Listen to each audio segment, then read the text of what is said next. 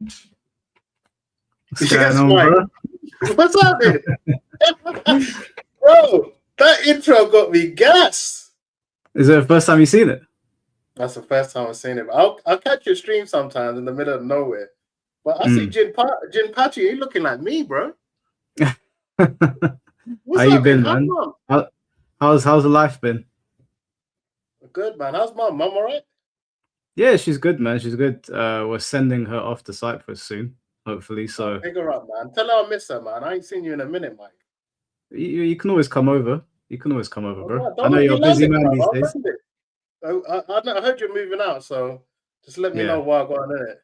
Yeah, we'll talk about it off street, but we'll set something up. Are we live now? It's live, yeah? Yeah, we're live now. We're live. Big up the shambolic holics. For everyone that doesn't, I know most people here will know who you are, but just in case there's anyone that doesn't, why don't you introduce yourself just so people can get an idea of who you are and where you came from? How do I turn you up, though? Can you not hear me? I can hear you, but how do I turn you up? Can I turn you up, baby? More than this, or? I don't know, unless you can store your speakers. Oh, mate. Say something? Hello? Oh, that's better. All right, so, okay, for the people that don't know me, Tekken vet from 2000, from Tekken 4, Mike. That's when I first competed with Starscream. Oh, man, I got some stories to tell you. From Tekken 4, I was competing from Tekken 4, took a hiatus from Tekken 5, come back in Tekken 6, then started competing, done commentary, then started hosting. Do you remember Eurogamer? Mm-hmm. Then it was EGX. You saw me there, right? I think you saw me there. I can't remember. And then done my own Tekken events, which, bro, I'm gonna ask you in it. That footage I found when I was going over it, I'm like, Michael's right by my side, and the full circle now, bro. I want to know what's going through your head anyway. That was Lions Den 3, wasn't it? That was the trilogy, man. Yeah, Lions Den was a special tournament. What's going through my head? When I was coming out anyway, no, you got to do the entrance. You know how to do the streaming shit. I want to know what was going through your head when I was coming out like that. When you told me to come help you at the tournament, I was like, okay, yeah, of course, I'll come down, not a problem. I just thought there was going to be a regular fighting game tournament. I didn't know that there was going to be this whole Punjabi like scenario going on. So when I saw you walking out dancing, it was like a cross between Punjabi and Michael Jackson, and then your boy in the back hitting the drums. I was like, okay, I'll just dance. I guess I'll just dance and clap. But I was confused. I didn't know what was going on because you didn't tell me. We were outside the front saying, "Oh, Mike, I'm going to come in a bit." So I was just in there talking to the players. I was standing next to was Kane Trench there? I can't remember. Yeah, he was there. I was standing next to some people talking to them or whatever. And then I just saw you come in and the announcer was shouting your name. And it was like a whole WWE thing. It was sick. I'd never seen a tournament like that before. Yeah, man. You know what? It was bittersweet because someone asked me, look, can you talk over the last event? And then I found footage of someone filming me coming out. And then I see you right by my side. And like my memory's not that great. And I was like, wow, Michael literally had the best view in the house with the Brazilian dancers. Yeah. And it's a great memory, Mike, honestly. And I found that and I'll put that on Twitter. And I was like, I want to know what was going through your head when you saw that, because I'd done that the night before. Yeah, we got a clip here for anyone that doesn't know what we're talking about. So this is Lions Den 3. Ozzy had asked me this. How many years ago was this? This is 2016, Mike. 10 years ago, man. You 10 still years got your hair. My hair gone. my hair was frizzy back here. Like my hair was very frizzy. We hadn't gotten into the gym properly yet. So this is a whole different world.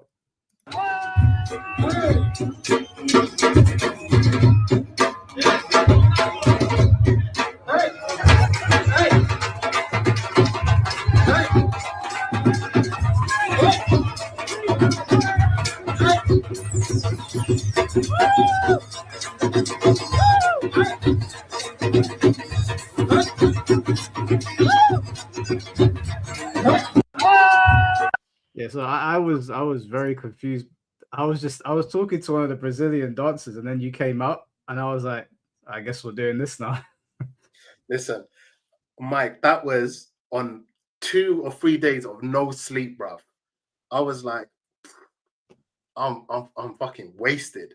But the night before, I was like, I don't know why, man. I don't know if it was a premonition, but I was like, I need to do something that shows a bit of my culture, a bit of joy, you know? And I thought, I called up my boy Mandeep, and a lot of Punjabis will go to Mellors, right? And he used to play at a lot of Mellors, and he's one of the best drummers. And I got him down, and it was a remix to Lean Back, and I was like, you know what? I want to give the FGC a part of me, man. I really left it all at that event, Mike, man. And I'm so grateful you helped me, and you were there you were there from Lions Den too. You Mm, know, yeah. you were part of your integral part of my journey, and this is full circle to see you killing it on YouTube, like smashing it. You inspired me to start doing my YouTube stuff. You Mm. telling me, oh, get this camera, do this. It's because of you, bro. And it's crazy how people come into your life. That's how I see it, How are you finding YouTube now? bro. You know what? It's a lot of fun. Here's for me.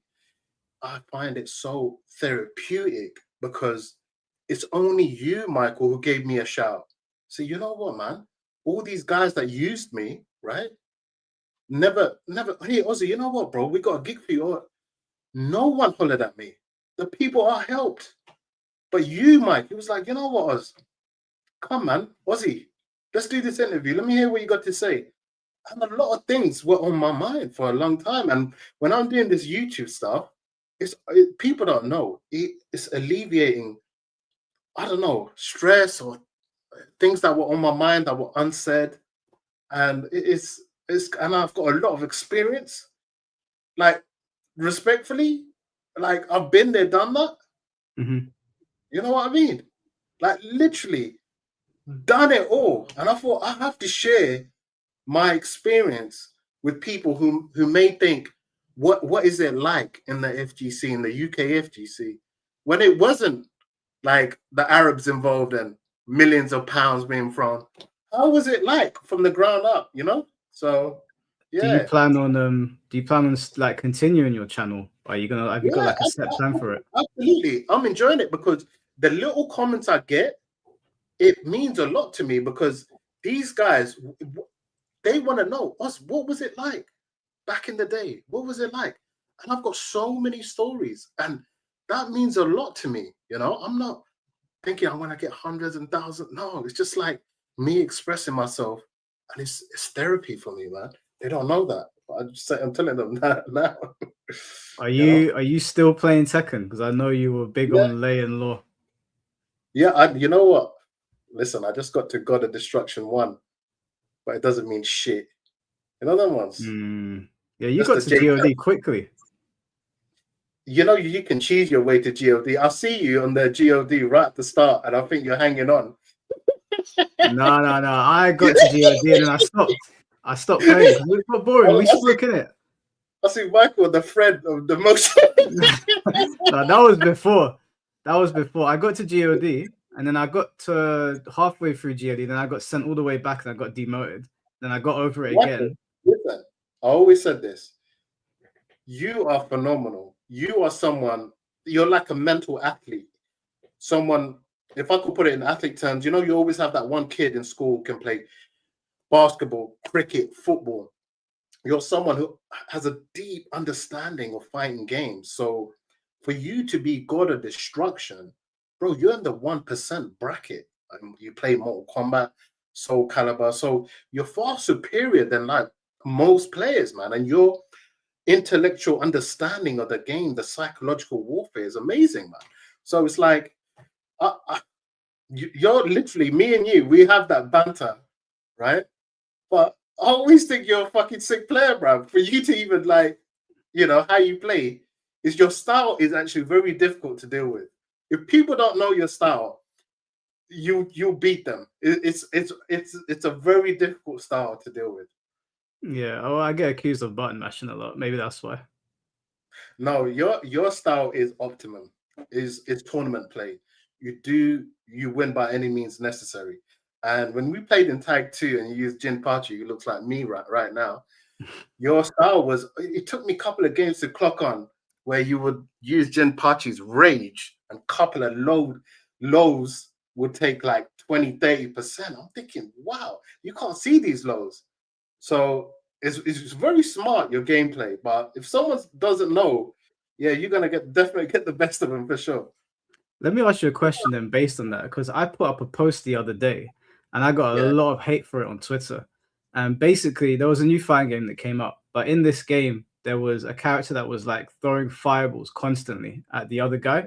And there was like old school players in the comment section saying that back in the day, if you threw loads of fireballs and you were spamming, we would beat you up, or it was considered cheating.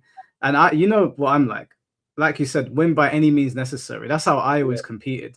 You're an old yeah. school player. So what is your take on that? Do you think that there should be rules around fighting, or do you think it's anything goes?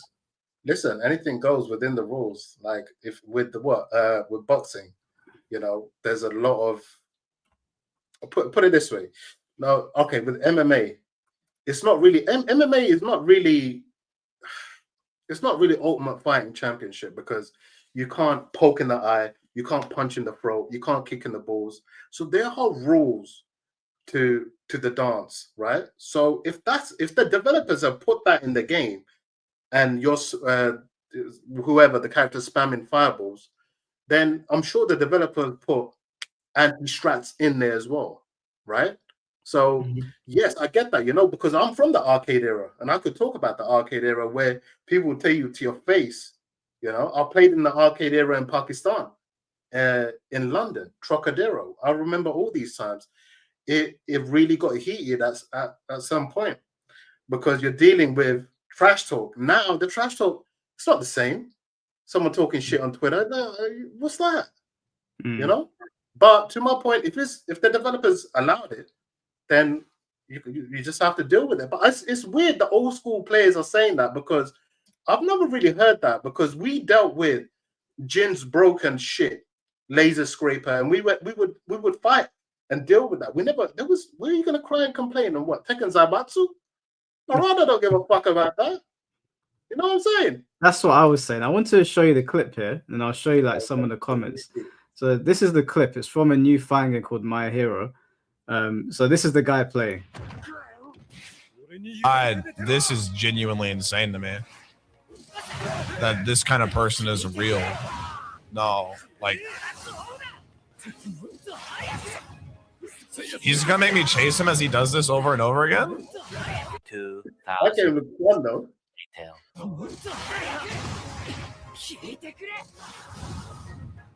Yeah, I'm good. I'm genuinely like.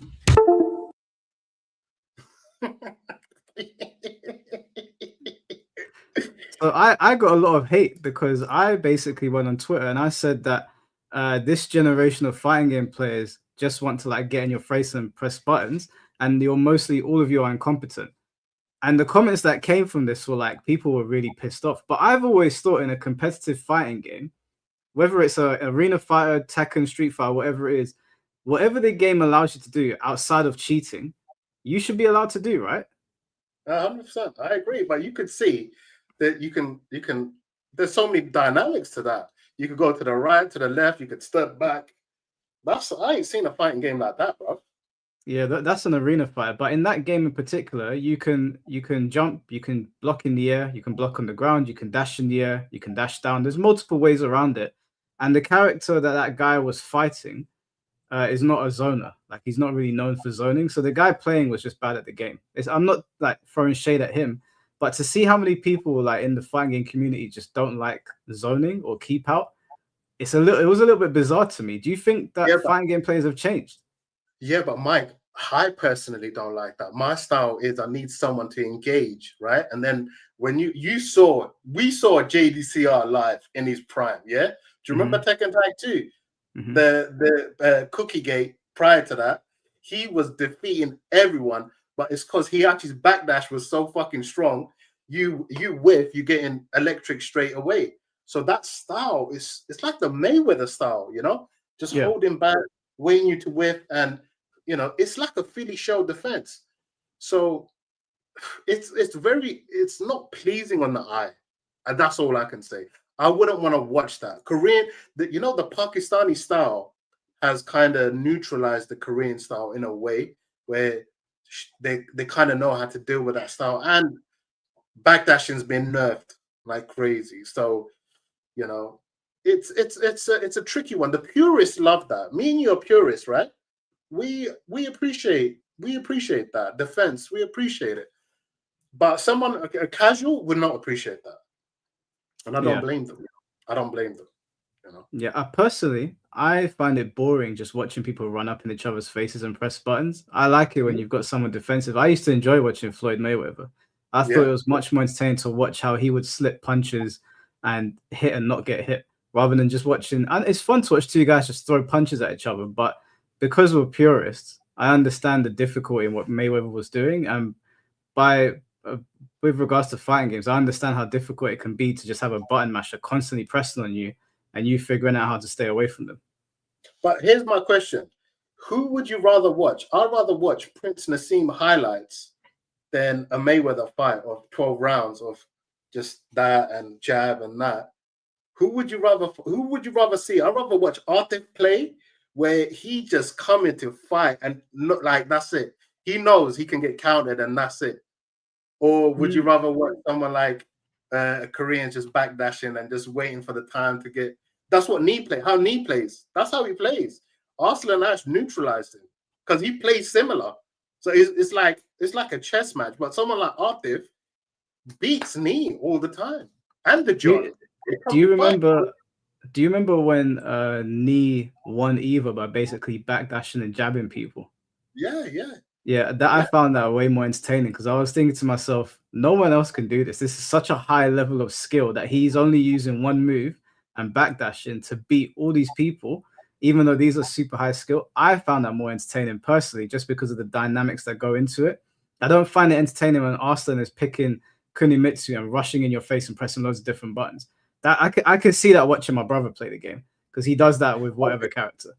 So for example, that's a very good example. Now, UK player called Dinosaur, he tried to emulate that style, right? Holding back, backdashing. And I'm someone who like to come forward, so our fights will be like it'll be very exciting. But imagine there's two people playing like that. It's boring. It's really boring. I have to be honest, Mike. From my opinion, anyway.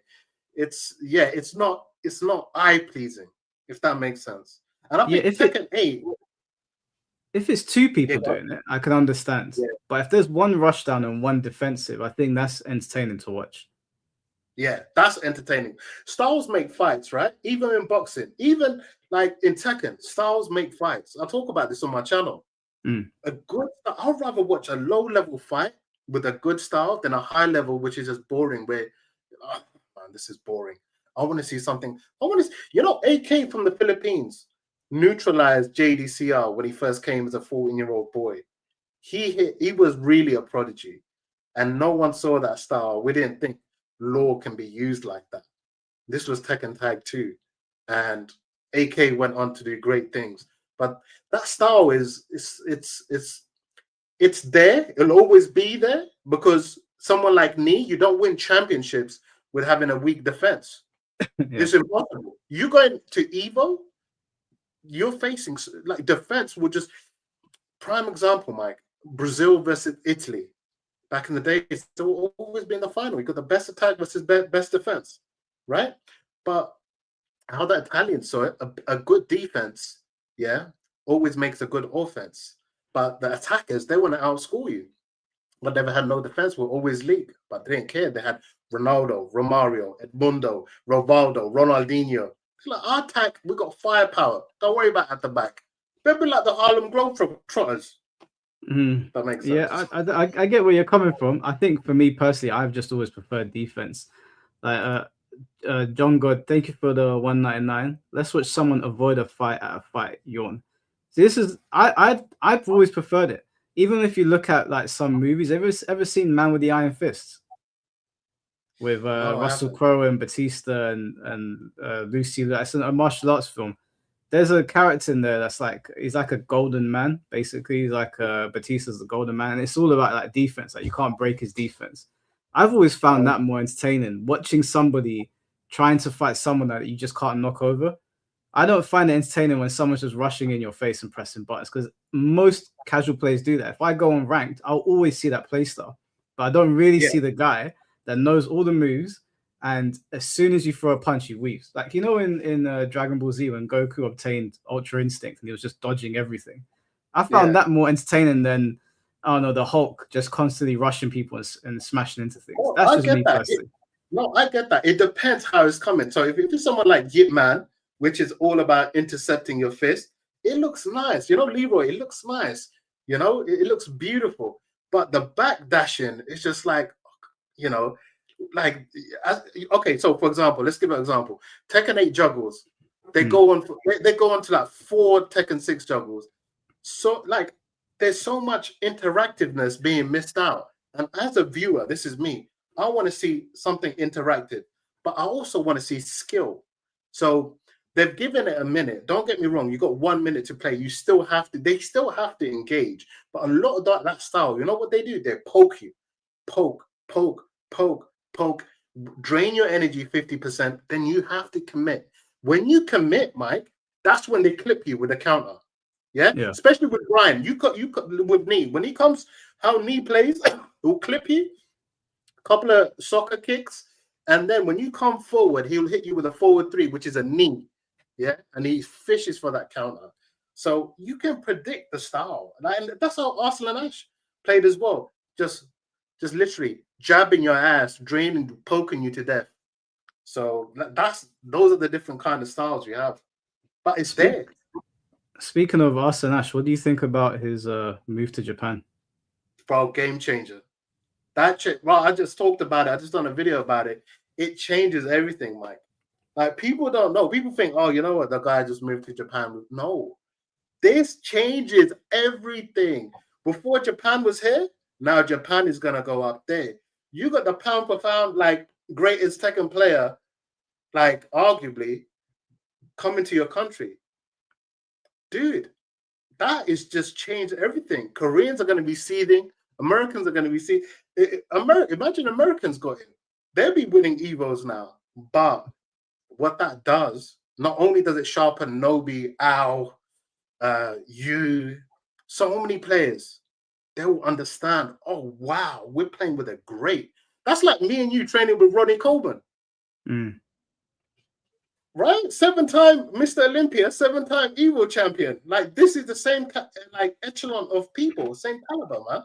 Like, greatness.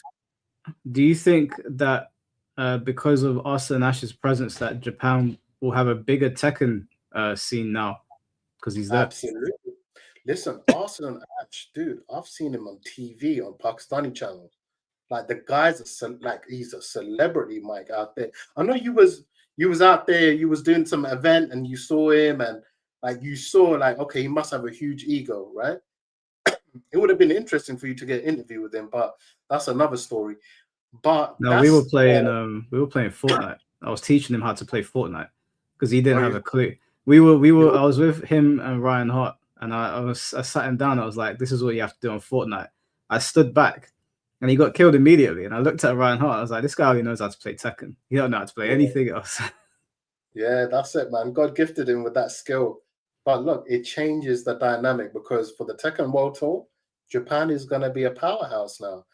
I don't know how they're going to feel that, because he's still going to represent Pakistan because he's got residency now, and he's got an agent who helped him. So this is like, put it this way, it's like signing Cristiano Ronaldo in his prime. How the Saudis got him. It's a big deal, man. It changes the Tekken dynamic, and it leaves for me like, is Pakistan Tekken going to be in tatters now? Who's going to step up? Who's got that? I wouldn't say Arslan's got charisma, but he knows how to do shit. Who's going to take that mantle? For me, that's the most interesting part now, Mike. Arslan said it a long time ago that he isn't the strongest player in Pakistan. He's just the strongest one that can travel.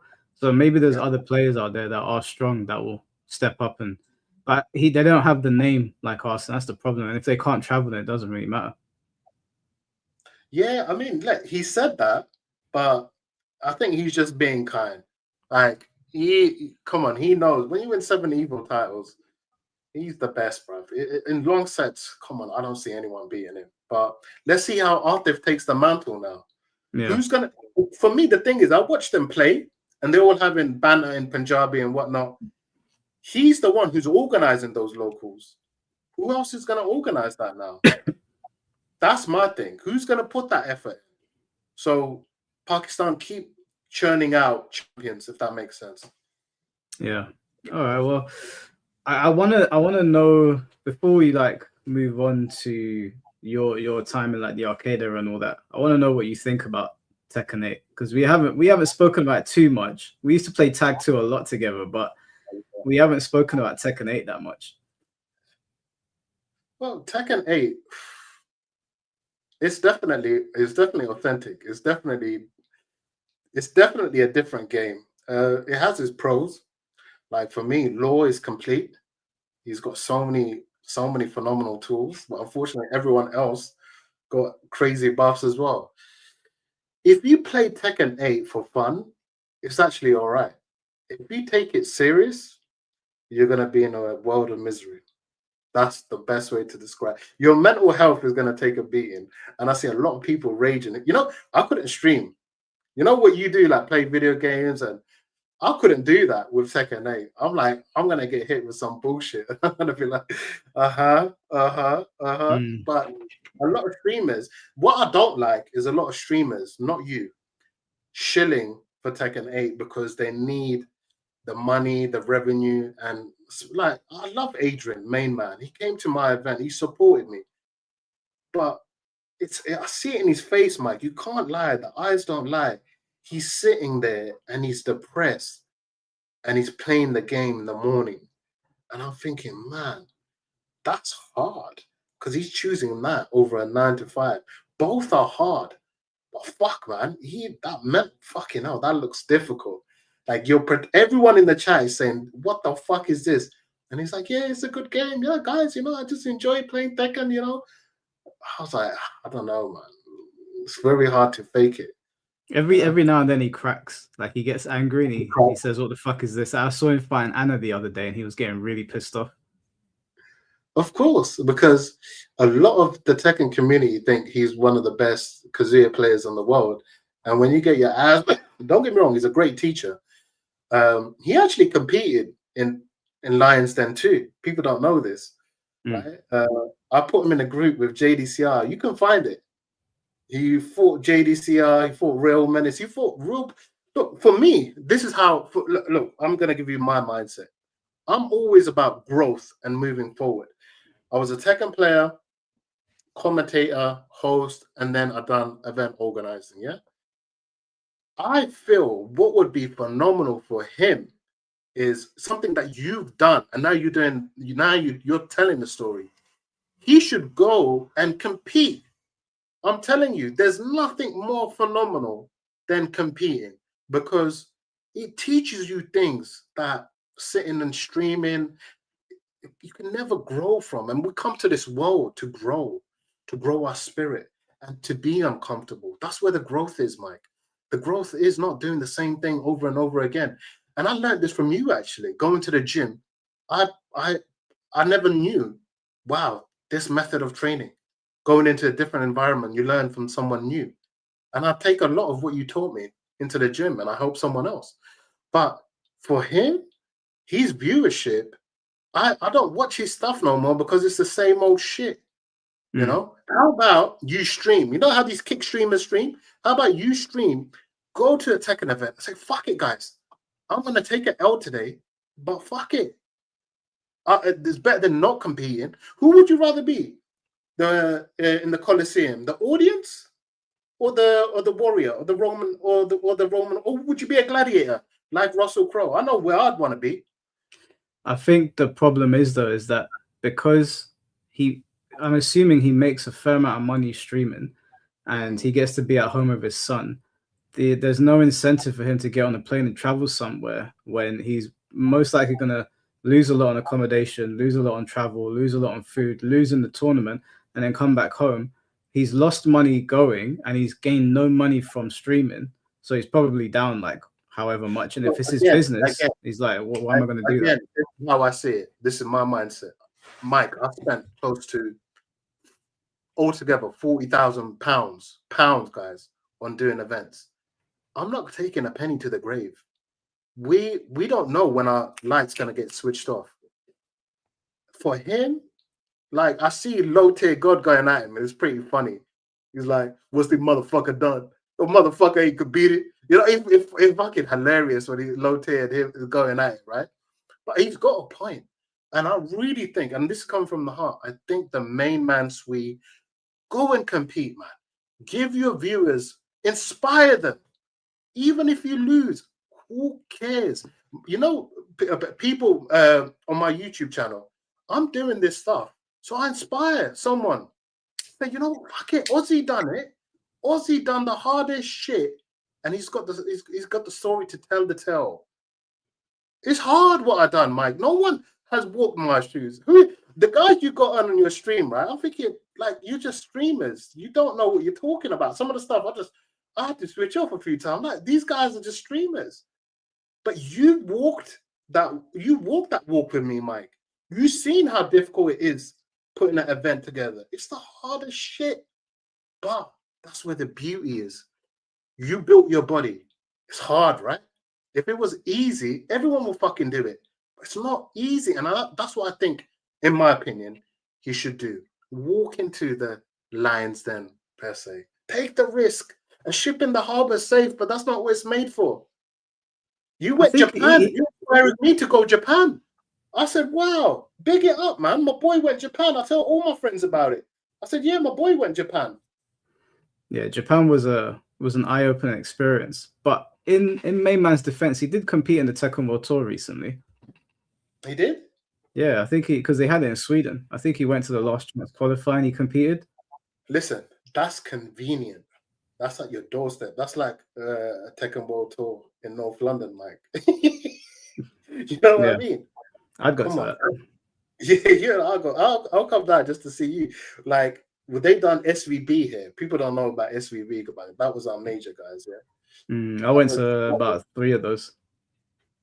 Listen, man, those events, man, them grimy events, I missed them in the leisure center.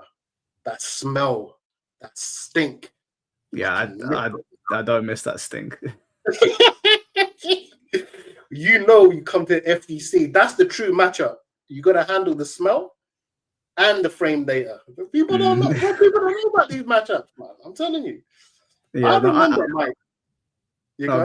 Go on. I remember. I swear, the first time I went to SVB, 2007, right? I saw Daigo. I was like, "Who the fuck is this guy?" And then I swear, I saw a queue of at least 100 people queuing up to play Daigo, and he just waxing everyone. And that was it. I think I was there. Where there was like an exhibition, people to play. Yeah. That was it. Was in Harrow. This was pre Street Fighter 4, right? This was just before Street Fighter 4 came out. No, this was Street Fighter 4. So it was like 2008. Yeah, 2008, around those times. I'm really showing my age here. Yeah, I was young. I was much younger than most people there, but I was there. I remember them. SVP was a very sweaty place to be. It was sweaty as fuck, man. I think I get what you're saying with Main Man. My only thing with Main Man is that like when Low Tier God was saying what has he done, you can't really say that about him because he's the most successful Tekken YouTuber like ever. Yeah, no, bro, for me, man, look, I consider Adrian a friend. I feel to reach out to him and say, bro, like, it's okay to take a break, get your mental health right, get your mind right, maybe give your channel a new direction. It gets boring for me, man. Like, I can't watch someone play Tekken more than 3 minutes, 2 minutes. I caught a final, and that's about it. Like, my attention span, I don't know if I've got ADHD, Mike, but I can't, for me, I can't watch Tekken for that long. I can't watch someone else. Don't fair play. Someone else is watching someone play Tekken the whole day and they're not doing anything themselves. I have to question that as well. Like, what you doing with yourself. With my, like what me coming back and doing this YouTube stuff, I don't want people to be fans of me. I want them to say, "Fuck, man." I want them to say, oh, "I want to do what Ozzy done." I'm telling you, man. That's the whole point. That's why I'm revealing my secrets and behind doing these events. But you But know, you Ozzy, wouldn't. you know what you did, yeah? You spent like 40, 50K on running these on just like one event over like Lions Den was like what £40,000 to run. Altogether, yeah. Yeah, now think about it. That was back then. That's gonna be like 100K now. I don't Oh, think yeah. it's possible for the FGC's too broke to. And not that's not shade on them. It's just how are we gonna get that money to run a successful event and then do it over and over again? Yeah, no, that's true. But I went halves on it with my cousin, right? And I was banging 2 jobs. When I was in my prime, I was banging 2 jobs, everything, bro. You know, there's a film called I forgot this film where this guy just works. That's all I was doing. Work. And my cousin, I said, look, Lions Den 2 cost me 6 grand. Now in this market, I would be about 15 grand. But Lions Den 3 was close to 30 grand. So yeah, it's a lot of money. You don't have to do. I went all out because you know, Mike, I had a feeling Namco weren't gonna support me. I had a feeling. That's why I said what I said on the mic. I came out how I wanted to come out, and I went out on my own terms. I didn't have to worry whether, oh, did I say this? Oh, I don't know if I could sleep at night. Oh, you know, most of these commentators that you see, these shows, they have to, their amygdala has to think like a politician. Think, oh, I can't say this, you know, but I speak from my heart. It's a biomechanics, Mike. This is no mysticism. I was always myself, and people, I'm telling you, people didn't understand me. They hated me, whatever. That's fine, and I love them and I forgive them. But I wanted to be myself, and I think that's the hardest thing. And that you are yourself, and that's why I still fuck with you. But a lot of these guys, fucking wearing glasses, get the fuck out of here. You have to destroy the fake image. Yeah, you know. Could you talk a little bit about that? Because put my beard in, I can put on a wig or try to. No, I'm myself. This is how I am. Right? People don't like it. Fuck them. Who cares? But I ain't gonna put fake glasses on and get the fuck out of here. Are you referring to anyone in particular, or just you can leave that to the audience's imagination. But there's a lot. I ain't gonna be like, you know what I don't like on commentary when they suck each other's dick, calling each other's names. So yeah, Steve, what do you think? Like, you know who the fuck is sitting next to you. When you shut the fuck up, he's gonna move in and talk. That's the worst. The kissing ass on commentary. Like, bro, that's a skill I wasn't born with, to kiss ass. You ever like, you know, Mike, you know how I am. What, you know, I'm a real brother to you. It's an insult for me to call you a friend because you showed brotherhood to me. And I remember you called me 4 a.m. and you had that altercation. I pulled up. You think Ryan Hart gonna do that for you? Yeah, well, me and Ryan Hart, we're friends, but we're not like close friends. We just know each other. Yeah, but when you had the altercation in Watford, I pulled up and I went looking for these bastards. Yeah. So there's levels to bro, my friendship. I forgot about that completely. Yeah, but there's levels to my friendship. Someone hollered at your ex, I cut them off immediately. That's how I am. I don't play that. I'm real. I'm direct. And it's not changed. My circle is so small. It's so small. So that's why I haven't got any friends in the FGC. When I mean FGC, people that can use me, because I became useless. And it showed. These motherfuckers I showed real love to. They were like, how do I use Ozzy to get ahead? But that's fine. I showed you who I am. I gave back to the community. What the fuck did you do apart from talk shit over Tekken? And that's it. Just want to be seen. Who cares? Do something. But, well, let me tell these that story. Actually, I think it'll be good for them to know. I went out clubbing. This was how many? Was this like 12 years ago or something? I can't remember, but you called me at some crazy time, bro. I went out clubbing it was about 12 years ago, I think. I went out clubbing with some friends, and we got separated. I don't know where they went, or I didn't see them again for the rest of the night. But we got separated, and some guys started on me, and I got annoyed, so I hit one of them, and sort of like threw him on the floor. But I didn't know he was with a whole pack of guys, so they jumped me and they beat the fuck out of me in the club. But I managed. They weren't like hurting me, but they were hitting me. Like I didn't know if I was gonna be able to get away. There was too many of them, so I managed to escape. Like I managed to push one of the guys over and escape, and I left the club. And I called Ozzy at 4. It was 4 in the morning. I said we're gonna fight. Like there's some shit going down. And Ozzy came immediately. I think he came with like a pipe. Came out of the car, and he was like, "Where are they? Where are they?" I was like, "They're gone, bro. I don't know where they are." I'm gonna tell you, it wasn't a pipe. It was my cricket bat. Yeah, that was a cricket bat. You know, look. We all learn from those situations. I'm not that guy no more that would do something like that. You know, now I'd be like, Mike, what the fuck are you doing at a club 4 in the morning, man? Come on. I would not. You know, that was a long time ago.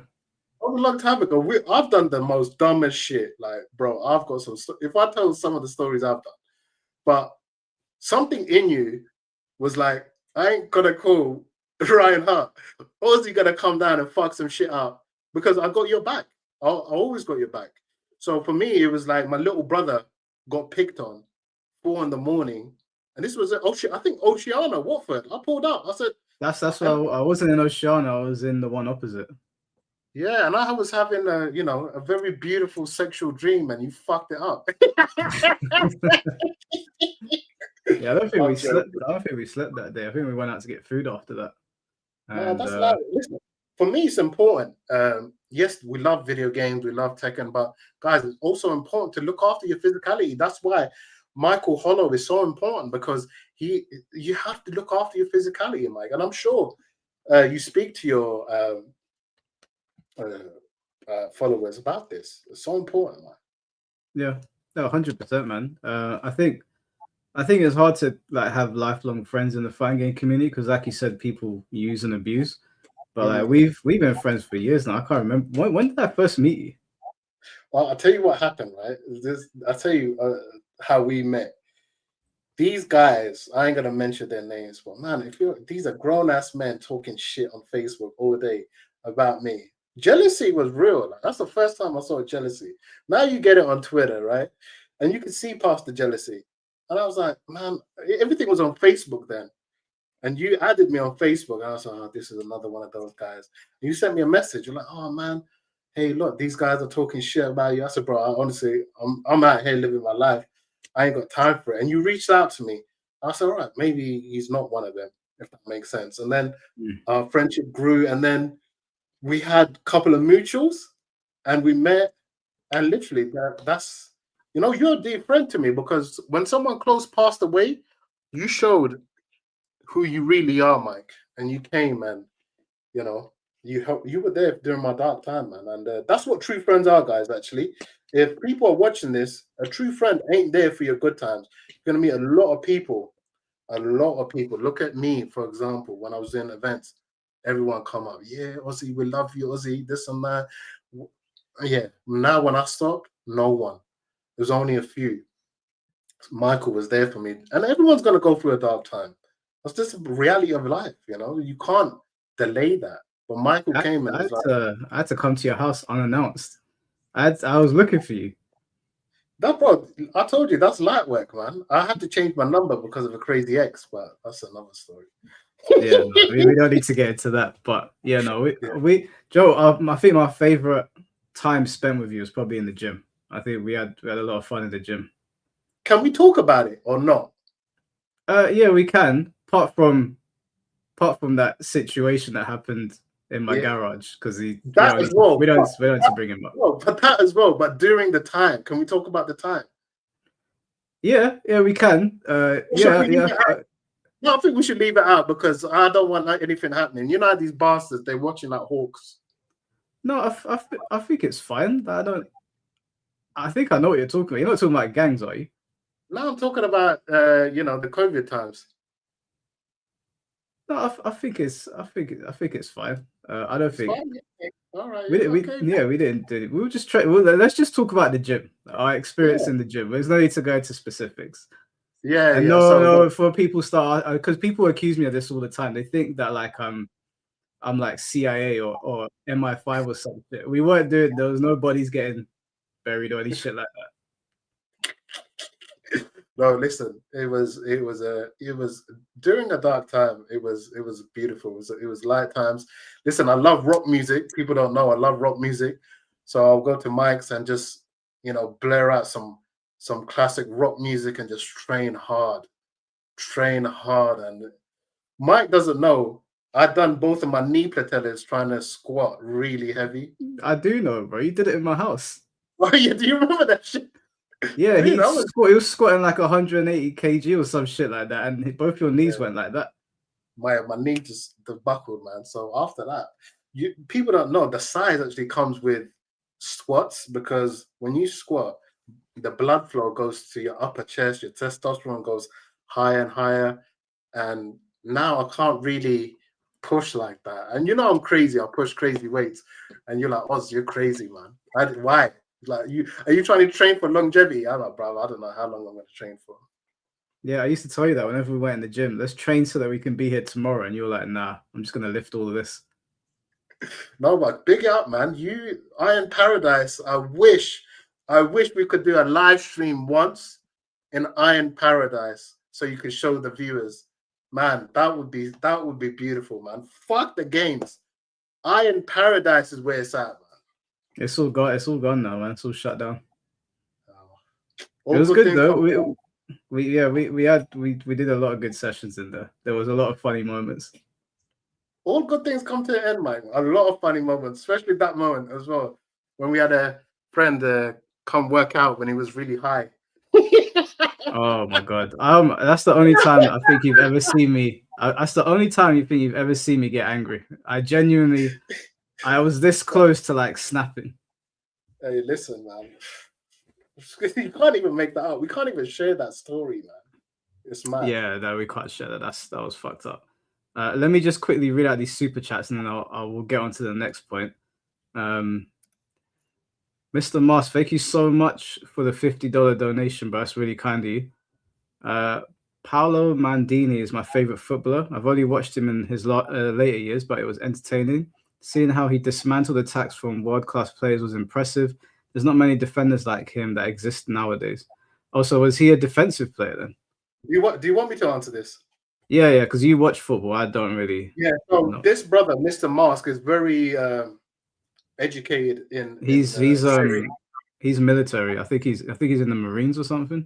Yeah, so he's very educated in football. So we're talking about Paolo Maldini. He comes from the same pedigree as Franco Baresi. Yeah, Franco Baresi is considered the godfather of defending the dark arts. Yeah, Serie A back in the day, Mike. So let me extrapolate this for you. Yeah, so it makes a bit of sense, and I'll try to put it in Tekken terms as well.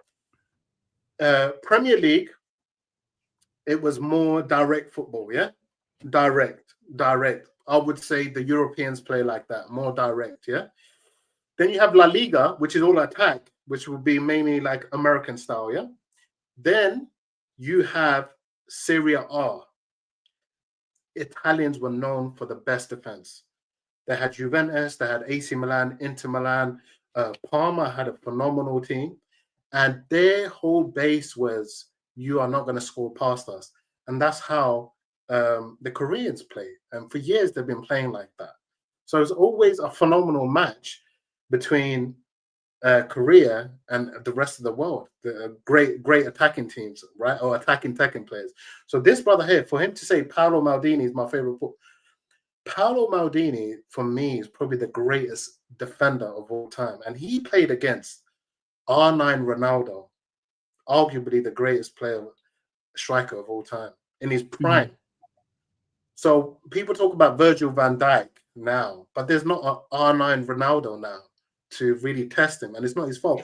But look, this guy, you will know, that era had Paolo Maldini left back, it had Alessandro Nesta, it had Fabio Cannavaro, and it had Kivo Zambrotta, and then in front it had Pirlo. Listen, man, I know my football and I know my Tekken. And at the front you had Totti, and on the right you had Del Piero or Filippo Inzaghi. He will correct me if I'm wrong, but yeah, man, this guy, I'm glad he understood the Brazil versus Italy matchup. It was phenomenal, Mike. It was like, how do I put it? You know, it's a great style, and that's what Tekken 8 is taking away. You know what I'm saying? It's taking that away. I want to see. You want to see like Mayweather. You know why I don't rate him? I'm going to tell you why I don't rate him. Because he ducked Manny Pacquiao in his prime. When Manny Pacquiao was knocking everyone out, he waited till he got old. So that he'd ruin his own legacy. But I rate Roy Jones Jr. as the greatest of all time because he fought Bernard Hopkins, who was a great defensive tactician in his prime. So big up, Mr. Master. Yeah, thank you, Mr. Master. A really kind donation. I really appreciate it. Big you up, man. Big you up. He also donated another $10. Thank you, bro. I really appreciate that. Made me realize that majority of people don't value defense or don't hold it to the same standard as being offensive. It's not impressive in their eyes. I completely agree. We've played fighting games to a high level before, right? And we know that being offensive is easy. Like when I started playing you on Tekken Tag 2, picking Jinpachi and running people over was easy. But then I came across your Lei Wulong and I couldn't hit you because you were moving out of the way of everything. For people that don't know, Ozzy was like the best Lei in the UK. And I couldn't hit him. I could not hit you. And I was getting frustrated. I was like, I can't hit this fucking guy. And I had to work on my defense as well. Because as soon as I would go in for an attack, you'd weave out of the way and hit me. And then you'd go back into like the laying down position. And then I'd come to attack you, you'd weave out of the way. I find that way more impressive when you've got this big hulking character coming at you.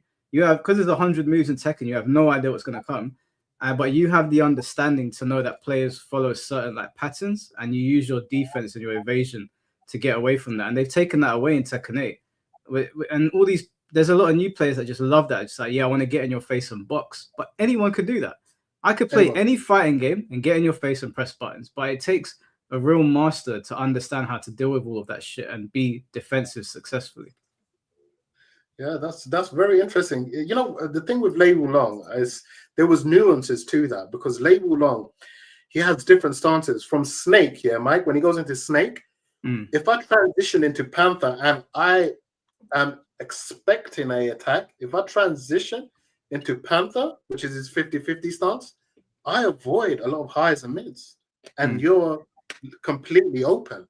So I saw that you were just coming forward, and just from the transition from Crane into Panther, it's like if you attack, it's huge evasive and playing dead. You know, you're gonna come he plays dead. I miss these nuances, and this is like for me, it's all. I miss guys. I'm from the days. This is how old I am. I'm from the days where we used to play Tekken and unlock the characters. Everything was bought. Now pull out your credit card. Now buy this, buy that.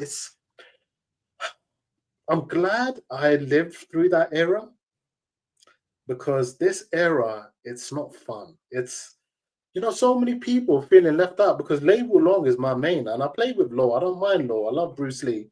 But man, it's like life happens and we might see Lei or Miguel in season 4. Even Murdoch. I love Murdoch, Mike. You know? I think I'm rocking the Murdoch's hair right now. But yeah, so it's all about greed and monetization. This is what it's become, and what can you do? You know, I made Marduk my main in Tekken 7 because of you, because you kept on doing that lying down on the floor stance, and I was like, how do I beat this shit? I can't get around there. And then I realized I could just pick Marduk and grab him and throw him in the air. That was the most difficult fight actually because. Yeah, Murdoch versus Lei is such a hard fight.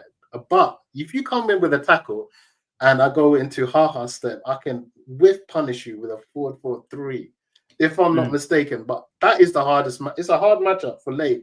But we can't even talk about Lei because it's not in the game. So, but yeah, big up this brother, Mr. Mask, man. That's a very good analogy. So, yeah, Tekken 8 is taken that away. And even, you know, with any fight, you know, when you watch UFC, you see Khabib, right? Wrestling, it's like, I didn't know it was that powerful, Mike.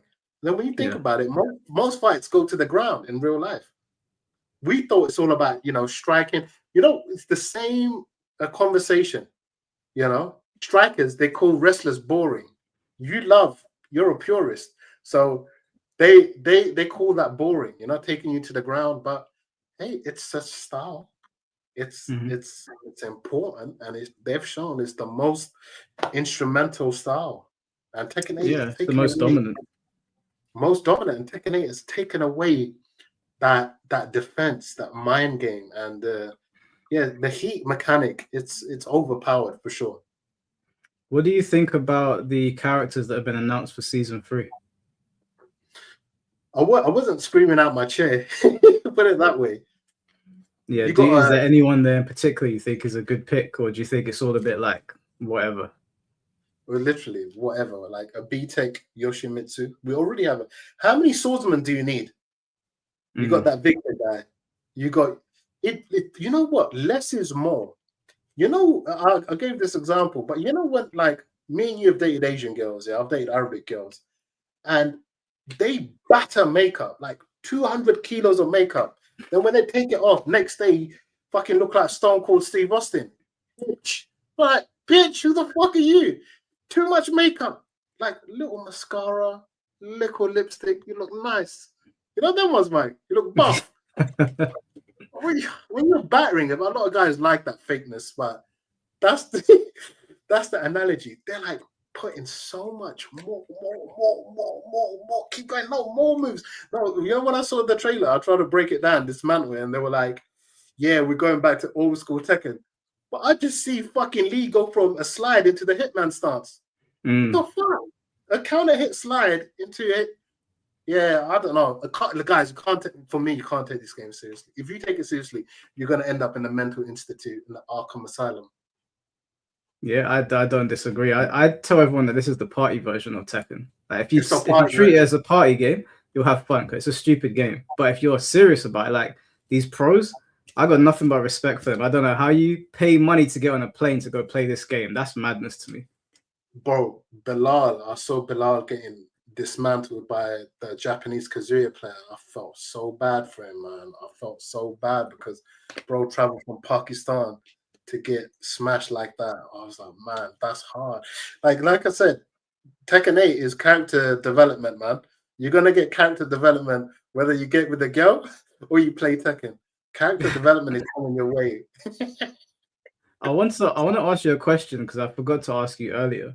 You know when you were saying that Lions Den 3 you had to do on your own, Bandai Namco wouldn't support you. Did you had support with Lions Den 1 and 2, right? No. So when did they stop supporting you? Because I know that you and Harada were friends. Yeah, so they never supported me. I remember I used to read comments, wow, Ozzy got Namco behind them.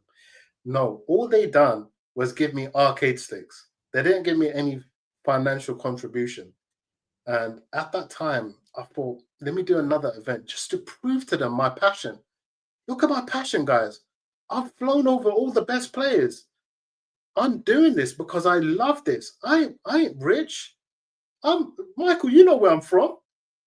But I love this shit because Tekken took me off the streets, man. And it's a really important point because I was a street guy and it took me away from that life, which is beautiful. And I said, I want to inspire other kids, man. I want to inspire other people and say, you know what? Fuck it. It keeps you off the streets. Namco, chuck me $5,000 prize money. How about that? I didn't even get a reply. And it hurt me. It hurt me because I fell into depression. For 3 months, I was depressed. Imagine, Mike, they gave the Tekken World Tour to Justin Xavier versus fighting. Where the fuck was versus fighting in 2016? It was nowhere to, but no one knows that story. You know how I feel? Let me tell you how I feel. Have you seen Dragon, the Bruce Lee story? Yeah. You remember when he tells the director, yeah, I'm going to do this, I'm going to do that. Are you going to help me? He goes, yeah, I'm going to help him. And he gives him the role in the Green Hornet. And he tells him his ideas. I'm going to do this. And then they went and give that role to, I forgot the guy's name. Kung Fu. They gave Kung Fu the role to, and Bruce Lee, he was so sad. I was sad, man. For a couple of months, Mike, honestly, I was sad because I was like, this was my dream. being taken away from me. And it's like, I spoke to my cousin and I was like, man, I said, we ain't putting no more money into it. And I have to somehow figure out life again. Be like, fuck, that's it. And yeah, it was a bitter pill to swallow, but I've done everything I had to do. I've done it all. I can't say I didn't do it all. I've done it all, man. So my story is complete, but man, I could have done so much more. Just, you know why they didn't want to fuck with me? Because you can't control me. But they don't know how to talk to me. You know how to talk to me. Just a bit of love, a bit of respect. I don't know, man. I know I'm not easy. I know that. I can be a bastard. I can be a cunt. I don't know if I can say that. Yes, I know I'm not easy. But shit, man, when we're talking Tekken and how much I've done for the community, come on, man. Can you not see my passion? Put the person aside. Look at my passion, man. So imagine I got a bit of support. Man, like that was tip of the iceberg, doing it in a boxing ring. People enjoyed it doing a boxing ring. Now they have to go to CEO. Could have had that. We could have had that here, but it's all he said, she said. But yeah, in essence, they never supported me at all. All they done, couple of arcade stick and a tweet. Hey, Ozzy's event. This is happening. That's it. But with Harada, man, he said something. He goes, Oz, my hands are tied. I can't help you. Something's going on. And that's it. I can show you the screenshots. And I said, you know what? Harada-san, it's all right, man. And I had great times with him. Every time he came to London, I had great times with him. But remember, Harada is like the manager at McDonald's. If you say your food is cold, you're not talking to the franchise. You hear what I'm saying? So there's people above him. I don't know. He's left, in my opinion, prematurely. Something's happened. We don't know the truth. And this is how Namco operate. You say anything bad about them, they will blacklist you in every way. These commentators just had a fucking opinion saying, guys, you know what? We should do this about. They fucking kicked their ass off the fucking thing. So yeah, you ain't allowed to have an opinion. So everyone you see on commentary is a fucking robot. Yes, sir. Yes, sir. Yes, sir. Yes, I'll talk about frames, sir. Yes, I'll kiss Tasty Steve's ass, sir. Yes, I'll make some noise. You see how fake it is? I can't. We come to this world once. I want to fucking kiss someone's ass to get ahead. Get the fuck out of here. I wasn't raised like that. So yeah, because I remember you and Harada were friends, and I remember you showed me that. Yeah, that's what I was gonna say. That you're still friends with him. Have you not spoken to him since? Like, because obviously he's left now. Yeah, I spoke to him. I sent him a heartfelt message. I said, "You've done what you had to do. I wish you all the best." He goes, "Thank you so much." He goes, "I wish I could have helped out." I said, "Don't worry about it. The chapter's closed. So you know, it's just the way it goes. And no one's gonna remember me. Like I'll come back after 10 years, which is a good thing, Mike, because that Ozzy had to die. I had to really forget that Ozzy and come back as a new man and really talk about my story. You know what I mean, Mike? And you done that. You inspired me, Mike.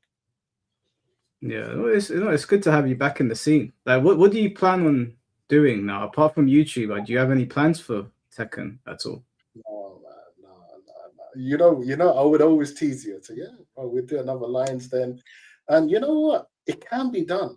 You almost did it though. You almost did it. Okay, 2020, I was coming back, but 2020, oh man, yeah, that was the final straw.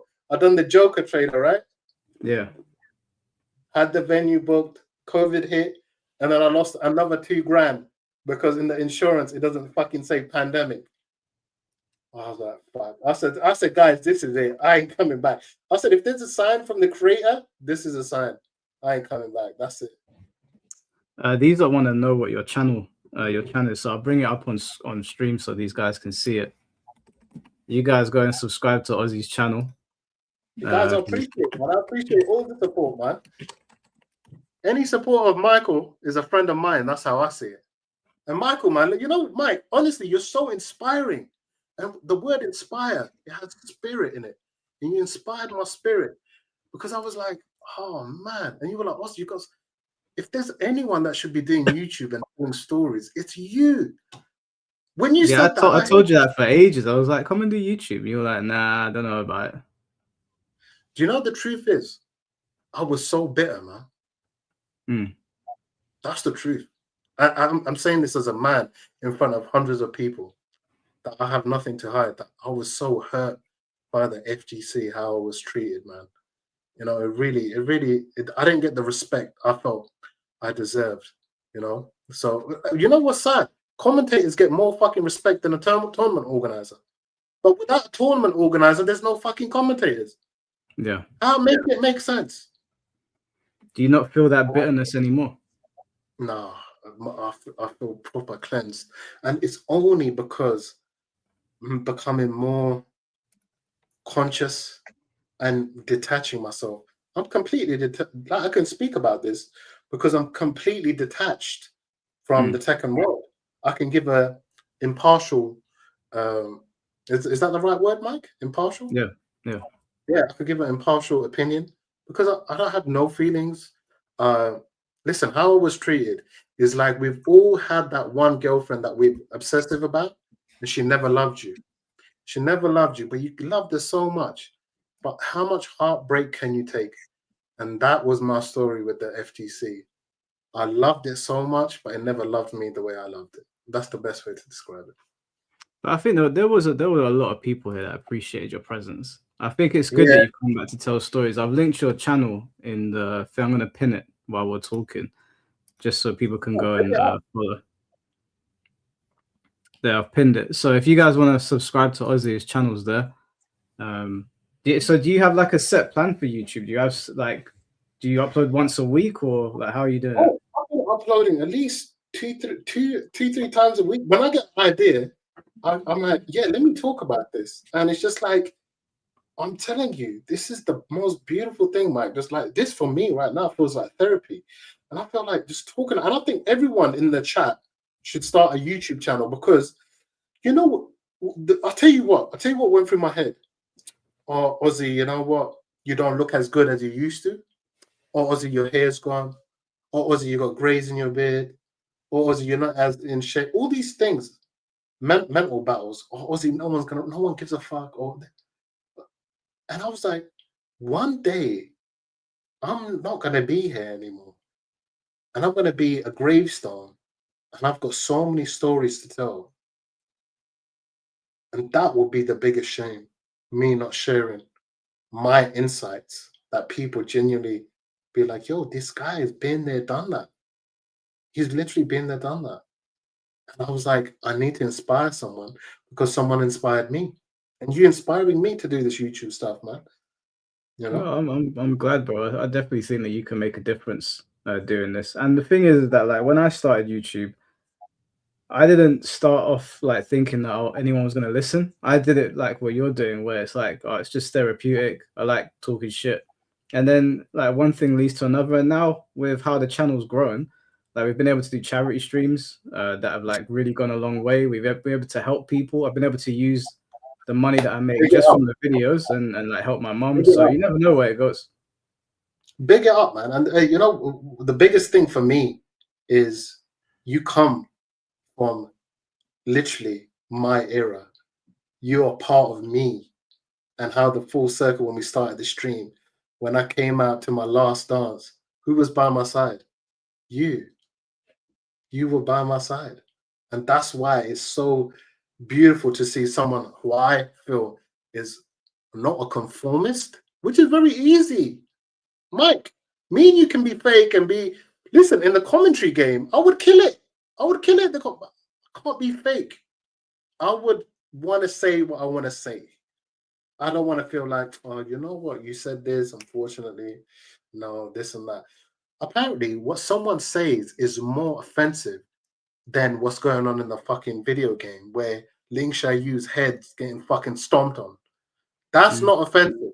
But they were like, we apologize. You know when you see UFC, two guys are about killing each other, and then the fight is so amped up and he starts swearing post-match interview. And it's written underneath subtitles, we apologize for the offensive behavior. But two guys nearly just killed each other, but that's not offensive. You see the brainwashing we're in. But if so, let's say for example, Bandai Namco was like, we want you to come and do commentary, and you can say whatever you want. Just say within reason, obviously. Like can't swear whatever, but talk about the game how you want. Mike, you're living in a fairyland. I know, a hypothetical. Would you come back? Would you entertain it? Okay. Let's talk about this hypothetical. When I done Lions Den, yeah, I put you and Diz on. I gave people who are passionate about the game. I just chucked you on the thing. Didn't I do that? Yeah. People didn't You like can it though. say- 'Cause me and Diz were just laughing. All right, but you commentated over main man's game. I think one of them, right? Yes or no? I just chucked you on. I said, Yeah. fuck it. Who cares? Because I was all about giving people opportunity. Now, what I see is the people that got kicked out of commentary. I don't the glasses motherfucker. He was blocking people, and he blocked me from going Pakistan. And I gave this guy, I helped him so much, and I thought, you're gonna do that over just because you want to be seen? You're a piece of shit. Because I was all about giving people a chance, because I know how it feels to get fucking rejection emails every fucking day. Unfortunately, we're moving. No, fuck that. We make our own dough. You're not gonna give us a dough. We make our own dough, and that's what Lions Den was about. But would I come back and do commentary? Absolutely not. I can't sit with fake people. I don't even like people. I'll tell you that straight. I'm at the age now. I was such an extrovert, but I can't be around fake ass people, man. Oh, we heard this about you. Yeah, okay, you heard it. This about me is true. Get the fuck out of it. How about that? I'm at that age, Mike. You heard this about me? Yeah, it's true. Honestly, I'm at that age. If someone says the sky's purple, I'm like, yeah, it's purple rain. Great song. Yeah. I'll ask you a question. I don't know if I'm getting them. Can I say names? Because you said glasses guy. I think I know who you're talking about. Who am I talking about, Mike? It sounds like you're talking about Spag. Listen, he will tell you himself. I gave him an opportunity when no one did. And this motherfucker backstabbed me. That's all I'm going to say. Nothing more than... And I thought, you know what? Okay, I'm just going to say this, right? I was supposed to go Pakistan Takra Cup 2019. The organizer, I've got the messages right here. I can pull them up on the WhatsApp chat. I was supposed to go Takra Cup, yeah? He was behind the scenes. He said to the guy, Sakib Mirza, Micro Nuke, find him on Twitter. The guy said to him, listen, I feel intimidated, Ozzy coming there. Plus, Namco has problems with him. And he goes, oh, bro, I don't know what to do. I said, you know what? It's fine, man. It's fine. No problem. I had my fun in the sun. But I'm like, you motherfucker. I helped you. I gave you a shot. And you done this to me. And then, you know what's the worst? He's on Twitter saying, yeah, my Muslim brothers. Like, he would post a picture of him in Mecca. I said, this fake-ass Muslim. In Islam, it says, what you want for yourself is what you want for your brother. And I gave him a shot, even though he pissed me off so many times. So still, man, fuck it. He's passionate. So, like, you know, the eyes are the gateway to the soul. He hides his eyes. You got to just see that. Come on, man. I just can't. You know what? He's arrogant, and I just don't want anything to do with that, man. Anything to do with that. And he's blocked other people. It has come up. It's come up. So many people, oh, he's gatekeeping, this and that. And look, I don't wish him bad. Honestly, Mike, I wish him actually all the success. I want him to be successful, to realize it's hollow at the top, you know, no pun intended. You know what I mean? Like, when I got to the top, I was like, is this it? Actually, the fun was putting the event together. And big him up. He helped me put the event together, but I will remember him for backstabbing me. And that will always be there. So have you guys not spoken since? No, we're not spoken since. That shows, right? That shows. When he would call me up, Ozzy, bye, brother, Ozzy, bye, brother, go to dinners with me, being fake. And it reminds me of the Godfather scene when Michael Corleone when they needed him, everyone's there. But when I needed them, no one was there. Same goes for Bubsy, another fake ass human individual. What happened? I hope this guy would be so real with him, but these guys were in touch with the mob. And I said, you know what? I was real with you, you weren't real with me. You, after all these years, you couldn't just message me and say, Ozzy, you all right? How you doing, man? Thank you for putting me on the scene. Bro, Who put them on? Who put them on commentary? Me. You know, I'm sounding like Tony Montana here. Who put this shit together, man? Me. Who put on the biggest Tekken events when there was no money in Tekken? Me. That's all, motherfucker. Me. So say goodnight to the bad guy, but they'll make me look like a bad guy. Why? Because I got so much energy, so much. I just say my mind. But they make me out to be some violent guy. I've never got physical with anyone. That's not who I am. I don't know, Mike. Maybe I look intimidating, but I don't know. But I don't want. Bro, they come to Red Bull Gaming Spear, 2 minutes from my yard. I could go up, pull up. I don't want to see these people ever again in my life. They are dead to me. Is there, other than myself, is there anyone that you stayed in contact with in the Tekken community? Yeah, there's a few people, man. There's a Sodan, the Korean Link Xiaoyu player, man. Yeah, I spoke to him. I spoke to him the other day. We were talking about you. You broke up. Say that again. I said I spoke to him on Twitter. Like I saw him on Twitter because he was running through the streets doing something, like pretending to be a character. And I was like, oh, dude, I haven't seen you in years, and we were talking about you, like very briefly. But yeah, I remember Sodan. Sodan, man. There's a few people. I don't want to mention names because I'll end up forgetting someone, man. But the real friendships were, again, people came to the event. So don't expect. I just want to let people know, if you get into this game, firstly, what I don't like, you get treated, respect is given on how good you are as a player. If you're just a normal human being, you show up to an event, the top players won't even chat to you like that, from my experience. Yeah? So that's one thing I don't like. I don't treat everyone with love and respect. How good you are at a video game doesn't determine how I treat you. How I treat you is on how your heart is, whether you feed the homeless, whether you love animals, whether you treat the waiter the same as anyone else. That's how I will treat you on. But if you treat someone on how many followers they have, and if you're just chasing followers and you think you're better than yourself, better than everyone else, and you only interact with other people who've got clout and followers, then my man, I don't want nothing to do with you, because I've got 100,000 followers on Instagram. Does that mean shit? That don't mean shit. Doesn't mean shit. It's how you treat people, man. That's how you'll be remembered, man. So no, that's fair enough. I guess speaking on like what you remember, I know you started in Tekken 4 and like you were part of the arcade scene and all that, but do you have like stories from the arcade scene that you're willing to share? Let me tell you a story, guys. Lock in for this one. I came for Tekken 4. Now you guys have to look this up here, and I don't think you'll find it somewhere. The internet is mad. There was an event called Dynamic League they used to do at Burger King. It was run by this guy called Derek. This is where I met Starscream, and people don't know this. I was actually the Pro Evolution Soccer champion. And then I would dabble in Tekken. So I would play with Starscream.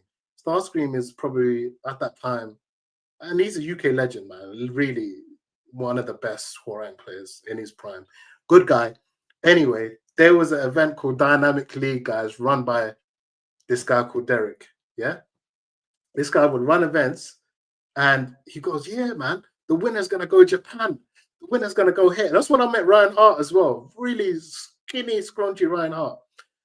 Yeah, guys, the winner's going to go Japan, mate. Yeah, he was a black dude with a Cockney accent. Like, yeah, mate, you know what I mean? Yeah, we've got to send anyone Japan. This and that. Oh, man, Japan. Oh, I don't know. Like, everyone's gassed. He done all these events, took all our money, all of a sudden just vanished.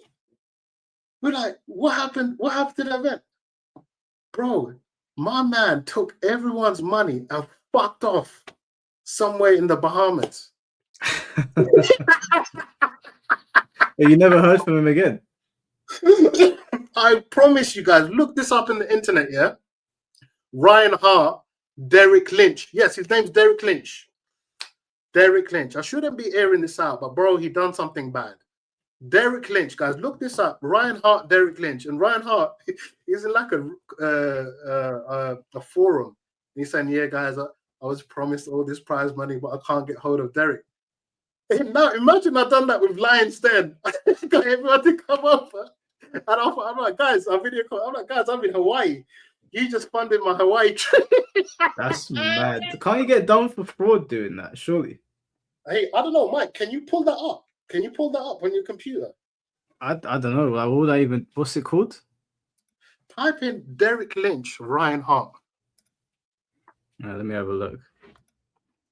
I'm sure you could, bro. I'm sure Ryan Hart was looking for his prize money, bro. It's one of the wildest stories. Like, and I was like, oh man, I really enjoyed those Tekken events. But that's what happened. Now, yeah, the arcade scene. Listen, the arcade scene. People don't know. I used to play in the arcade scene in Pakistan. So why Pakistan is so good is because there's nothing much to do at that time. I was there in 94, 93. The arcade scene was packed. Yeah, it was packed. And I'm telling you why they're so good, because you're representing your ends.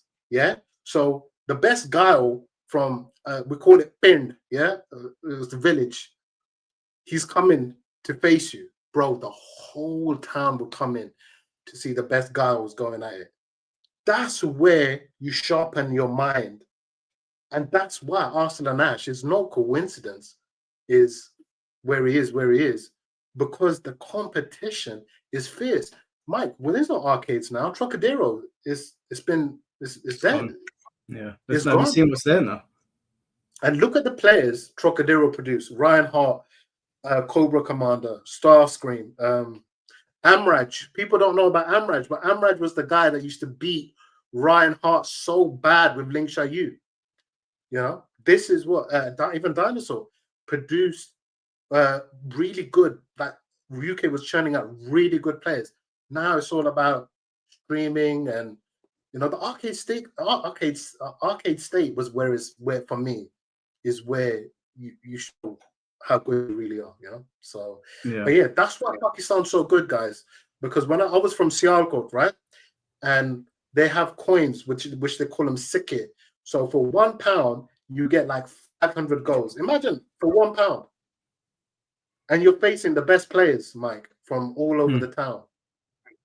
You can't help. So wait, be for good. £1 in Trocadero got you one game unless you won and you stayed One on. game. In Pakistan, it gets you 500. 500. Sikke. That's crazy. Sikke.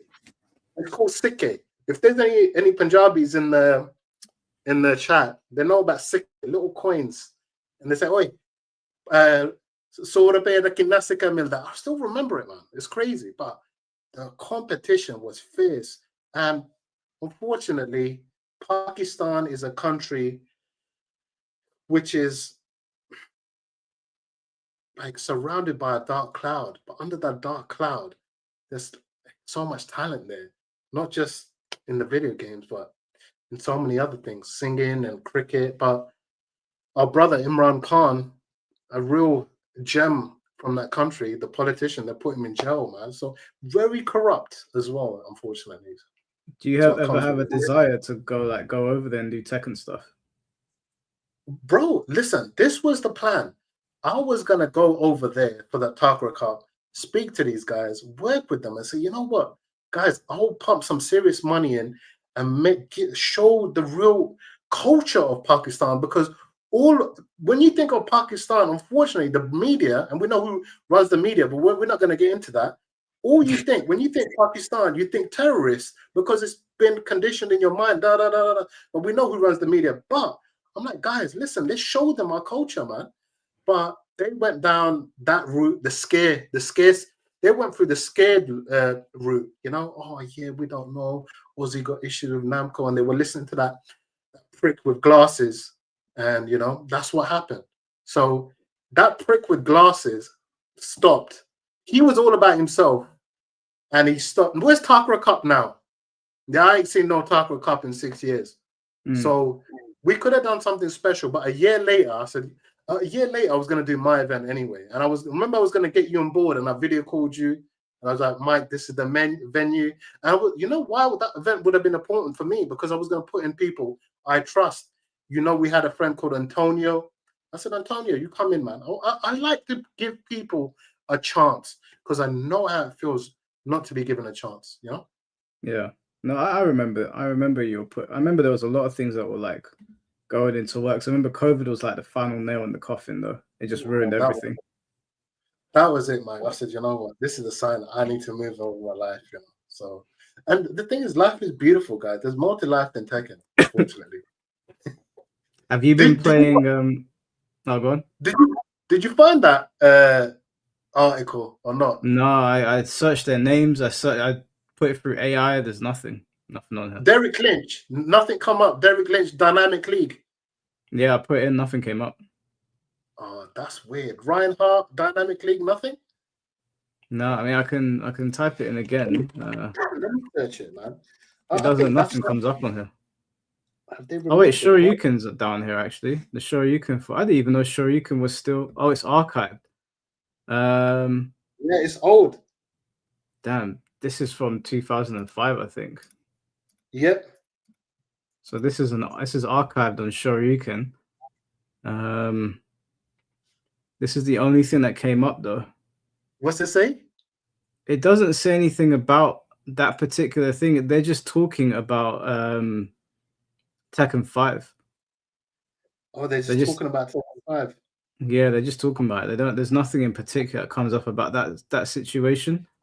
Yeah, that's interesting because I remember reading it where Ryan Hart. I'm trying to look for it myself. Yeah. Okay. Yeah, that's interesting. Yeah, why did that come up? Ryan Hart. Let me type in Ryan Hart, Derek Lynch, because I remember speaking to him about it as well. Whilst you're looking for that, I was just out of curiosity, outside of Tekken, are you playing any other fighting games or any games in general? Yeah, so I'm looking forward to this Resident Evil 9. I have to be honest, it looks phenomenal. That does look really good. It looks phenomenal. What else I've been playing? I've been playing Terminator Resistance because I feel like that time is going to come soon. What, the PS2 game? The PS4 game. Terminator Resistance. I don't think I know that one. I know the PS2 one. It's so bad. Actually, you know what's interesting? I've been playing Undisputed. And when you play Undisputed, the boxing game, you realize, shit, Tekken actually ain't that bad. Yeah, well, Undisputed is terrible. It's so glitchy. It's so bad. I used to think, you know what? They got all the licenses, all the graphics, but man, it's really, you know what? It's really bad. So, you know, sometimes you have to think, I ain't got it that bad. There's people worse. But yeah, I can't wait for Resident Evil 9. Look, for me, I played Resident Evil 4, the remaster, and I love that remaster, Mike. You know, and you remember with my Hwoarang, I had the Leon outfit. I think you done a Leon as well, no? Yeah, I put Feng Wei in Leon, but he looks stupid. Yeah, you put Feng Wei in the Leon outfit. But yeah, Resident Evil 9, I'm genuinely, it looks phenomenal. It really looks on another level. So I'm genuinely looking forward to that. What about are you looking forward to Virtua Fighter 6 at all? Yeah. Well, after that trailer, you know, how they got it looking so realistic. But after that, we ain't heard anything. Yeah, it's been dead. I think that the game's not coming out until like 2028. The question I have for you, Mike, are games getting bad or are we just getting old? I think games are getting worse in some sense, not in every sense. Like, I think there's an over prioritization on monetization rather than quality. And I think that they put a lot of money into like graphical fidelity over gameplay. I think that obviously us getting old, the types of things that they push now don't resonate with us. So we're going to bitch and complain about those things more. Like I bitch and complain about the direction that Tekken has gone down, because when we were younger, martial arts films were all it was about.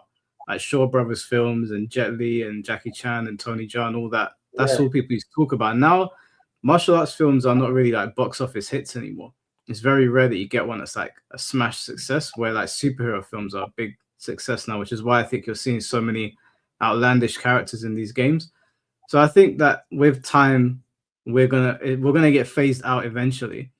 But I do think that the over prioritization of microtransactions in games have hurt them badly. I think that them putting all of their eggs in one basket, which is mainly graphics, hurts the game.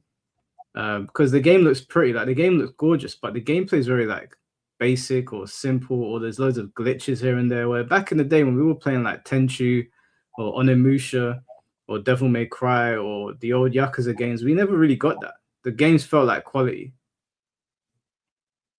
Wow. You just said Tenchu, Rikimaru. You said Onimusha, Samanowski. You said, Those are good games. You know what? You actually put me on Devil May Cry 3. I wasn't going to play it. And you were like, Oz, just play it. And yeah, that was Devil May Cry 3 was phenomenal. I liked the darkness of Devil May Cry 1. And I thought, oh, I don't know. I don't want to ruin it. But yeah, because 2 was so bad. It was so bad. I like 2. Everyone gets onto me, but I like it. Yeah, I was like, for me, I was like, it's not for me.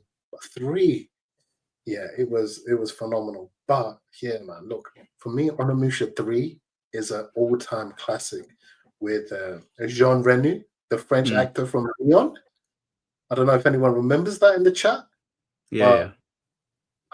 The way they coincided their story and they will merge together. The graphics, Mike, the opening scene to Onimusha 3 was mad, was absolutely insane. Like the graphics still hold up. I feel, this is my opinion now, I feel like games have gone so far into focusing on about how it looks than the actual gameplay. Yeah. And Tekken has always been about the gameplay. And Street Fighter, it's more legacy, right? Street Fighter is, it's pretty simple, Mike. You know what I mean? Yeah. It's not, we play Street Fighters, anyone could play. But Tekken has the depth in gameplay. The gameplay is still there, but it's not as prominent, It's not like a chess match. Tekken used to be a chess match. Yeah, look at this. This is what PS2 graphics. Yeah, this was like ahead of its time, I think.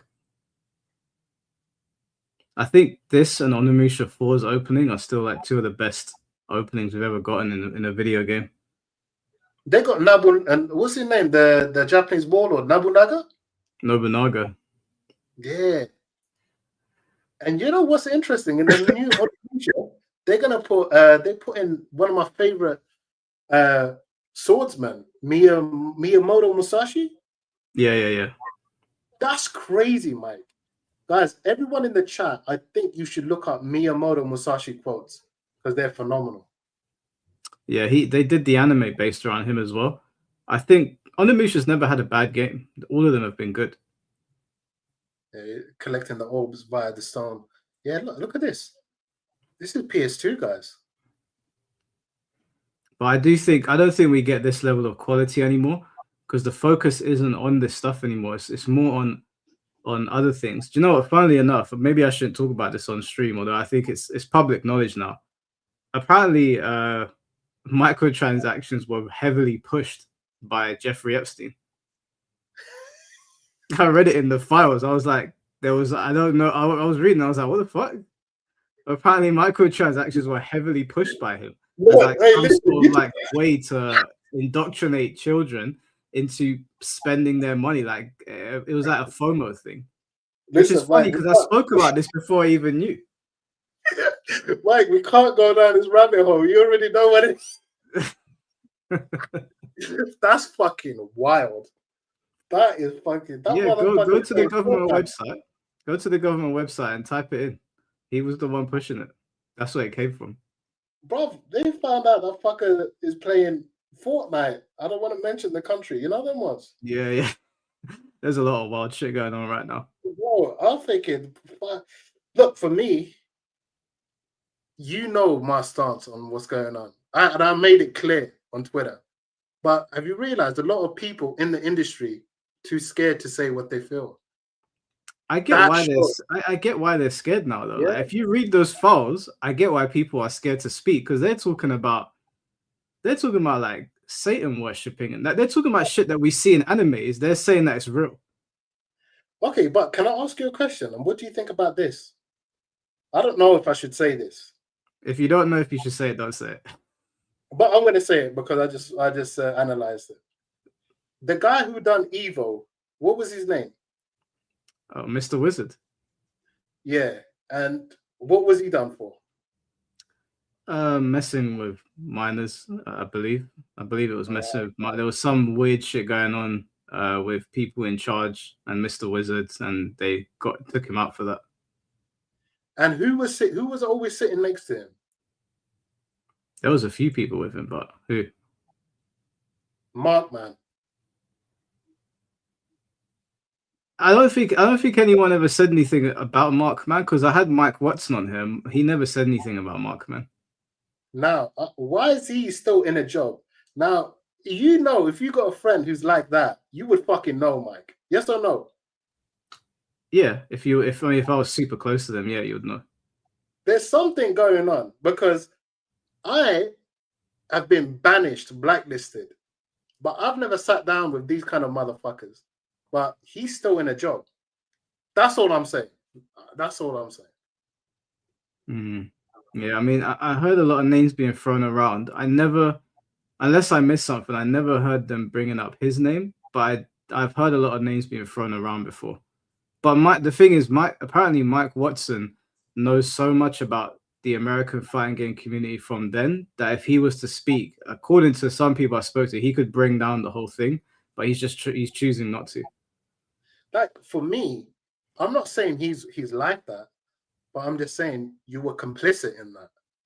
You know what I'm saying? And you still, for me, your commentary is it's outdated.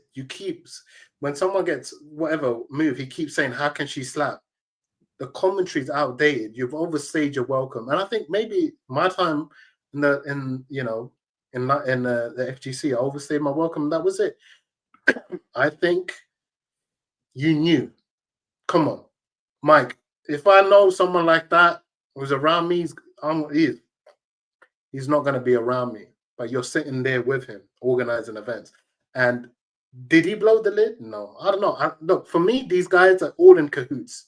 They know, and they don't care. They don't care. That's the truth. But for me, that's a bit sus. That's all I'm saying. No, I get where you're coming from.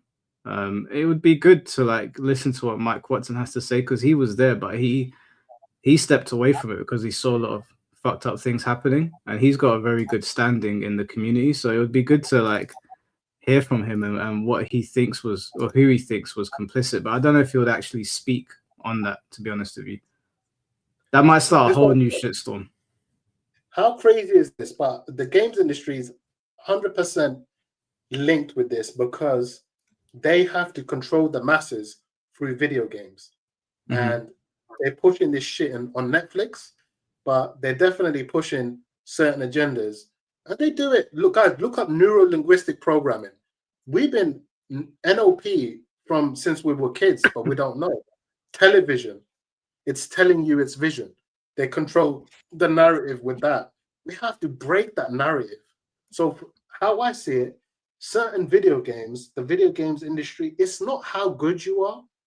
Like for me, Michael is one of the best narrators, one of the best minds. I would listen to you on commentary because one, you're not biased. You're going to say what you feel. And you're not going to be conformed. And I know you're a genuine soul. But someone like you think they're going to put you there? No way. It's how much ass you can kiss. It's not how good you are, it's who you know and whose ass you can kiss. Yes, sir. Yes, sir. Yes, sir. That's the industry. And you got to sell your soul. That is the definition. You know, I've done a video on Aris, yeah, when they released Noctis, and they go, hey, my mom was like, oh my gosh, man, what a character, Noctis, man. And it was like, I didn't see Aris again. Oh, yeah, because he was honest about it. He goes, I look forward to the top 8. He didn't even say he was mild. He didn't even say anything. And he found out he's not being paid for any of this shit. Guys, this is the Tekken world. So this is why I can't watch the Tekken world tour. The commentary, I have to put it on mute. If I am to watch it, it's on mute because I know everyone has conformed to sit on that table. And I sent Rip a message. I said, Rip, don't beg to go back. Have some dignity. Look in the mirror and say, I want my soul. Have some dignity. Because there's different variants of selling your soul. You know, we hear the generic version of, yeah, Illuminati, all this to become a Hollywood star. We know what Hollywood's about. But there's different layers to that. In the games industry, it's the same. Oh, you want to sit here? Then, bro, you better do something fucked up. Then I'll let you sit here. You see what I'm saying? Yeah, Aris is the best commentator, the best mind for Tekken, in my opinion. no, 100%. I think everyone agrees that Eris is the best. It would be sick to have you and Eris on commentary at the same time. But I know what you mean when you say that, like, there's people that tell you not to do or say certain things. Because I'm sure I showed you before. I've received messages from people saying, "Oh, don't talk about this, that, and the other." And I'm always just like, Shinblade. Oh, you know what's funny? I'm gonna tell you what's funny. This is so funny. Do you remember I was at your house with Antonio? We was playing Street Fighter or Mortal Kombat. I can't remember. And I was like, man, do you see this shit? These allegations coming out. Yeah, I do remember. Was that Shinblade? And I sent you the DM of this fat thing, some big fat thing. Read the DMs. I was laughing at our go on our DMs and scroll up. I said, This is the funniest shit. And I'm like, our T2s. I said, oh fuck, Mike's doing a stream with that guy. You probably I didn't even realize that it was. Check it. Go on your phone and scroll up. It's the funniest shit. I swear. Where did you send it to me? Check your DMs. I said, what? Man. I said, what, on Twitter? On Twitter, yeah. Check your DMs and just scroll up. I said, Mike, this is the funniest shit. I was like, I don't know this guy. What's his name? Shinblade, right? And I was like, he's all on my Twitter feed, and we were sitting there, and he's been accused by some fat thing. That's the maddest thing, like getting accused by a fat thing that you done. Oh my god, it was. I was like, Mike, you sent this to me years ago. I don't think I even saw it. I remember you were laughing at something, but I didn't even realize it was Shinblade. It's buried in our DMs. It's in our DMs. I said, Mike, man, this is fucking nuts. I said, yo, I'm glad I left because, boy, the shit that's going down now is fucking wild. And yeah, man, he seems like a good guy. Like I've seen him in your streams. He seems like a nice guy, but fucking hell, man, I don't know what happened. People want to just clear people down. The amount of people that messaged me saying, "Don't speak to Shinblade, stay away from him," but like it was crazy. And after I did the live stream, the amount of people that blocked me, like sometimes I'll be on Twitter just reading a random post and I'm just blocked by someone random. And I'm just like, yeah, I don't care. But I was like, I always look at them, I'm like, these people are mad. Like they didn't even want to hear this man out. They wanted to bury him. And anyone that didn't listen, they were like, yeah, we'll just blacklist you as well. And I've seen Discord messages like that people have sent me. I haven't released them because I don't want to be petty about it, but I've seen Discord messages of people that we know in the fighting game community or people know of saying that if you go on Mike's podcast, you ain't coming back here. If you associate with so-and-so, you ain't coming back here. Some people in those groups, I was surprised that. I was like, right, okay. So I just don't talk to them. I just don't talk to them anymore. It's a mob, innit? I call it the mob. Like the mob, there will always be a mob. Always. I had it. Now, Mike, you've gone through it. So you know what I went through. So it's always gonna be there. But I said, I was like, we were sitting down. I was like, Mike, like we were having a discourse, me, you, and the crazy thing is all three of us had a different opinion, right? We had another guy, good friend of ours. And I was like, this is crazy. Like this is happening over a game.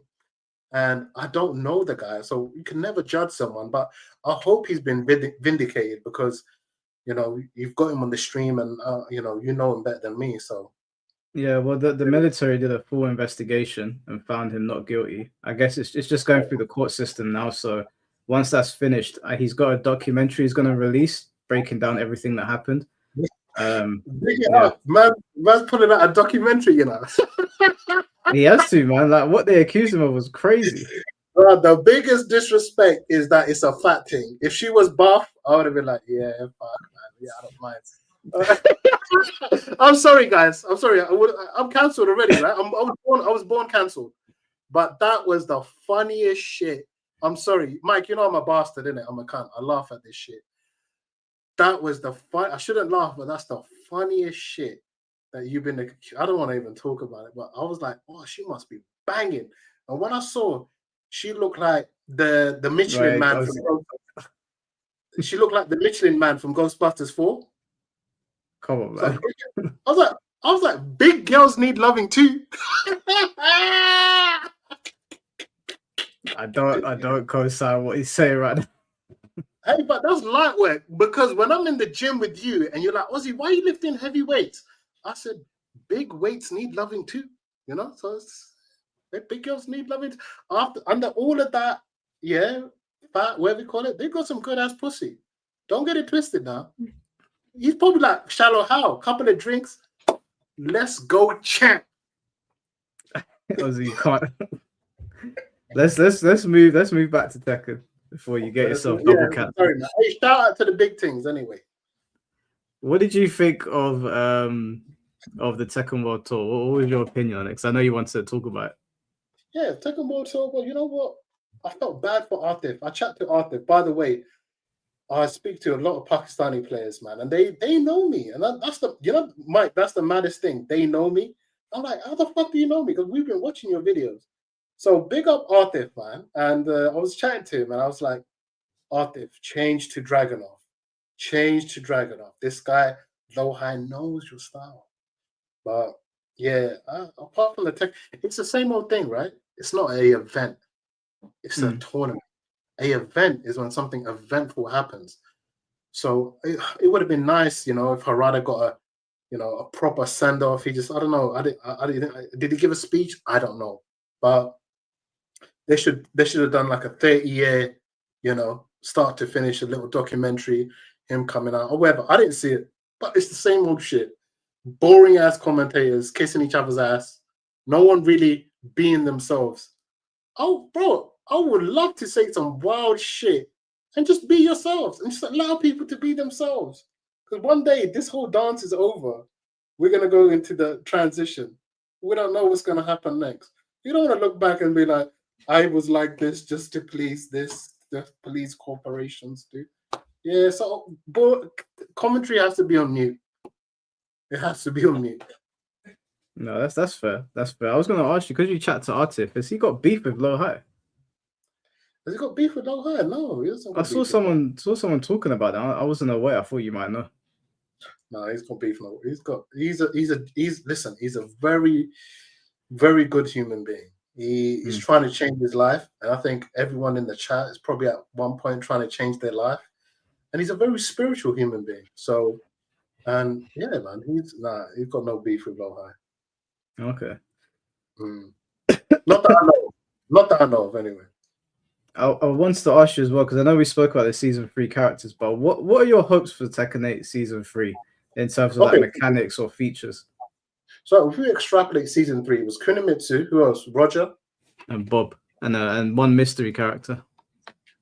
So we've got Roger, mate. There he is now. You're going back to the Outbacks, ain't you, Mike? Yep. Yeah, I was so pissed about that. Didn't you think it was going to be Murdoch when they said Australia? Look, mate, I thought it was going to be Murdoch, but I thought it might even be your boy Fate. I might go and see him when I get to Australia. Well, listen, mate, you gotta listen. Fate was probably like, look, mate, we've got Murdoch, we've got Roger, and listen, Michael, we've got Kano, right? You got to put some respect on us Aussies, right, Michael? I don't know how you argued with him for 5 hours, but all I saw was, look, radio, Michael. Look, mate, yeah, you're like this. No, mate, you can't talk about Mortal Kombat like that, mate.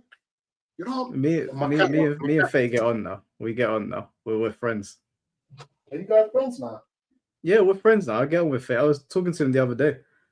We squashed it. You know, like you can only fight with somebody for so long before like enough is enough. Like we were going too far. I started. You know what? I don't like fighting with people like that. I don't mind an insult here and there, but I was proper ripping into him.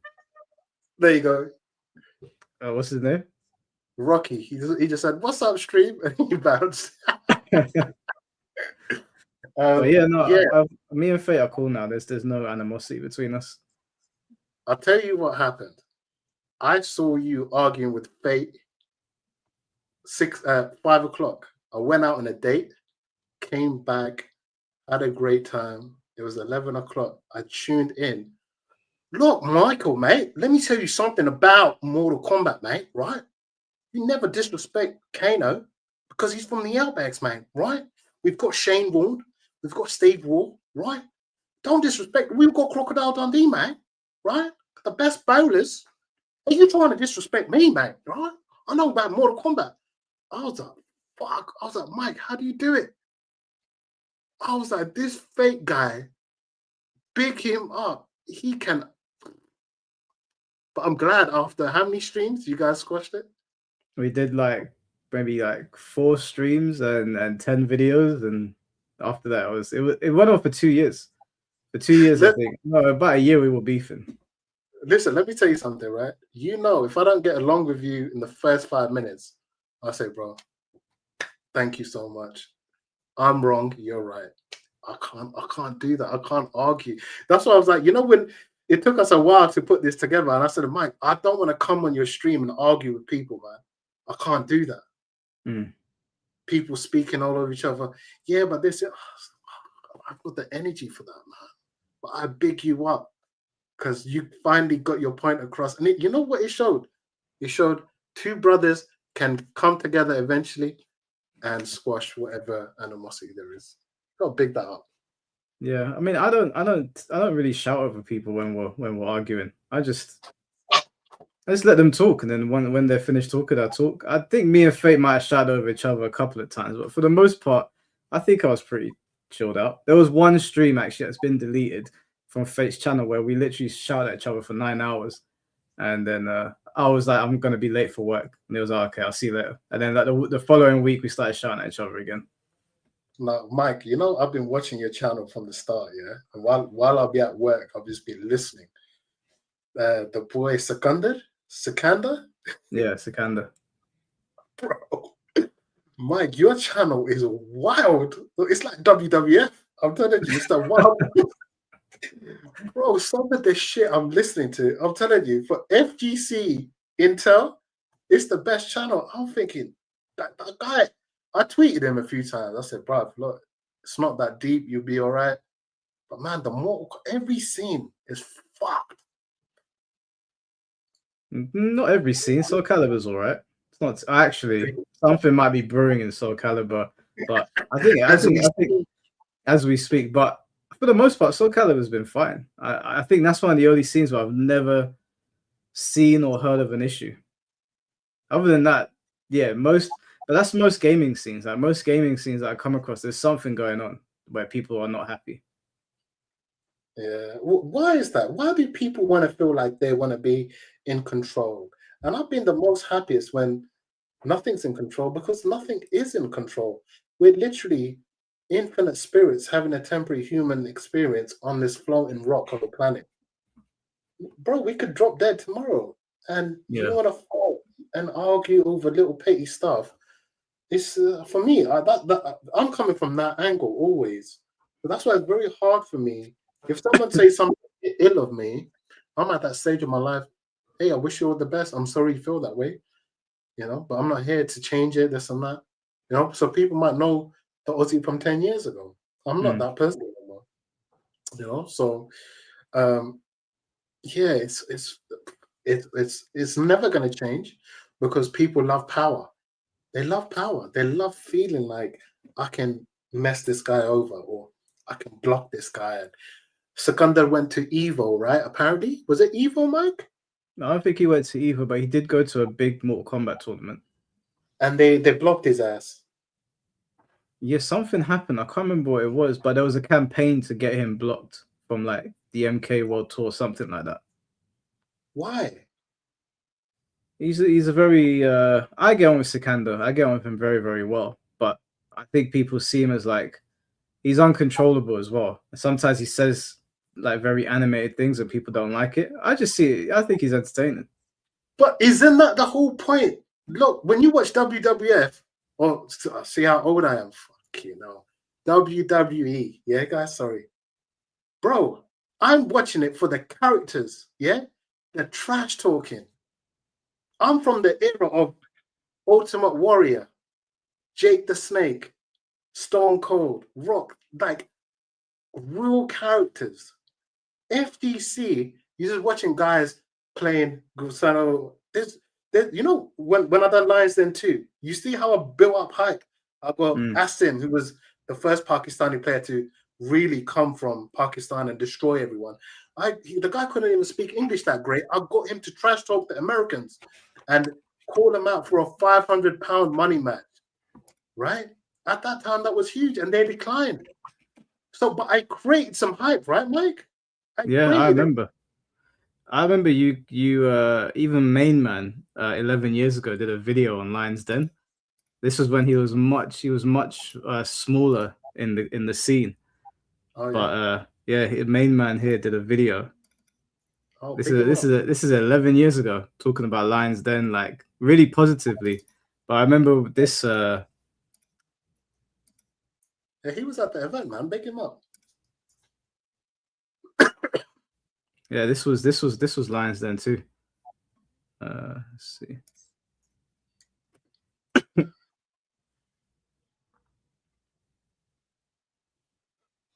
And Tag 2 was such a good time. It was a good time. You know, people want to cry about broken mechanics. They don't know how broken that game was. And there was no patches. Yeah, guys, no patches then.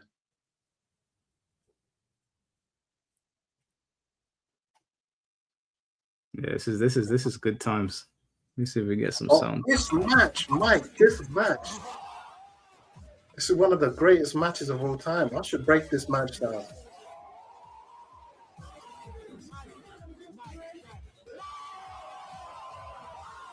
Yeah, this match was wild. This game was so much fun.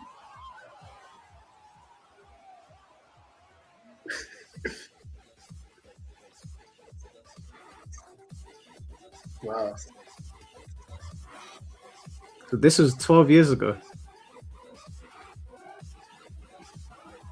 Well, I don't know where the time goes, man. That should be a lesson for everyone in the chat. Don't wait for something. If you want to do it, just do it. Because, bro. There's me, Darky Diz, Anthony, Ricardo. This was so long ago, man. Look at that. Look at that.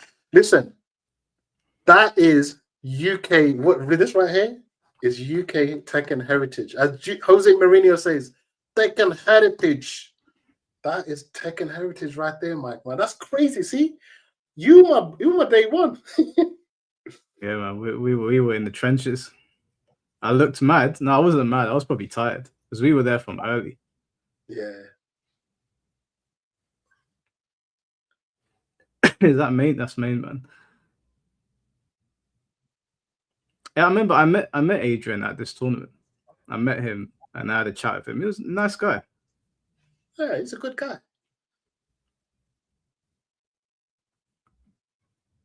Yeah, this was a good tournament. I don't know how you kept your energy out for that long. Yeah, man. That energy comes from the creator, man. That energy comes from our Lord. That energy comes from not, I don't want to get into it, but not fapping. You know, they call it semen retention now. So I spoke about the channel. I've been doing that from day. I'll speak about this. Remember, you asked me once, you're like, what if you like a girl, how do we navigate? I said, don't sleep with her. See if she really loves your soul. Because we use each other's bodies for pleasure for a couple of minutes. But see if she loves your soul. Don't get into that, will come naturally. So when people ask us, well, how have you got so much energy? Because I don't sleep around, I don't masturbate, and it's hard because pornography is just pushing your face, right?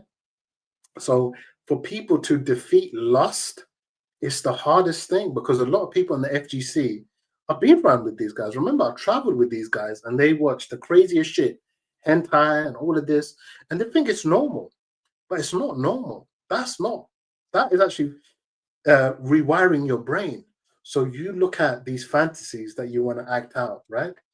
And this is my opinion, by the way. I'm just talking about why I tell you when I don't have energy is when I've ejaculated or slept with a woman.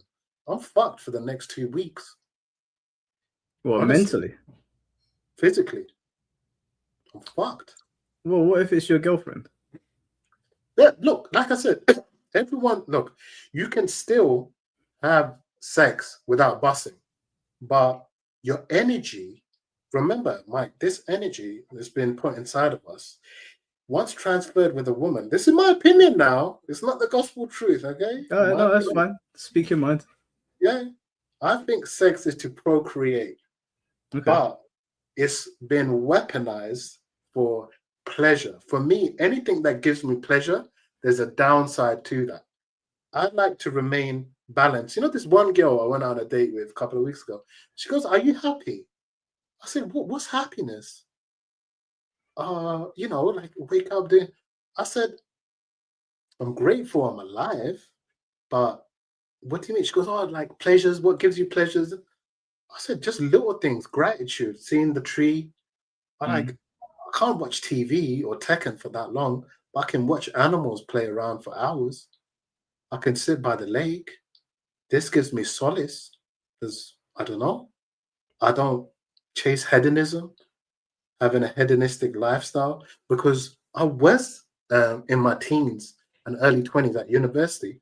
I did sleep around and I felt I'm not getting the best version of myself out. So I said, "Yeah, this is not working out. This is me anyway. It's not working out for me." So even when I would push weights, the strength comes from spirit. It doesn't come from anything else. It comes from spirit and maintaining the seed. And I think if guys, it's not easy. If anyone in the chat has a struggle with lust, there's a video on my channel on how to overcome lust. I talk about it. And it's a very uncomfortable topic. And I said, you know what? That's where the growth is. The muscle doesn't grow when it's comfortable. When you're uncomfortable, we have uncomfortable conversations as men. So I tell you what happens when you're in semen retention. A couple of things happen. If you're struggling to get a woman, you go on semen retention for a couple of months, all of a sudden, women will start looking at you. And you know, Mike, you always said one thing to me. Ozzy, you always get women. I ain't the most good looking guy. Ozzy, you always got girls. Why is that? Because I think innately they can sense the whatever, the juice or whatever. It's like the women are made to reproduce, as weird as it sounds. Yeah. So this journey I've been doing for time, but I didn't know it was called semen retention. But now people started YouTube careers about it. So yeah, YouTube careers. yeah. If you type in semen retention, so many videos come up. People saying, "I feel great after 2 months. This has happened. I feel like I've ascended. I feel like I found my purpose. I feel like I don't need to chase women." How many guys we know, Mike? All they do is talk about women. I'm like, Yeah. bro, we've got nothing better to do. I said, this is boring. Let's talk about our purpose while we're here. Or as friends, let's do something. Let's start a business. But I don't blame them because lust, I put lust in the same bracket as alcohol, weed, all these pleasures. This is my opinion. We've sent to this world to learn lessons. Within these lessons, there's so many psyops we have to overcome to find our true spiritual being, to find the creator, right? Everyone in this chat, their journey is different. So money, women, we have to get all past all of this, fame, clout. These are all psyops to really find our true form, to find the creator. Even Tekken is in the same bracket. It's a distraction. The amount of hours these guys play Tekken, imagine they're doing self-mastery and inner engineering, self-actualization, finding out why they're here. You know? Or instead, you know, that energy they put out on Twitter. These are people that are not happy with themselves. I can never get mad at them because I know they're in a dark place. So hopefully someone listening to this, hopefully I can illuminate some of your dark energy that maybe you have around that you don't even know. But if you want clarity and perspicaciousness, you need to abstain from certain things. And boxers don't have sex 6 months prior to the fight because your legs go. You'll get knocked out. Your testosterone drops. So for me coming out dancing like that, Michael, if I was having sex all night, you think I could come out and do that? No way. I've done that on 2 days of no sleep. But what about if you're in a healthy relationship and you and your girl sleep together all the time? That's fine. But if you're ejaculating, your testosterone would not be at its peak. This is biomechanics. Ronnie Coleman talks about this as well. So bodybuilders, they only build muscle on high testosterone because you can push more, you can go for longer, and your fitness is phenomenal. Yeah. So everyone's different. But however, if I know friends that have partners that practice that having sex without ejaculating, right? And a lot of qigong, uh, uh, Chinese monks practice the same practice, and I was like, okay, we're going into a deeper layer of love, because what is love? It's a transaction. You're uploading your energy and you're downloading her energy. And I don't know if you slept with a woman, but I have. I've had a one night stand and I've slept with this woman and I feel like crap. And I have to go to the shower and purify myself. I'm in a process of purification. And I'm like, I've downloaded negative energy with the guys that she slept with.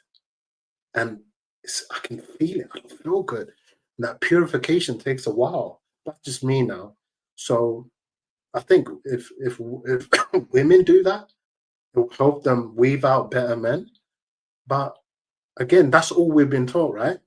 We live in a hyper sexual world where everything is sexual.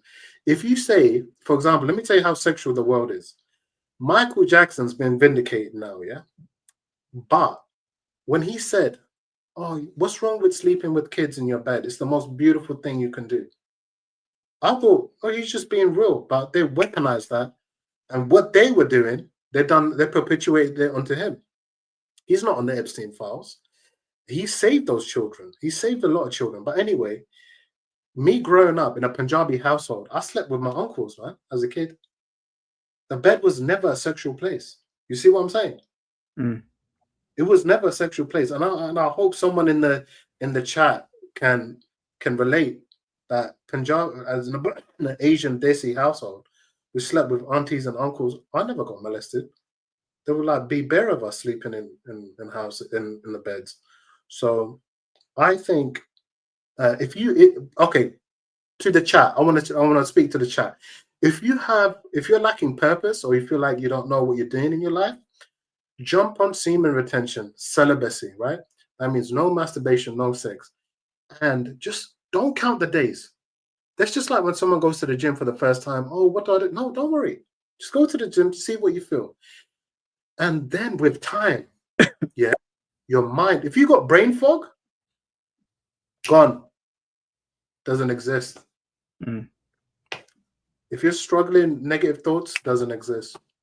You wake up, and it's not like so I've seen some videos, oh, I feel superhuman, but that's maybe because they were so far gone, and then they come back, and they're like, wow, this is how you're supposed to feel. I feel like He-Man.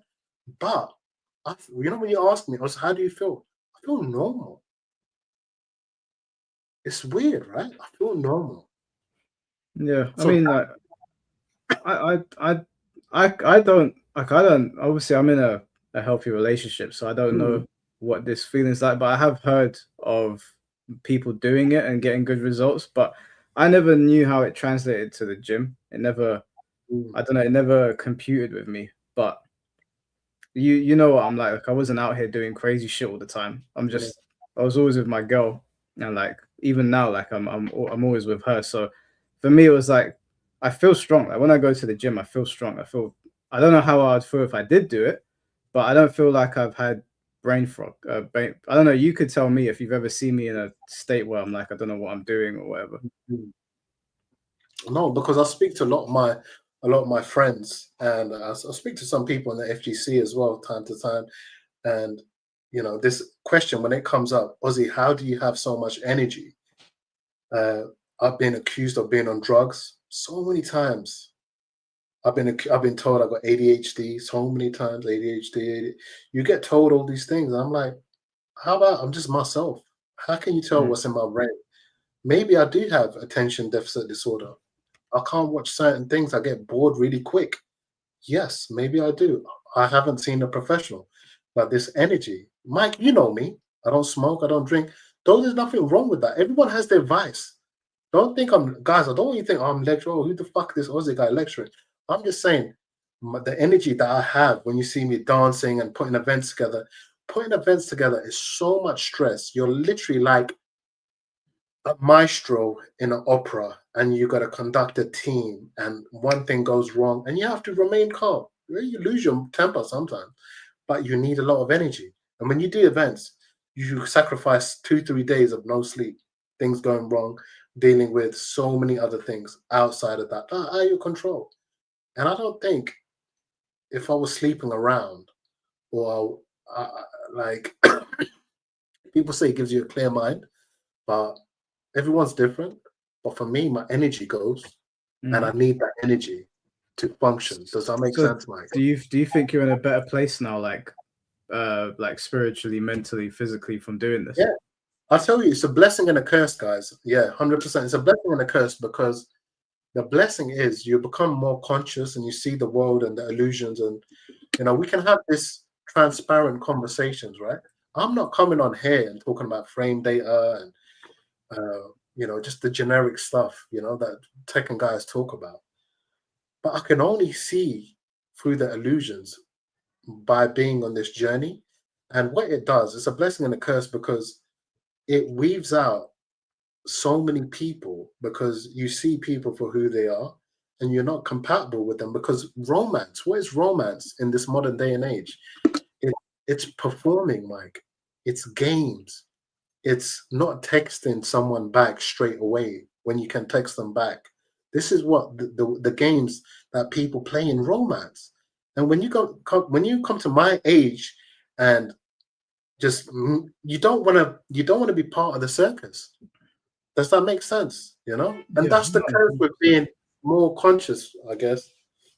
It would be really good to get you on stream with some of the that's a nice way. Some of the gooners that I've had on here, like some of the people that are like into hentai, or it would be good to get you speaking to them, because I think your mentality and your experience could help some gamers, because we all know gamers have a bad habit of fapping too much. Let's just call it spade. I'd rather speak to someone who's on the complete opposite side, who's actively doing this, and him tell me, I'm a gamer. You can't say I'm not a gamer. I was one of you guys. I still am. There's nothing changed. Just lives happen. And I want everyone in the chat, one, to be the best version of themselves, because there's more psyops coming our way, and bad things are going to happen. Look, we're having this experience of life, whether it's good or bad, it's still an experience. We should be grateful we're alive.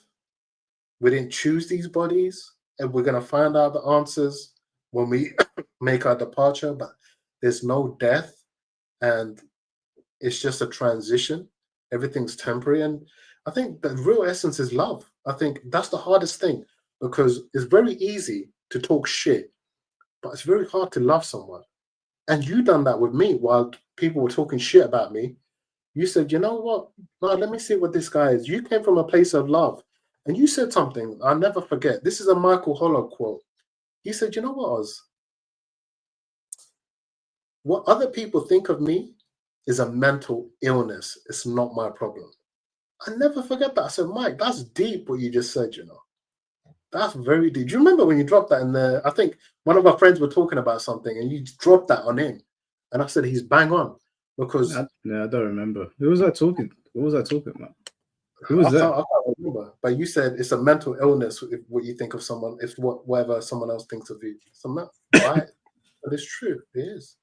Yeah, I think that I care to an extent. Like, if I don't want people to think that like I'm a nasty person, but I'm also not gonna change myself to conform to how people want me to be if I'm not doing anything wrong. So like a lot of these people in the fighting game community, like they have me blocked in that because I don't speak how they speak, or I have people on they don't like, and that's just too bad. Like I've told all of them, and I'll tell them to their face that they can go and do one. I don't care, but I do care. Like obviously, if I like did something to you, I wouldn't want your opinion of me to be affected because I care about your opinion. But I think what I was trying to convey was that if you worry about everybody's opinion and you try to conform, you'll lose yourself in that.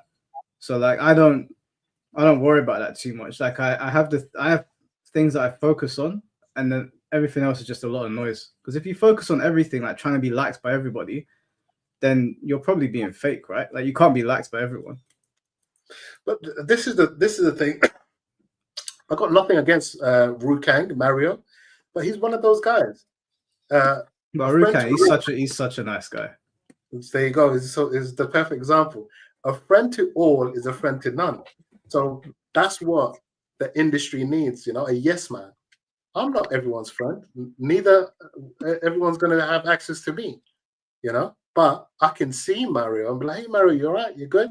I wouldn't say he's a friend because he will chill with people that want the worst for me. You know what I mean? So you can, but you see through time, you can't please everyone. If how I see it, if you're at war with yourself, you're at peace with the world, and if you're at war with the world, you're at peace with yourself. So I choose the latter. Mm. No, I hear that. I think in Rukang's case, though, I don't know if I, I've been around him quite a lot. I know he hangs around with people that you don't get along with, but I think he's just like he's one of those people that's just super friendly to everyone. Like he Yeah, doesn't, he's not yeah, looking to start fights with people and stuff. no, and that's fine. That's but I wouldn't say he's a friend, right? I wouldn't call him up and say, "I need your help." Yeah, A friend is a die hard. I got your back, Michael. I said to you, I got your back, even if you're wrong. mm. Even if you're But yeah, look, yeah, we're actually friends though. Some of these people are just like no, colleagues. that's a disrespect. We're brothers because I've sat down with your beautiful mom and I've had Christmas dinner. So that friend, you're not in that category. You're in my brother category because you've come to my house and had dinner with me, and I've cooked you burgers that you said are too spicy. You They know, were way too spicy. You put some Punjabi spice in them. I was confused. Was that when I was with Ricardo? you come with Ricardo. No, it's another time, but it's a little spice. Don't hurt no one. You know that was. No, Punjabi spice is different. You tried to kill us. I Hey, took one Wagwan. bite and I couldn't concentrate. That's how you beat me Hey, on Tekken. listen, Jin Pachi, Wagwan, how you feeling now? He's nowhere to be seen, bro. They've disappointed me with the character selection in this game. None of my characters are here apart from Feng Wei, and you know I've been playing him for years now. I'm bored. Yeah, but you know what? You got a problem with niggas, you know. Nah, cool. Yeah, but he's never coming back. Yeah, I feel like he was the most forced character in the video game. Like, I was like, where the fuck did this guy come from? But you were good with him. Mike, we had that 1st to 10 set. Bro, you nearly beat me in that set, man. What, on Remember? Tag 2? No, on Tekken 7. Who was I using? You was using Negus. Yeah, because I figured out Negan was good against Lei. Oh, it's that bat on the floor. But yeah, look, Jinpachi, look, I want to see personally Wang Jinrei. I love Wang. I want to see Jinpachi, but they're gonna probably release another Final Fantasia character, guys. I hate to say it. I love that. When in doubt, go Final Fantasy. Sorry, Fantasia's Mickey Mouse. Do you think that's going to be the next DLC character, another Final Fantasy? I don't put. It's like they've got to deal with them. Who was the one in Tekken 7 that when Aris was like, "What is this?" Noctis. And then we never saw Aris again. Guys, like, don't you think that fucked up? We never saw Aris again because he didn't even give an opinion. He goes, he just done that. I don't know. Yeah, I remember his reaction. It was the same reaction I had. I looked at him, I was like, why would you do that? Tekken is a cool game, man. But listen, I don't know, man. A lot of people ain't gonna like what I'm gonna say, but these Final Fantasy, I tell you, Final Fantasy, this Clive character, oh my gosh. What are you doing to Tekken? So many characters. Victor shouldn't be in Tekken. Clive, what the fuck is that? Like, I literally, is that mean, brother? Brother, what's that, brother? Who else? Lydia, that's another one. You don't like Lydia? Yeah, Lydia, that's another one. I liked it in Tekken 7. I thought she's all right. But all that, hee, hoo, ha, hoo, hee, hoo, ha, hee, hoo, ha. I'm like, bro, I had a long day. Yeah, it's a bit much Baby in girl, Tekken 8. baby girl, I just had a long day. Hoo, hee, ha, hoo. I'm like, yo, what's going on? I've had a long day. Lydia, Azucena. I mean, I don't mind Azucena, but how broken was that running 3? Yeah, listen, there's so many characters that I love. You know, the perfect game doesn't exist, guys. Everyone, there's the people that I mentioned. There's people in this chat that probably love those characters and say, "Like, bruv, shut the fuck up." Everything's subjective, right? But this Tekken 7 for me was the beginning of the end. And I know main man says, "Oh, you know, it saved Tekken, this and that." But for me, it was like they released late season 3. By the time I lost interest, and it's all about people don't play him much. That's good. Not every character is supposed to be popular. You know, who's the least popular character in Street Fighter, Mike? The least popular? What, in Street Fighter 6? In Street Fighter in general. I don't know. What, Blanco? Honda? Yeah, don't you think Blanca is phenomenal? I mean, he's one of those characters you kind of have to have in a game. I don't like him personally, but it wouldn't be But Street just as Fighter a about him. character. Yeah, just as a character, he's a legacy character, right? Yeah, he's a legacy character, yeah. Yeah, like his noises, you know, all of that. You got a Beast in there, you got Honda, you got Yokozuna in there. These are legacy characters. You're getting rid of Jackie Chan. I don't know. Was it you that was telling me, oh, they're having Jackie Chan sued them or something? Was it you? I don't know. I can't remember. No, it wasn't me. Jackie I don't Chan know. suing Tekken. Yeah, or Namco, or with the likeliness of their stealing moves from like Drunken Master, and it's his likeliness, right? Label long. No, I don't think he can sue them though. Like, I don't think they're more like paying homage rather than stealing Jackie Chan. That's what I'm thinking. So why is he not in the game? I think he's not in the game because he's not popular and they want to make money.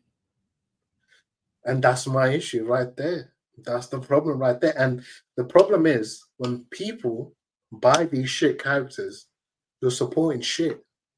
You boycott them. You boycott this shit. And then you demand, listen, I don't mind spending 80, 90 pound, 100 pound with all the characters. Everything. Okay, inflation is a real thing. No problem. I'll pay that.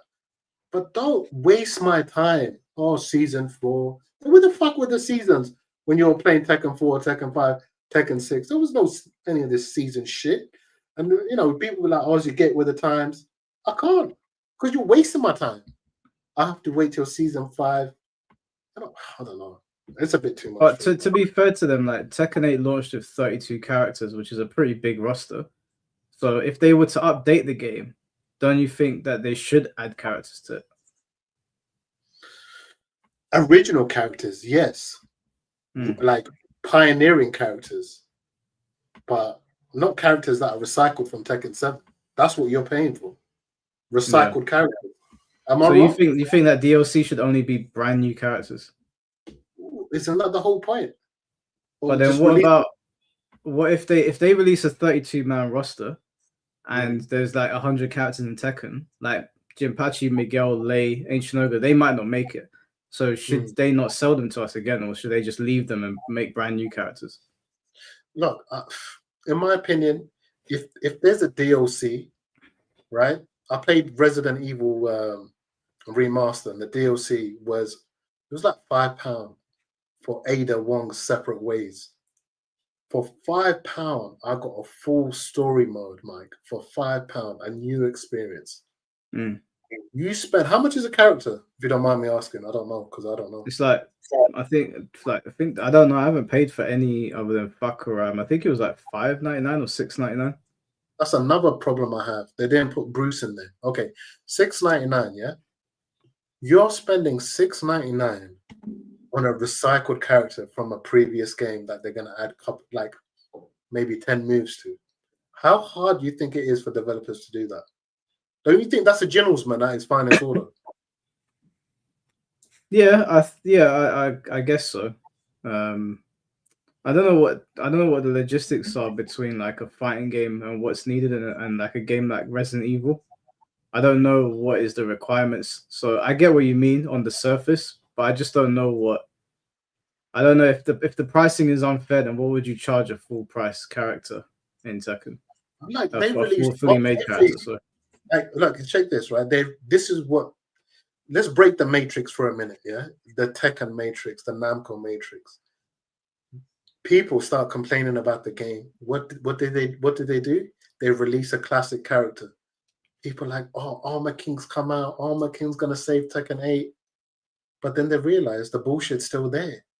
Yeah, I'm nothing against Armor King, but he's just giving him a couple of new moves. It's nothing. Armor King is not pioneering gameplay. The character is not pioneering. Like Kazuya is, the style you got to use with Kazuya. Hayachi, similar style.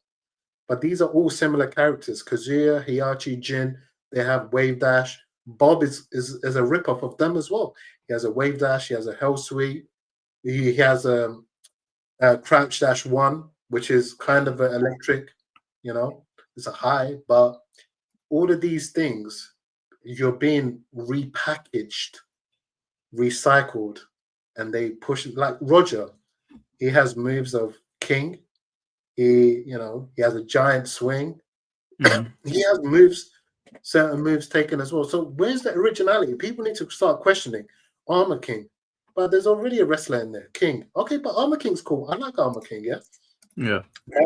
How many characters, if we look at it, are truly authentic, Mike? I think that's the angle I always come from. Lei Long, there's no other character like him. He's truly authentic. And I like authenticity. So I don't mind the price.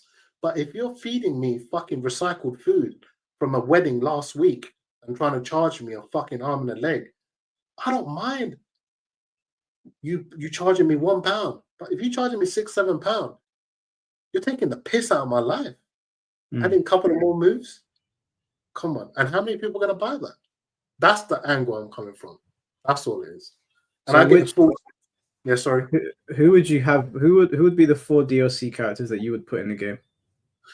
If I was to put in the game, I would say Miguel. I think the guy's phenomenal, right? Though I've never seen a 6'5" Puerto Rican in my life. I like Miguel. He looks good. He's original. I would put Lei Long for sure. Original character. And everyone has a fucking clone. Fucking revamp and put Forrest Law in there. Because I love Bruce Lee so much. I'll put Forrest Law in there. And I'll put Wang, who's original character.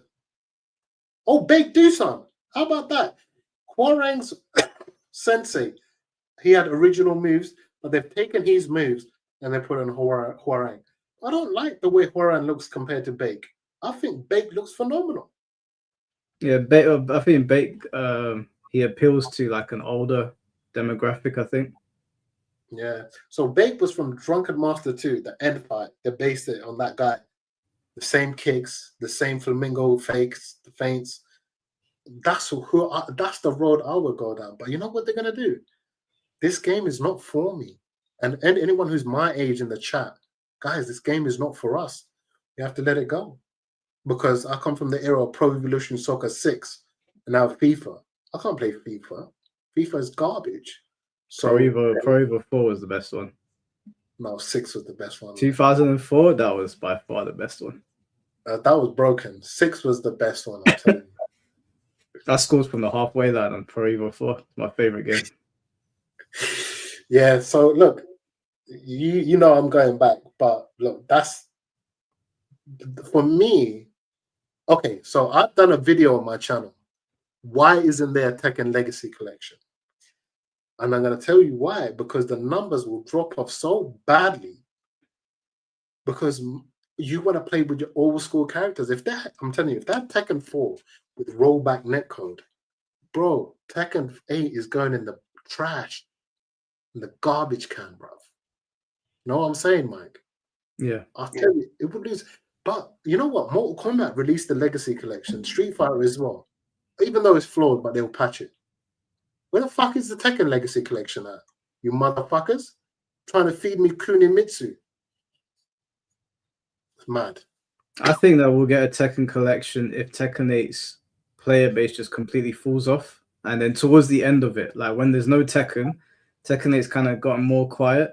Then they'll be like, okay, cool. It's not going to hurt our bottom line with Tekken 8 because it's already basically done. Then we'll give them the collection.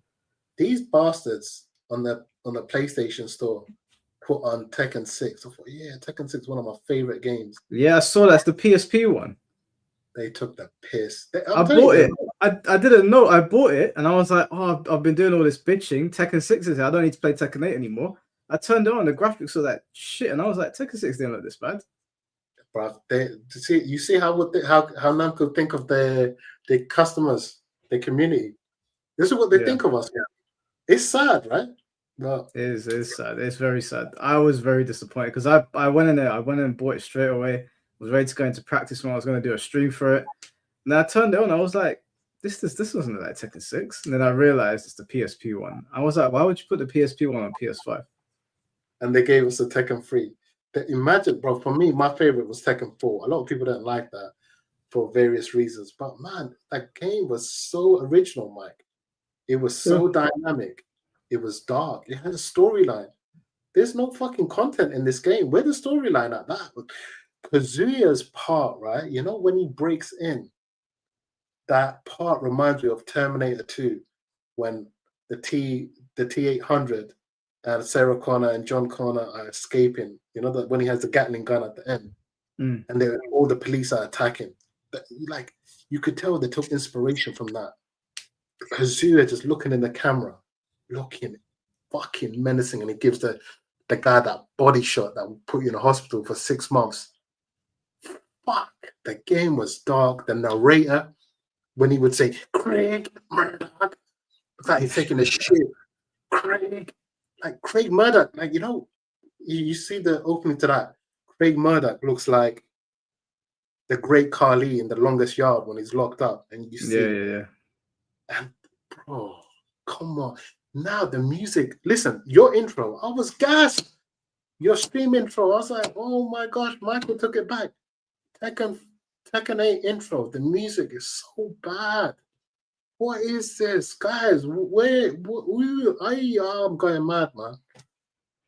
So you think which Tekken game in the collection you'd go back to 4 if it had rollback? 4 or 5, 100%. It's pure Tekken. It's not Rage. You know what's funny? If you go on Twitter, there's always someone saying, "Wow, guys, check out my comeback." You had fucking Rage and you had Heat. You have every reason to come back. Yeah? If you came back in Tekken 4, 5, you outwitted your opponent in so many ways to come back. That's a true comeback, right? That's like a boxer going 12 rounds, losing every round and knocking out the opponent in round 12. That is a comeback. This is not a comeback. And then the commentators try to hype it up. Oh, what a comeback. I'm like, bro, do you think I'm stupid? You're supposed to come back. It's giving you the tools to come back. That's why they put those stuff in there. Your energy recharges as well. Where's the comeback? They've taken the comeback mechanic and they're taking the defensive mechanic. I think, yeah, so Tekken 4 and 5 is my favorite, but that was the era that I competed at. So it's also nostalgia for me, Mike. You know what I mean? You were big on Tekken 6 as well. Tekken 6, I competed more at Tekken 6, but my best memories I had was Tekken 4 because I imported it from Japan. And I used to play with the star screen, and it was good times for me. You know, it was a good time in life. There wasn't this negativity that you see now. We're finding out the world's run by satanic pedophiles. This information wasn't known to us, you know? Who gives a fuck about that anyway? But I'm just saying. I mean, we kind of have to. I mean, if there's literally monsters running the world, I think people need to pay attention to it. I know, but I'm just saying, like, for this streaming episode, I remember I cut out a big chunk of my interview when I went in, and I understood why. But I didn't say to you, what did you do? No, you said some mad shit in that interview. I had to cut out. YouTube would have taken it down. Yeah, they would have taken it, but there you go. But that's what I'm saying. I don't want to get into that. So I forgot what I was saying, bro. Fuck. What was I saying? I think you were talking about like you had good memories on like Tekken 4 and that, and there was a time when we didn't know that the world was run by. Fuck all that. When are you gonna get some work on this? You've been ducking What's me on that? Mario Kart. You've Oh been my ducking me god, on Mario bro! Kart. We just did a Mario Kart stream. I obliterated everyone. You do Listen, not want this smoke. you'll get that work on Mario Kart. I'm telling you. When I come back from Australia, we'll play. What if I told you, me and you, we have someone that we know that takes Mario Kart serious? Really? Who? I don't want to mention his name on stream. We'll talk about it after. Who takes the game serious? That's like taking Tekken 8 serious, but worse. But is it Mario? Is it the new Mario Kart or Mario Kart 8? I think I played him at Mario Kart 8, and he really got angry. I'm like, bruv, you can't get angry at Mario Kart. Tell him if he's serious, I'll play him for £100. We'll play 8 matches. I guarantee I'll get more points. So this Mario Kart world, yeah, I feel like it's the Tekken 8 version of Mario Kart because it's fucking wild. It's mad. You can't drive without somebody hitting you every 2 seconds. It's literally wild, and you can't. That's what I'm saying. You can't take okay. So let's understand what is a game for. It's about escapism. Yeah, life is hard as it is, so we have to escape from reality. But if a game is stressing you out, then it's actually beating the point of it. A game is supposed to give you joy, escapism, take you away from reality. This is why Zelda Breath of the Wild is my favorite game, because it takes me to another world. You know, a lot of people like GTA, but I was a street guy. So being a street guy and leaving that life, GTA, I don't want to play that shit. I remember my uncle done 15 years in jail, and he come out and he said to me, "Oh son, have you got a PlayStation or a game that you recommend?" So I gave him my PlayStation, and I go, "Uncle, you know what game I recommend for you?" I said, he's like, "What?" I said, "GTA." He's like, "Why?" I said, "Because you've done most of the missions in real life." And you know what, Uncle? He wanted to thump me in my mouth. I'm telling you, he wanted to lick me in my mouth, but he knows I love him so much. But he's like, "Look, I want a fantasy game," and that's why I love Zelda so much, because it just takes me away from my problems, man. And the music is so beautiful. And yeah, I get there's Nintendo fanatics. I see them, but man, for me, life's hard as it is. Yeah, everyone in this chat is going through hardship, some sort of hardship, and I genuinely pray God makes it easier for you. Yeah, but a video game, if you're playing a video game that's making it harder for you, then you got to put the game down. There's a scene in Crimson. I think it's Crimson Tide with Steven Seagal, and he says something about, if you're losing at a game, you just stop playing. That's it. That's the same with women or whatever. If you feel like you're constantly having to chase a woman, then you're gonna be constantly having to chase a woman. You're gonna be coming from a place of lack. When you're coming from a place of lack, you're gonna be constantly chasing her. You don't want to be in that situation. She should be chasing you. You're the prize, not the girl. You're the prize, and that's where people got it fucked up. They see these Instagram hoes and they're like, "Yeah, this and that." Oh, bitch, I'm the prize, not you. You want me to look after you, pay for dinners, this and that. What the fuck am I getting in return? So you're the prize. Again, I don't know what I'm talking about. I think you just started rambling. I get what you mean though. Like it's about understanding self-worth and just making sure that you're spending your time wisely. Because I don't want to come in from work and play a game that's stressful. You're meant to unwind. Same with FIFA. We have a friend who rages on FIFA. I'm like, you can't take that game seriously, bro. They just want you to spend. FIFA is the ultimate gentleman. After you think Tekken 8 is bad, every year I know a guy who spends thousands and thousands of getting these football packs. EA are the biggest wankers. Yeah, it's mad. It's mad how much money people spend on that shit. Even WWE games. People spend a lot of money on WWE games, like getting the cards on like the mobile game or something. I don't know how they do it. I couldn't do that. You know, if you think about it, yeah, Tekken 8 come after how long? 8, 9 years? 8 years? 7 years? That's the lifespan. EA release a fucking game every year, same bullshit graphics, where they change one mechanic and they repackage it as, wow, guys, look, the new EA looks, look, we got Zlatan Ibrahimovic, wow, but it's the same bullshit. If they release the game after 8 years, 5 years, I'll be like, wow, I'll buy this. But again, it's all every year. Now, I look forward to playing Resident Evil 9, honestly, because it's coming out after a while, and I like to get immersed in a different world, and I want to see what's going to go on with Leon, man. And I can't wait. Fucking Nintendo, man, sure, sorry, I'm swearing, Mike, but man, sure, spent so much money on this. Where the Zelda at? Yeah, we ain't gonna get a new Zelda for a long time. Where the fuck is Zelda at, bro? Just practice up on Mario Kart, innit? That's what they want you to do. I don't want to play Zelda Tears of the Phantom Kingdom. You know that ones? Isn't it a follow-up to Breath of the Wild? It is. It's called Tears of the Kingdom. Like how I put a little MGS reference in there. Oh yeah, Phantom Pain. Yeah, so that's a bit of a letdown, that game. I'm gonna be honest with you. I know you're a big Kojima guy. But you love Death Stranding. I just can't get into it. Listen, Death Stranding. It's a Postman Pat simulator.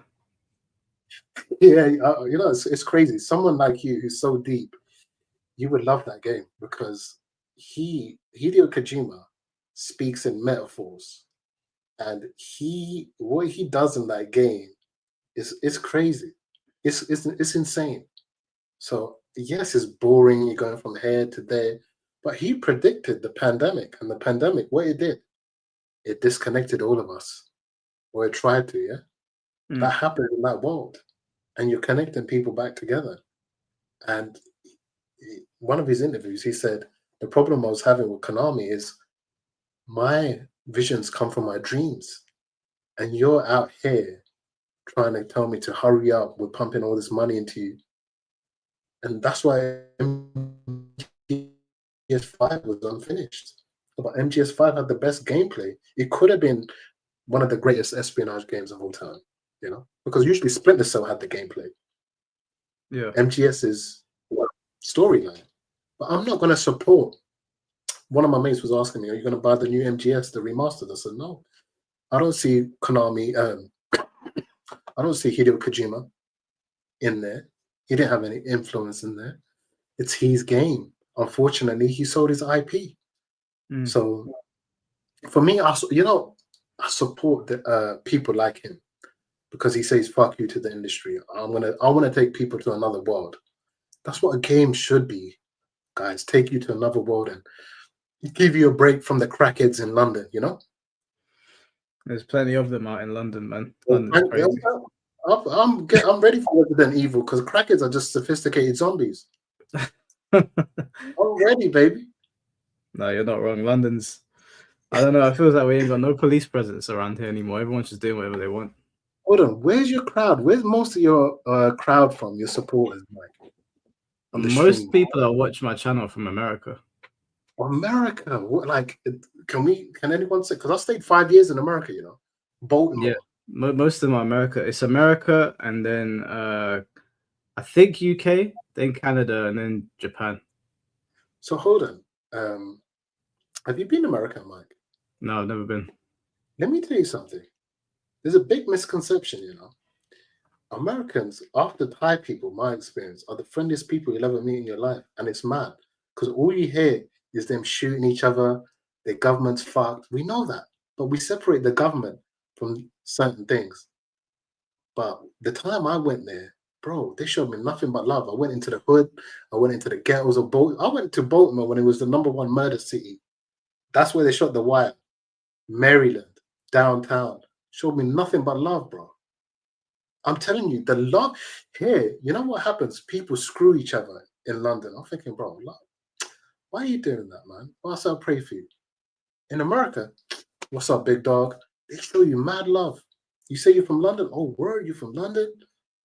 I've received a lot of love out there. But now there's a big, the government has divided the country. The country's divided, man.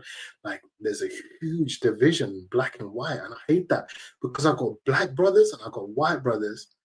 And I'm like, why, man? I'm like, guys, it makes me sad because I see them arguing on Twitter, and these are people I've met. Remember, I went CEO 2017. I met all of these guys.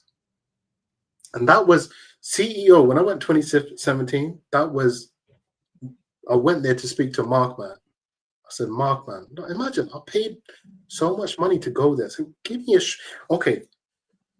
One thing I didn't mention, and I was going to do a video why I quit the FGC. You know, these guys, they never give you a straight fucking answer.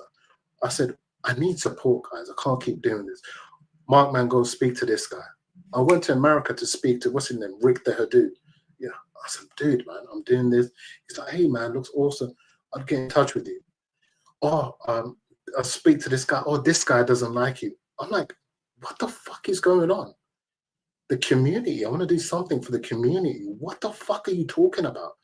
I've come out to America. I could have been a bastard and grabbed the mic on the commentary. You know I'm crazy like that, Mike. Yeah. And be like, guys, I need support. I could have been a cunt like that. I don't give a shit. But I was civil about it because I was like, this is my passion. I love putting events on for the community. Honestly, why I did Lions Den? Mans don't have the money to spend 3-4 bags to go to Evo. I bought them players over here. They ain't got that money. Kids ain't got that money. I didn't have 3-4 grand to just go and, oh yeah, for myself. I was selfless, bro. And this is why I don't like these bastards. Fuck them all. Honestly.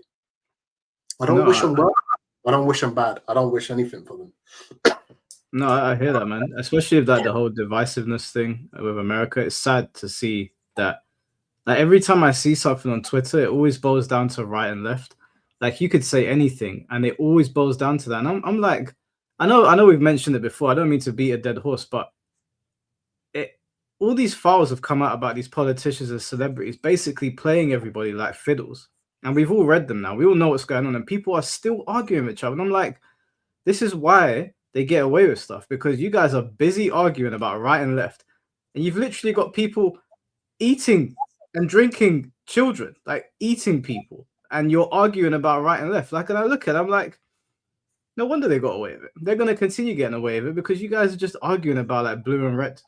It's like I see all this stuff going on right now with I don't want to like speak out of place because I'm not an American, but I see all this stuff going on with ICE and all the conversations around that.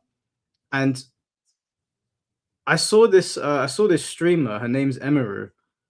Someone asked her what she thinks of ICE, and she gave a good response. She said, if you need to get political advice from a streamer like myself, you need to go outside more. So she's not saying if she supports or if she's against it. And they just torched her for that. They absolutely torched her for it. She didn't give an opinion. And she didn't want to. You know, sometimes you don't want to talk about stuff. People ask me stuff about American politics all the time. And I'm always like, I don't want to give an opinion on it. It's that I do have an opinion on everything that's happening. I have strong opinions on what's happening. But if I don't want to talk about it, it doesn't mean that I support one or the other. And they ripped her to shreds. I saw the post. It had like 8 million views of people just ripping her, calling her names. And it turns out she was like, I'm not even in support of what's happening in its entirety. But they just tore her to shreds over it. And I was like, you can't talk to these people. Like there's too much brain rot. Meanwhile, you've got Bill Gates and Epstein and Trump and all these people laughing at them. Literally laughing at them. Like, I look at it after all when those files came out, I thought to myself, okay, this is going to be a big turning point on Twitter. Like everyone's going to get united. What's in those files is so disgusting and demonic that everyone's going to get on board. People are still arguing about the same shit. Someone posted a picture of Jay-Z and Beyonce, and they started arguing about like who's the greatest rapper of all time? Is she the best female singer? And I was like, why do you even care? What are you arguing about? So it sucks. It's a shame, but I don't think all Americans are crazy. I know we're fed that propaganda all the time. I do want to go to America, but I don't think now's a good time. I don't think now's a good time. Yeah, I went in 2005. I don't think it's a good time now because I went to Baltimore, I went to Miami, I went to New York, San Francisco, Hawaii. I traveled so many states, and it wasn't how divisive it is now. So everything you said, I agree with. I think we shouldn't let politics divide us because that's their job. And if you're into politics, it's going to divide you. Just treat someone on their merit and how they treat you. That's how I treat people. And I think America needs a revolution because it's being controlled by a foreign entity, and that's it. That's put it this way, Mike. Yeah, you're not the people that you mentioned on this island. Yeah, nothing's gonna happen to them, right? Yeah. But I tell you what, though, if you don't pay your TV license, you will go to jail. Yeah, I saw a video of a woman had a notice come through her door saying that where we've marked your house for investigation. And I was listening to her video and I was like, she doesn't want to pay for her TV license, likely because a lot of us don't really watch TV anymore. We're just on our computers or phones, and they want to throw us in prison for it. Like, it's crazy, absolutely madness. I don't blame people for being so like unsettled when we see what's happening online, and the like Britain's implicated in those Epstein files. That there's British politicians that have been put in there, and they're worried about a TV license. You just look at it, you're like, what? Also, I'm playing devil's advocate here, yeah? Also, what if this is another psyop to distract us from what's really going to go on? Here's what I think is going to happen. Here's my tinfoil hat. Even though after everything that's happened, it's probably not tinfoil anymore. I think that what's in those files is probably true, but I think that the veil was being pulled back from a while ago because Prince Andrew got questioned in 2011. So like people had been questioning the Epstein thing for some time, and I think they knew that it was coming to an end. But how do you justify like putting in new systems? You use like a global controversy where it looks like we're all unsafe, right? So this whole Epstein thing, it makes it look like everyone's compromised, everybody's unsafe. So then you use that as a means to introduce new systems. And a good example of this is Discord now wants you to verify all of your details before you can use like actually use the app in its entirety. Well, you don't have to do it before. I could just go on Discord and use it perfectly fine. I think they're going to introduce new systems off the back of this Epstein debacle that is going to make it seem like to everybody else, yeah, we need more protections, but really, we're just under more surveillance. Like that new thing they showed at the Super Bowl, where it's the Ring doorbell camera can detect if your dog goes missing. So it has some sort of software where it can detect where your dog goes missing. But I looked and I was like, I don't think that's a good idea. Like I get using dogs as a really smart way to play on people's emotions, because if anything happened to my dog, I'd be beside myself. But really, when you look at it, it's like the Ring doorbell camera can detect the dog. They're not going to just use that for dogs. I think anybody that thinks that is stupid. 100%. You know, everyone in the chat, I think you should watch this film called They Live, We Sleep. I think that's a very interesting film. Have you seen that, Mike? No, I've never seen it. I think everyone in the chat should watch that. It's starring Roddy Piper, one of my favorite wrestlers. There's a reason. Actually, go on YouTube, yeah? Go on YouTube and type in They Live, We Sleep. And you're going to see, I watched this film as a kid. And the older I got, I started to see. Type in They Live, We Sleep glasses scene, yeah? Type that in. I can't put a film on YouTube or they'll take it down. Oh, you can't even play a clip? No, they're really like some films you can get away with it and some films you can't. It's not worth like getting the stream taken down. So anyway, he puts on these glasses and he sees the world for what it is. And I saw that as a kid. And then I read George Orwell's 1984 in university, and they got rid of that book. It's very hard to find that book now. And everything he mentioned is happening now. So I don't know what's going to happen next, but I know for sure me and you, we didn't get the vaccine.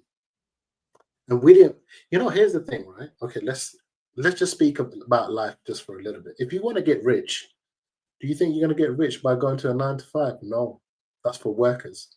You have to break the rules. Unfortunately, guys, you have to bend the rules. Not even bend it. The rich, the same things that happen to, say, us everyday man, doesn't apply to them because they have lawyers, they have the best accountants, they even got the judges in their pocket, right? So they have wealth upon wealth. And they don't have to worry about shit that we have to worry about, yeah? Like little fines and all of this rent, tax. It doesn't apply to them because they have accountants who deal with their taxes, yeah? So even when I was doing Lions Den, I bended the rules. I broke the rules. I went on the complete opposite of FGC events because I didn't want to do what everyone else was doing. So this is the kind of world we live in. It's one rule for them and another rule for us, unfortunately. And you're never going to get rich doing a 9 to 5. In fact, it's more risky. You're better off chasing your dreams and trying to start a business because you can get fired anytime, you know? And what we're doing with a 9 to 5, you exchange your time for money. And in that exchange, you're losing time with your family and loved ones for someone else to get rich. And now you're finding out where these taxes are really going. And that's what hurts. That's where a lot of people are waking up saying, okay, so Mike, $1,000 goes straight out of my account instantly. Where the fuck is that going? Where? Who's it for? Innocent Palestinians to get killed? For what's going on with these bastards? In what they did? Where the fuck is that money going? Anyway, that's a whole different ballgame. But we are pawns, but there's ways of, you can't play by it. You just have to do certain things and deal with the consequences after, because there's no way you can survive in London by just doing a 9 to 5. You have to do more. I mean, like, I've told these guys before, like, I work 2 jobs and I do, like, YouTube's been really good. YouTube, yeah. But most people in London work, I know a lot of people now work 2 jobs, like, or some people even have 3 jobs. It's crazy. The cost of living is through the roof. Just before we continue the conversation, let me just read out this super chat real quick. Mr. Mask, thank you for the $20, bro. Appreciate you. Big you up, bro. Yeah, big up, Mr. Mask. I'm slowly moving over to City of the Wolves. I'm not done with Tekken 8. I'll still play it, but I'm definitely pessimistic about the future of the franchise. Being positive about this isn't going to change anything, at least for me. I'm going to move over to City of the Wolves as well because Kenshiro is coming out. And I love me Fist of the North Star. Yeah, Fist of the North Star.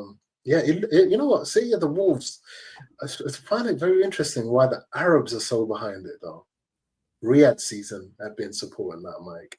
Yeah. So, and and did they just buy EA? Or who did they buy? There was a big acquisition, but they've bought up so many things. I've lost track. I mean, even the WWE is like slowly becoming a Saudi product. They bought Evo, right? Did they buy Evo? Yeah, they bought Evo, yeah. So how do the trannies feel about that? You can't say that, Ozzy. You can't use that word. Sorry, man. Listen, I'm from that era, man. Forgive me, guys. Yeah, transgender. Sorry. How do you guys feel about that in the chat? I think there was a lot of people that didn't like the acquisition because obviously their beliefs don't align. I don't know if people are going to follow through with what they were saying in terms of like not supporting, because there's probably going to be more money involved now that the Saudis have taken over. But we'll see in it. Sonic Fox said that he's still going to go. And Sonic Fox is like the biggest, I guess, biggest LGBT player. So we'll see in it. We'll see what happens. Before anyone gets onto you, right? I just want to make one thing clear. I got nothing against no one. I was in Thailand and I had an accident where I nearly died, and a transgender saved my life, picked me up and took me to hospital. So I got no hatred in my heart. I want to make that shit clear because these bastards will take my shit out of context. You know, that one's Mike. And love I get taken out of context all the time, but it's part of the gig. Like, I don't get upset about it anymore. Yeah. Randall, thank you for the $10, bro. Appreciate you, man. Thank you. Big up Randall's beard, man. Is he active? Is that active right there? Big up that beard, bro. Randall, listen, that beard is hard. Yeah, you got to put us on your beard oil products. Give it to Ozzy. Listen, I got the beard oil right here. What you guys need is this. I will put you on game right now. You need this, yeah? And then you need this. This is the little conditioner. This is the oil. The ladies love it. I'm telling you. Listen, L'Oreal sponsor Mike Hollow. Let's go champ. Mike, can I take a piss and come back? Yeah, go for it, man. Go for it. You can't say I'm not a man of my word. I gave you my 3 hours. Yeah, well, whenever you're ready to wrap up, you just let me know. I know you're busy. You said, Oz, I need 3 hours from you. Yeah, I knew it would take 3 hours. I was like, lock in for 3 hours and we'll do it. And you know what? We're talking about a lot of interesting things, but I just need to piss. Guys, is that all right? And can we take questions from the crowd? Yeah, of course. Yeah, if you want to talk to people. I'll read out the super chat when he comes back, Mr. Wade. Now, whilst you guys are here, whilst Ozzy's gone taking a piss, just to let you all know, tomorrow's the last stream that I'm doing before I leave for Australia. I'll be gone for 2 weeks. We're going to do a Shambolic Showdown because I haven't done one of those in a while, and it'll be a good way for me to just chat to you guys, not about any one particular topic, but if you want to ask me any questions in particular, Shambolic Showdown is probably the best place. So tomorrow will be the last stream that I do for 2 weeks. I'll be back at the end of February, so it'll be quite a long time I'm away from the channel. I'll try to have some videos come out here and there, but yeah, I don't know. I don't know if I'll have anything on the channel. You guys might not see me for 2 weeks, and then I'll let you guys know when I'm live streaming again. A shame I can't do the PlayStation show. Yeah, I know. There's a few things that I can't do, unfortunately, but it's my boy's wedding. It's not something that I could avoid, obviously. Gonna be ducking and diving from these damn spiders in Australia.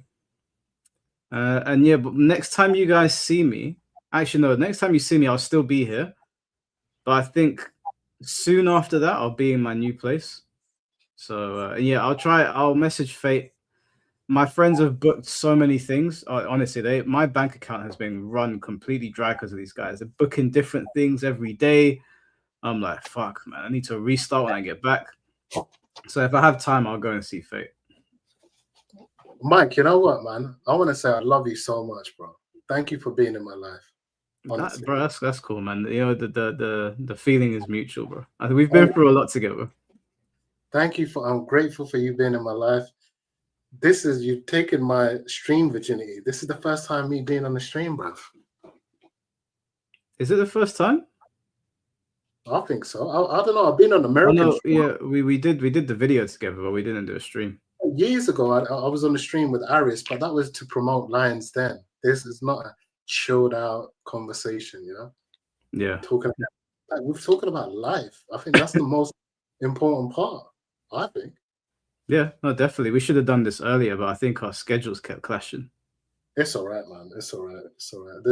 You know what? The thing is, if me and you stream all the time, whatever, right?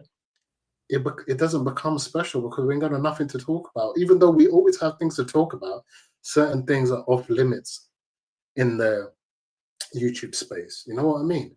Yeah. So we've come back and we've talked about so many things: Tekken, the world, my history, your history, how we all met, self-mastery. You know, I'm more curious about I don't even know what got you into fighting games. You've won so many tournaments.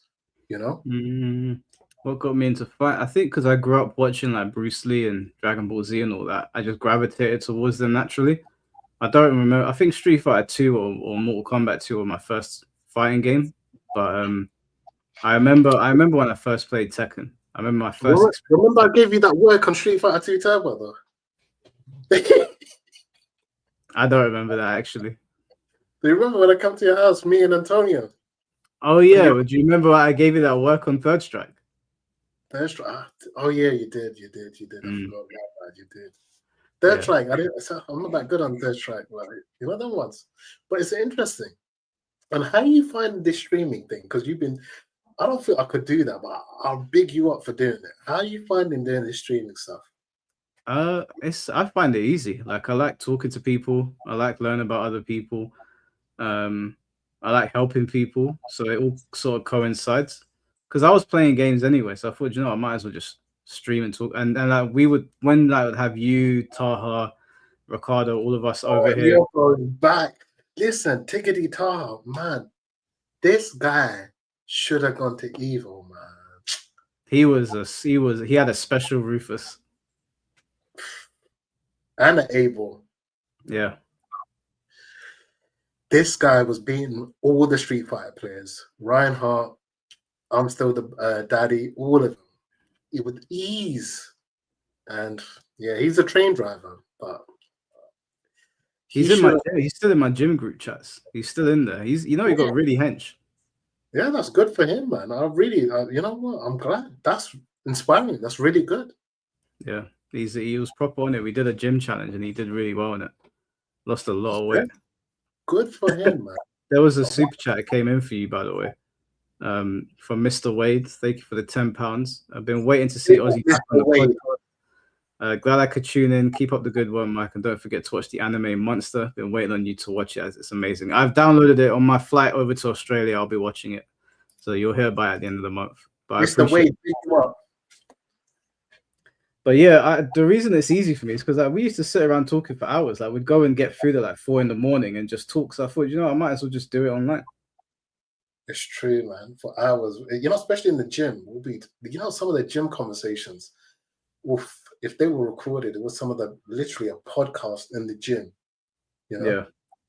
Yeah, we had some good workouts. I got really, really because we just used to train in my garage. And we got really strong just doing like basic compound lifts.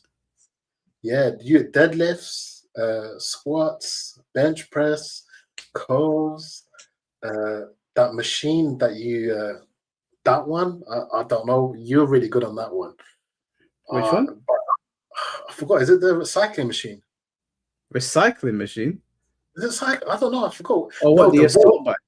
No, the ropes, the chains. The battle ropes, Man, I was in the best shape of my life, actually, like training with you.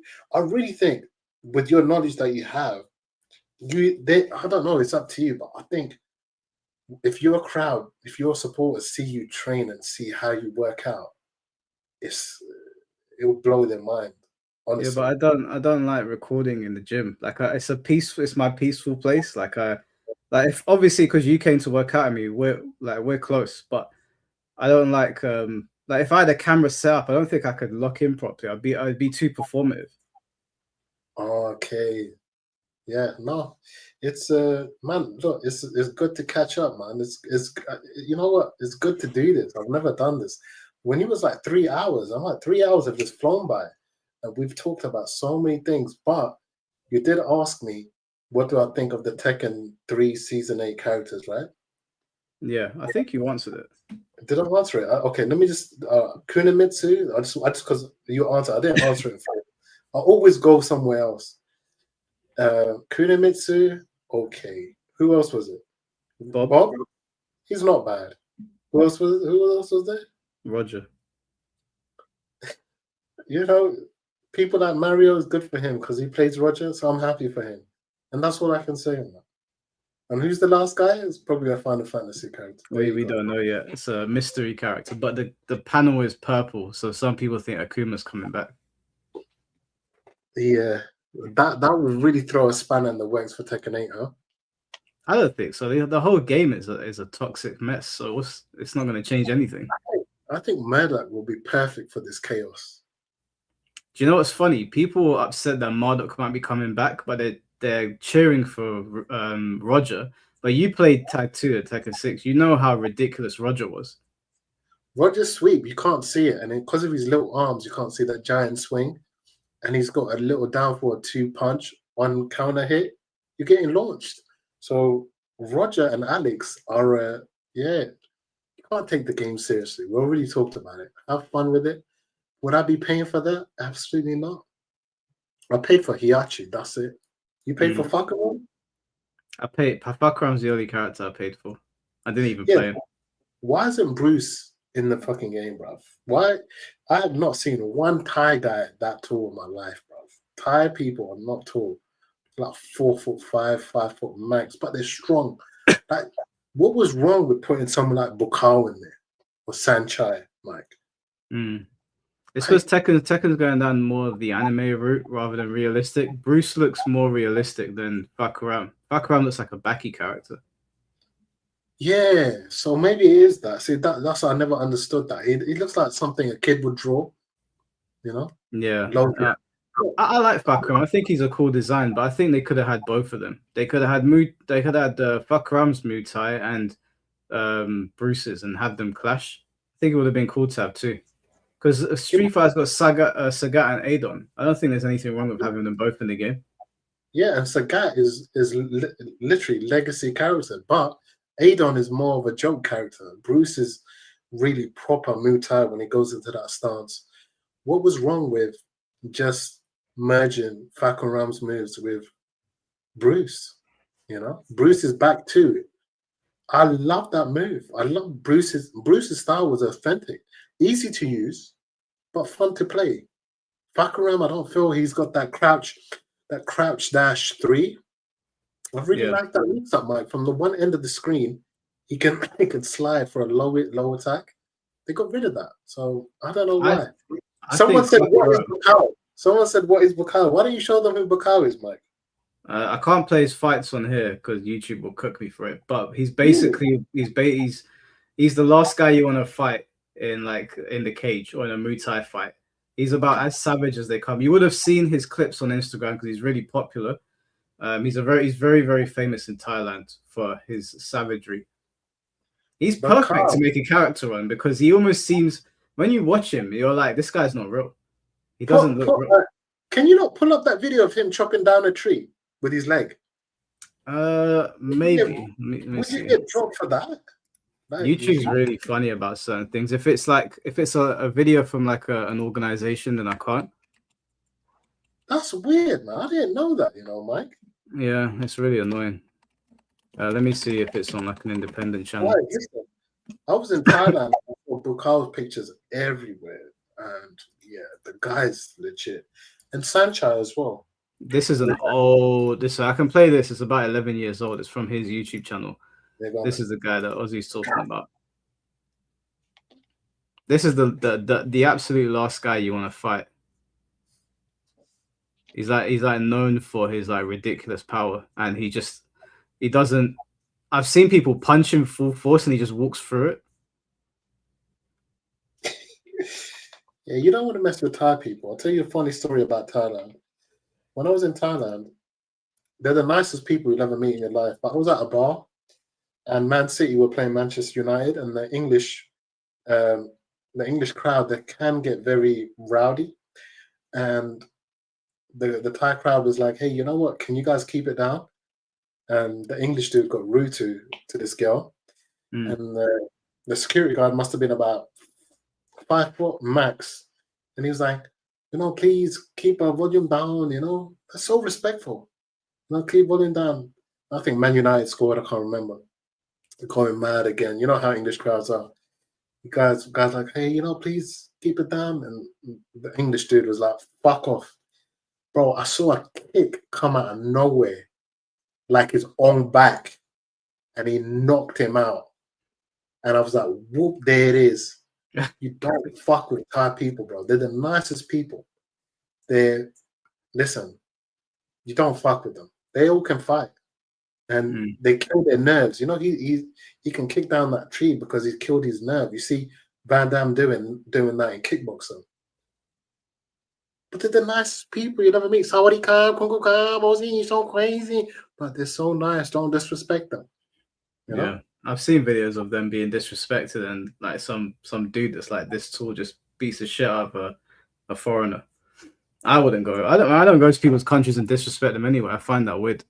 Bro, some Indian guy, it's on Twitter, he didn't pay some of these lady boys, and the lady boys are so friendly. Listen, they openly tell you, I'm lady boy. I respect that. Here, you get fucking guys dressed up as a woman with a fucking wig on, saying, I'm a woman. I identify as a woman. I said, fucking hell. Like, where's the effort? The lady boys in Thailand look better than most women. I'm telling you, Mike. Have you been to Thailand? No, I've never been. My girlfriend wants to go, so I'll probably go. Yeah, but they're really nice. They're not trying to deceive you. I was drunk. I remember my one day, my drinking days anyway, long time ago. I had a couple of drinks. I was dancing with a lady boy I didn't even know. When the lights came on, he's like, "Oh, lady boy." I said, "Listen, I don't care. You're a really good dancer. What happens in the club stays in the club." It couldn't be me, but fair enough. You gotta big it up. You gotta big it up. At least they're honest. Yeah, you got some bastard in a wig saying I'm a woman. It's disrespectful if you don't call me that. Get the fuck out of here. No, that's fair. I'm excited to go to Thailand. I've got a lot of friends from Thailand. I've got a close friend over here from Thailand as well. Everyone always says like really, really nice things about them. The nicest people you'll ever meet in your life, Michael. The nicest people. But don't disrespect them. You're not a disrespectful person.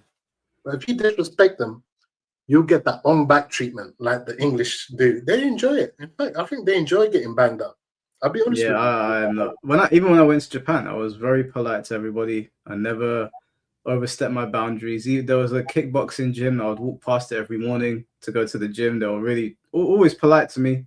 Oh, come train. I'm like, not today. All right, listen, I really want to go to Japan. Honestly, it's one of my bucket lists, man. And you done that. Would you move to Japan? No, I would have moved there. If I was rich and I didn't have to work again, then it would be paradise because our money is really strong over there, really strong. Like if you take £1,000 over there, it's like $3,000 basically. So you can live like a king. I would live there if I was like if I had like consistent income, like the way PewDiePie has done it, where he's worked his ass off, I guess, to get to where he is and then move to Japan because he doesn't have to work anymore. If I could live like that, then yeah, because it's clean, there's no crime, everyone's polite, they have a strong, like they're very attached to their culture. You can't go there and disrespect their culture, otherwise they let you know about it. They had like an influx of immigrants coming to their country and there was a lot of disrespect going on, and they've just voted in the most like nationalistic prime minister they could have, and that just goes to show that like they don't want to be fucked with. And I respect that. So you think you should go to someone else's country and you should show them a level of respect. I expect that when people come over to the UK to treat British norms with a level of respect. 100%.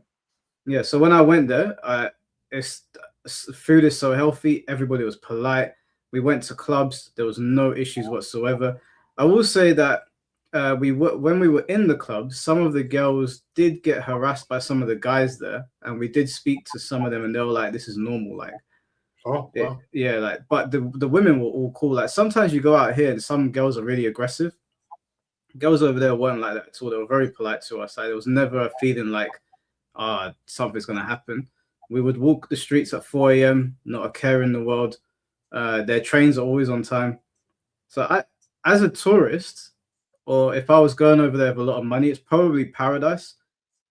But to live there and work there, it sounds like a nightmare. And every Japanese person that I've spoken to has said that it's a different life for people that live here. Because I think the reason Japan runs the way it does is because they never stop working. They never stop working. Nothing ever stops. Like you can go out at 5 a.m. You'll find a restaurant open selling the best food. Me and my friend used to get up at like, my boy Zane, we woke up at like 4 or 5 o'clock in the morning. We're like, let's go find some food. We went outside. There was restaurants open, people sitting there talking and eating. Kabikucho, people still out drinking. It never shuts down. So working there, I don't think I'd want to. But living there off of British money, yeah, I'd probably do that. That's so interesting because I watched a film called Lost in Translation with Scarlett Johansson and Bill Murray. I don't know if you've seen that. Yeah, years ago. And it's the way they depict Japan, like a bit dystopian and a bit utopian in a way, but it's like it kind of reminded me a bit like cyberpunk, and I was like, oh, my mate's been there, and that flight seems like it's a long ass flight, but that's one place I respect because I respect their culture, I respect the samurai way. I think a samurai rather die than be a slave, and I respect that mindset. I'd rather die than be a slave. You know? Yeah, I had such a great time going there. Like, if you've never been to Japan, anyone in chat, you have to visit it because on one hand, it feels like you're stepping into the past, but on the other hand, it feels like you're stepping into the future. Because you'll go to somewhere like Kamakura, and it feels like you've stepped into old Japan. Like it feels old but clean. Like everything runs perfectly. But then you go to like Tokyo or Shibuya or Osaka, and it's like you stepped into the future. But then there's little bars there that feel like old Japan as well. I don't know. Everything runs. It felt like it ran perfectly there. But obviously, as someone that's not native to Japan, they probably have a different experience. Wow, that's The mad. food, though, the food in London, you know what prices are like. You go out for a meal with your friends, you set £30 for like a shit meal in London, which is ridiculous. You go to Japan, me and my friend, we found a random restaurant. It was like had like 4 or 5 stars. We're like, okay, let's just eat. We'll pay a lot of money. It's fine. We paid £5 for a steak and steak chips. Then we got chicken on the side. We had some noodles. Like we ordered so much stuff. I paid £5. He paid £5 for all that food, and it didn't even. You know when you eat food and you feel like shit afterwards. Didn't even feel like shit. But if you do that in the UK, you can't. You step outside simply for breathing, and you've lost £5. So out there, we were living like kings for the time that we were out there. That's wild, because if you think about it, these were fishermen after they got bombed by America with the atom bomb, Hiroshima and Nagasaki. And these fishermen literally are ahead, would you say, of everyone by 100 years, Tokyo? Yeah, it feels like going from London to Tokyo, it feels like we're in the Stone Age compared to them. And there's something in their food, because their IQ, sushi, they're some of the smartest people. And I really think it gives you brain power. When I have sushi. No, it's not that. There's something in our food that makes us stupid. They're just eating normal food. Yes, this processed shit. And also, you know why I've lost my hair, Mike? And when you told me you were losing your hair, I looked into this. Do you know why I've lost my hair? It's because of the amount of fluoride in the fucking water, bro. It's destroying. I think it, like when my hair was getting affected, I had to change my diet. I had to change my diet because there was a period where like I was having a shower and I was combing my hair and loads of hair was coming out. And I was like, what the fuck is going on? This was like 10 years ago, but then I changed my diet up and now it doesn't really happen. Check this here. You walk past a homeless man in London, bro, Gator's got a full set of hair. That motherfucker don't wash his hair. I think yeah, no, you're right. There's definitely stuff in the water that affects it, but I think people also don't know that like the conditioners and the shampoos you use, they can fuck up your hair badly. And that's what I didn't know as well. Right. I'm telling you, pretty much everything they give you fucks up your hair. You have to use natural remedies, which we've not been taught. But there's a guy on Twitter I speak to called BTS Jin and Huarankle, and he's just losing his hair and he's upset about it. I know who he is. And I said, bro, just use onion oil, minoxidil, use a roller, derma roller, use oil, rosemary oil, and massage your hair. Because the blood flow stops. Like, my hair's gone now. Like my hairline was here. Now I've got Robocop hairline, yeah? I don't care. Anyway, when I was doing that, my hair started growing back. However, you're still going to face the same problem because the fluoride that they're pumping in the water. You know, when I went to Thailand, I would have dandruff hair. But when I went to Thailand or when I went to a different country, a hot country, my hair would be flourishing.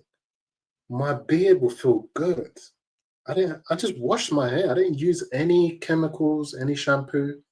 So it's like, what are you trying to do? Are you trying to, okay, if your point is to kill humanity, who's going to run the world for you?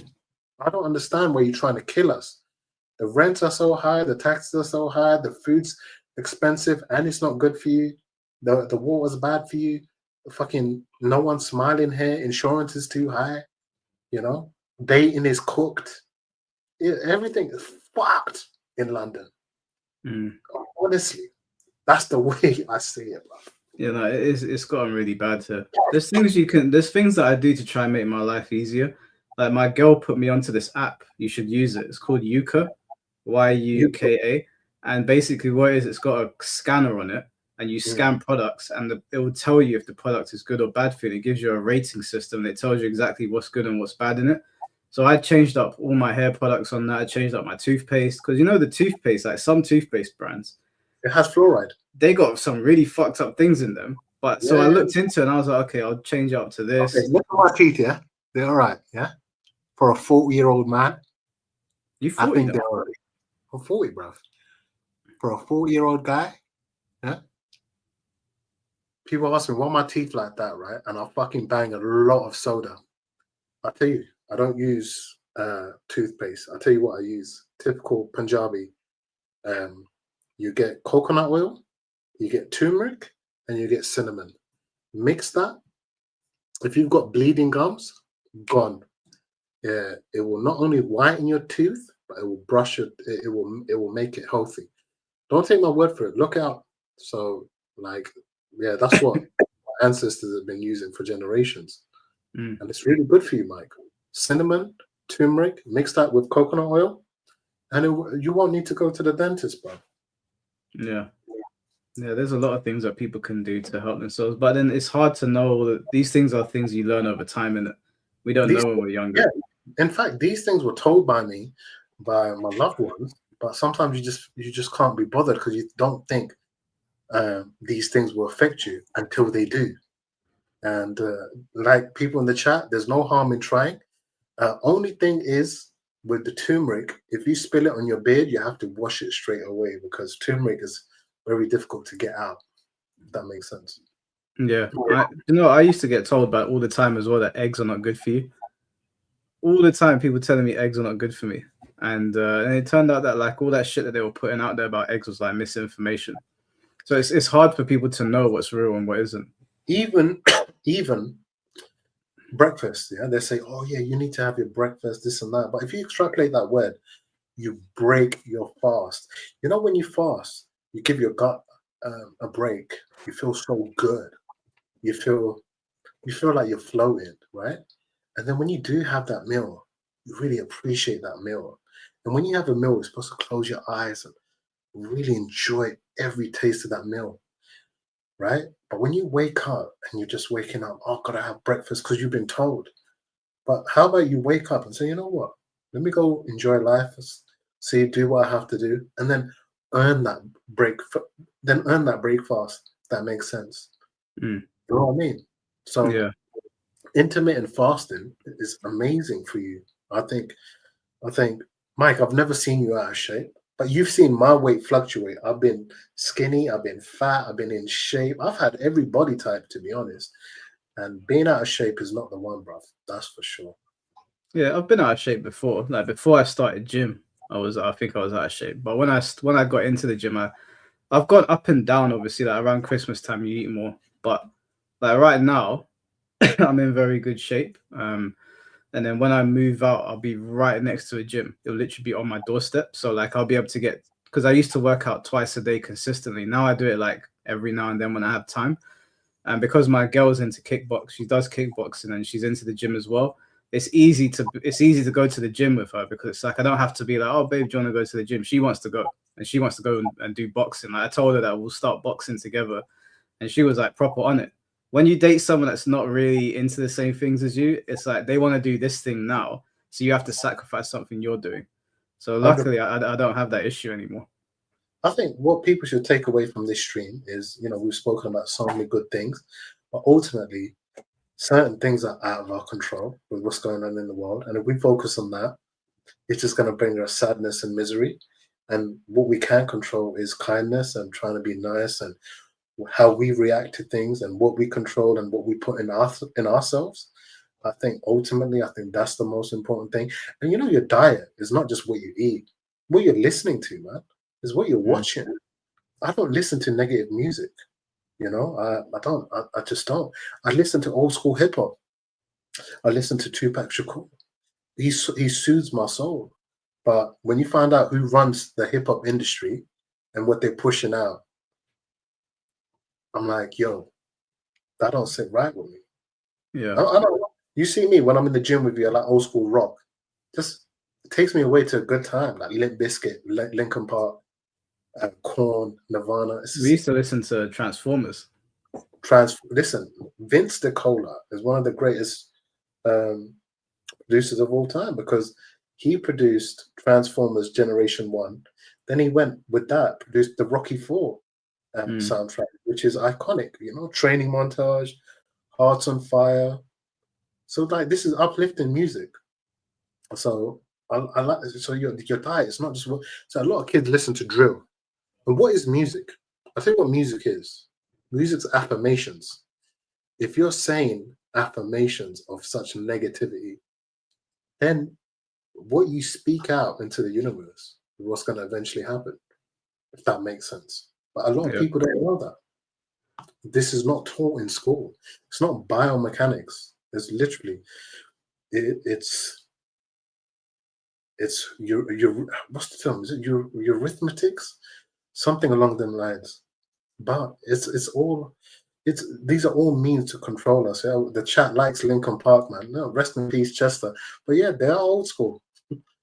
Yeah, there's older people in my chat, but I don't no one hears. I don't know if anyone hears into like new age hip hop or drill. I mean, I can't stand drill. You know how I feel about it. It's, what, in my era we had grime, and to be honest, grime was fun, man.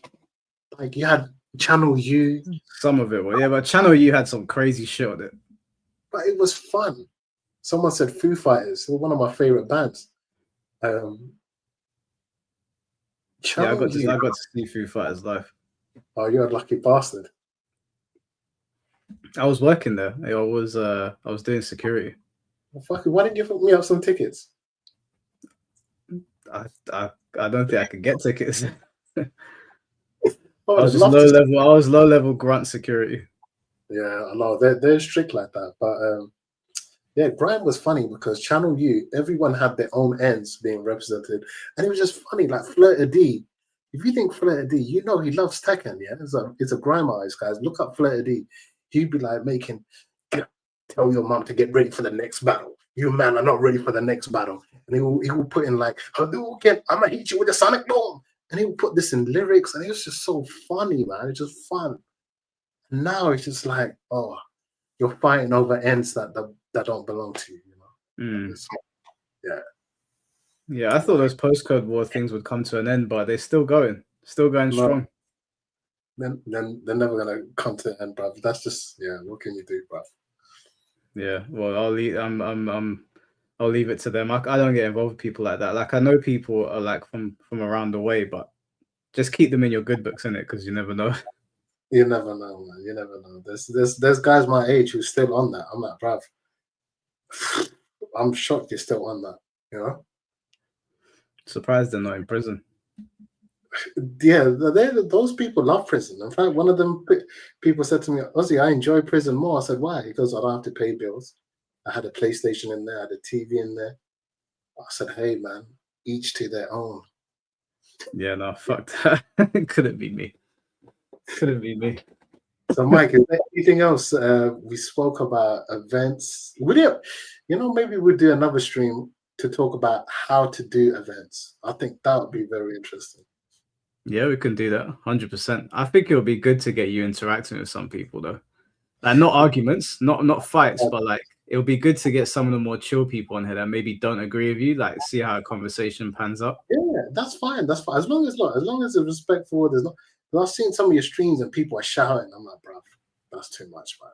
Yeah, sometimes it can get out of control. But I won't bring anyone on here that's gonna start shouting. Listen, I don't mind. Yeah, I don't mind. But if someone starts saying da da da this and that, I just click off the off button and I go enjoy life. People like, oh, I'm getting trolled on Instagram or this and that. Bro, I've got 100K on my comedy channel, Punjabi Gunjas, yeah? Do you think I've got time to go through the comments, bruv?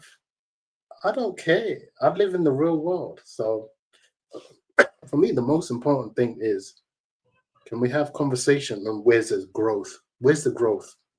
Yeah? I feel like with my story, I've grown.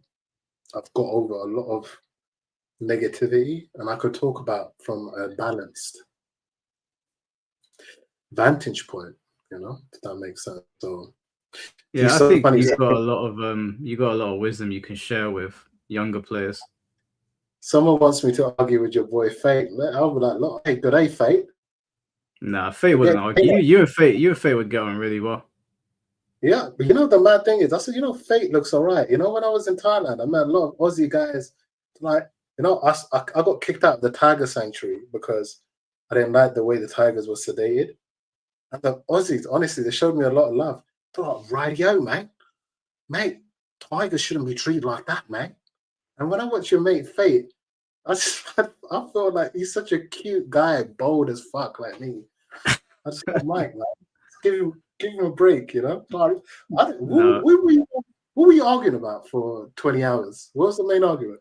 We just got off on the wrong foot. You know when you're not arguing about anything in particular anymore, you're just shouting at each other. We just got off on the wrong foot. Like I knew he was not a bad guy, but I'd annoyed him, he annoyed me, and we were just like we weren't willing to see eye to eye. I'll tell you, listen, I would come in I'll tell you, bring me in if someone has an issue and I will try to resolve it. Like, for example, if you get seconded in and he just seems like a very angry guy, I would love to chat to him and say, you know, just speak to him and say, Seconded, man, come on. Because we want to help these people. We want to heal. I want to heal. I've had to do a lot of self-healing to come back. Bro, FTC done me dirty. So I had to heal. So is it about me coming in and arguing with someone, or I don't agree with your views? I'll be like, okay, that's fine. You don't have to. That's argument neutralized. Cool. No problem, bro. Yeah, a lot of the time people think you have to argue for views, but I think an insightful conversation with other people that you don't agree with would be good. No, look, there's a market for that, which, you know, gets hits more. People like negativity. Yeah. They love 100%. it. But you don't have to do it, is what I'm saying. You don't have to do it. Yeah. No, but, you know, you can bring me on. If you got Seconded on and that guy Fate, if you got these, you know, someone like that, I'd love to chat to them and say, you know what I mean? Like, Australians are funny, man. They are funny because, yeah, I know about Australians quite a lot. So, you know, they are funny. They're good people. I think they're good people. I don't think they're mean bad, you know? No, I don't think so either. I've never had an issue outside of with Fate, but I've never had an issue with an Australian person. So what was your main beef over? Whether Kano was Australian or not? No, it was just he said something I didn't like. I got onto him about it. I was being very I was pulling apart his points, and then he thought I was being pedantic, and then we just started cussing each other. I think we got off on the wrong foot. You know when you know the guy's not bad, but you got off on the wrong foot and you can't seem to see eye to eye, and they just turned into one thing after another. And then I think we both took part in egging it on. But there was times where it was unnecessary for either of us to mention each other, and we would do it. Like on my end, one time Fate made a video about a particular Mortal Kombat character, and he had annoyed me like the week before, and I was like, that's what I'm gonna get you on. And I just made this really petty, stupid video, and then obviously he responded to it. So it was like playground nonsense.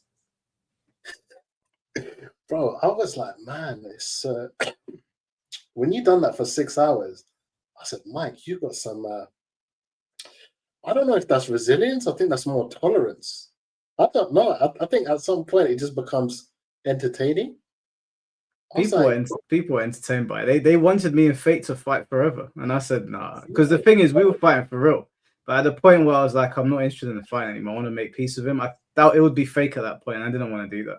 Yeah, but where's the growth? Like, what message you have to see at some point? What message are you giving out to your followers? You know, because they look up to you, Mike.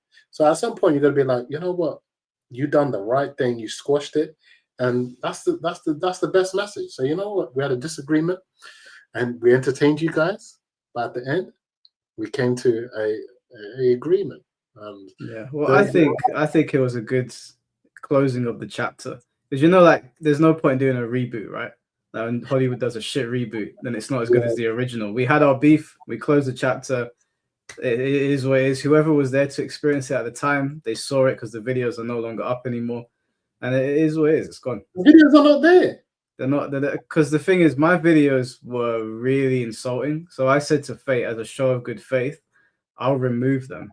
They're not gone, They're on YouTube, but I unlisted them because I wanted to go to his house when I go to Australia and maybe do a reaction to some of them sitting next to him. I thought that'd be funny. But as for people being able to watch them, they can't watch the videos anymore because I thought to myself, I was really insulting, like really over the top. So I'll take them down as a show of good faith. Michael, well, that's growth, and that's quite magnanimous of you. It's very benevolent.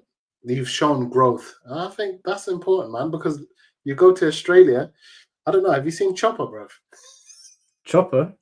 What, the One Piece character? No, you ain't seen Chopper, bro. Hey, Chopper, listen, mate. Listen, look up Chopper before you go there. One of the funniest Australian real-life characters. Yeah, Chopper. Fate will tell you about him. But yeah, Aussies. A lot of people think they're racist, right? Even though their country was built on a genocide of the indigenous Red Indians, yeah, and there probably are some real racist Aussies out there. But the ones I came across, they weren't racist, and they told me, Aussie, you will be called a wog in Australia. I said, what's a wog? And he goes, that's a racial discrimination term. So remember that when you go out there, wog. They probably call Ricardo that. I said, what the fuck is a wog? Yeah, I've never heard of that. Yeah, they call us a wog. Just like a certain race of people call us goys. Oh, let's. I think that's a good place to end it. Yeah. Was there anything else you wanted to talk about before we? Yeah. Hey, listen, I really enjoyed chatting to you, bro. It was good to see you, man, and good to chat to you, bro. Yeah, when I come back from Australia, I'll come by yours and we'll get some food. Anytime, Mike, man. Hit me up. Big up the stream, man. Yeah, was there anything you want to say to the stream before? Hey, look, yeah, if you guys want to hear more of me and more stories, I'm going to be more active on YouTube. My channel's Lions Den Gaming TV. It's pinned in the comments if you want to subscribe. Yeah, and I appreciate all the support, man. I've tried to interact with you guys. People know about Chopper, man. That I don't mess with Chopper.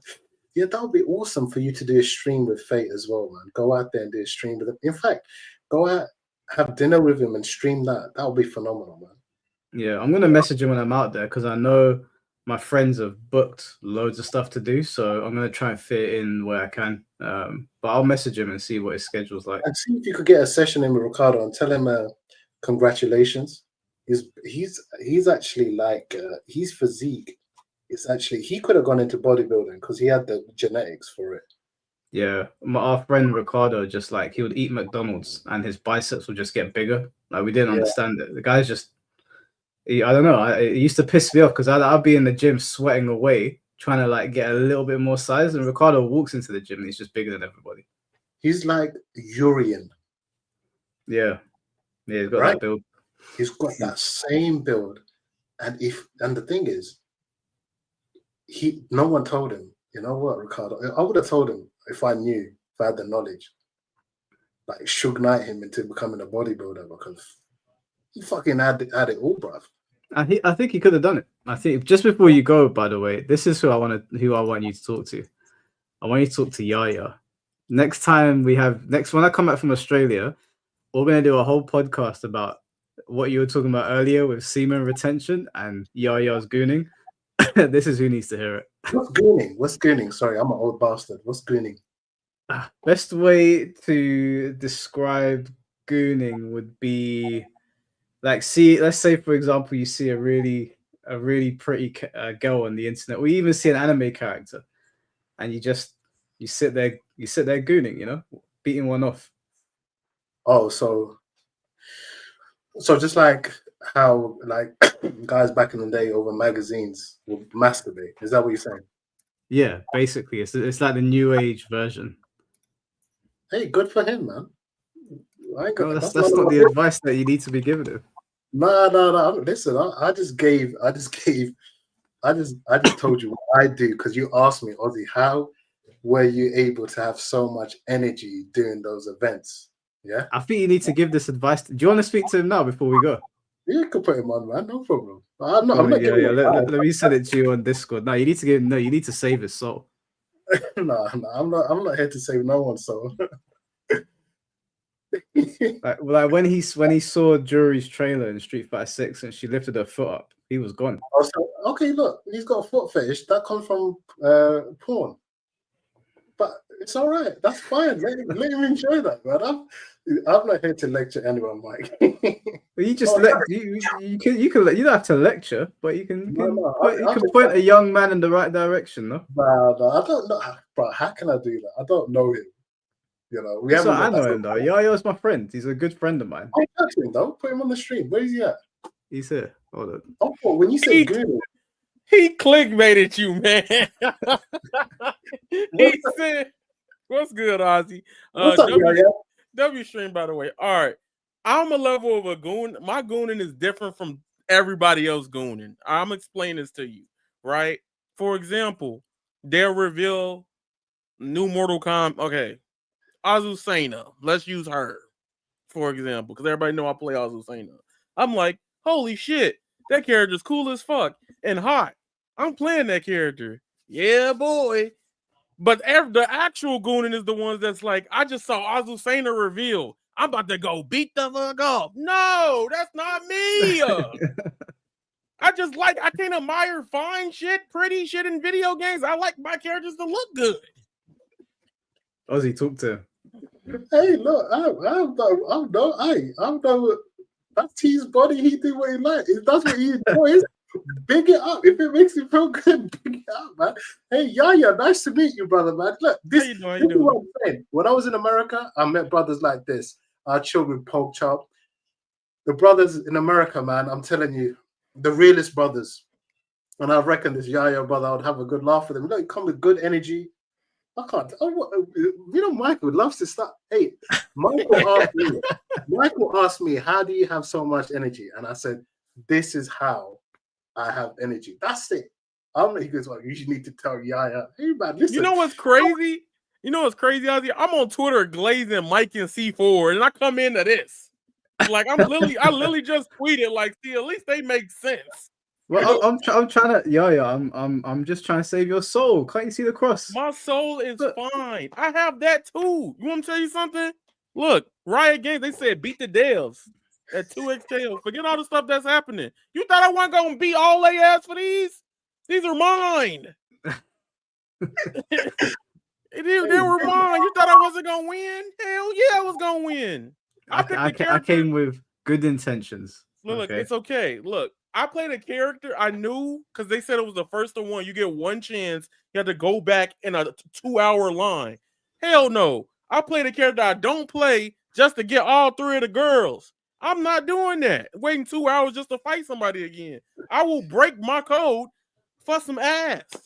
See, look, someone like Yaya, I would love to see on Tekken commentary. He's himself. He's free.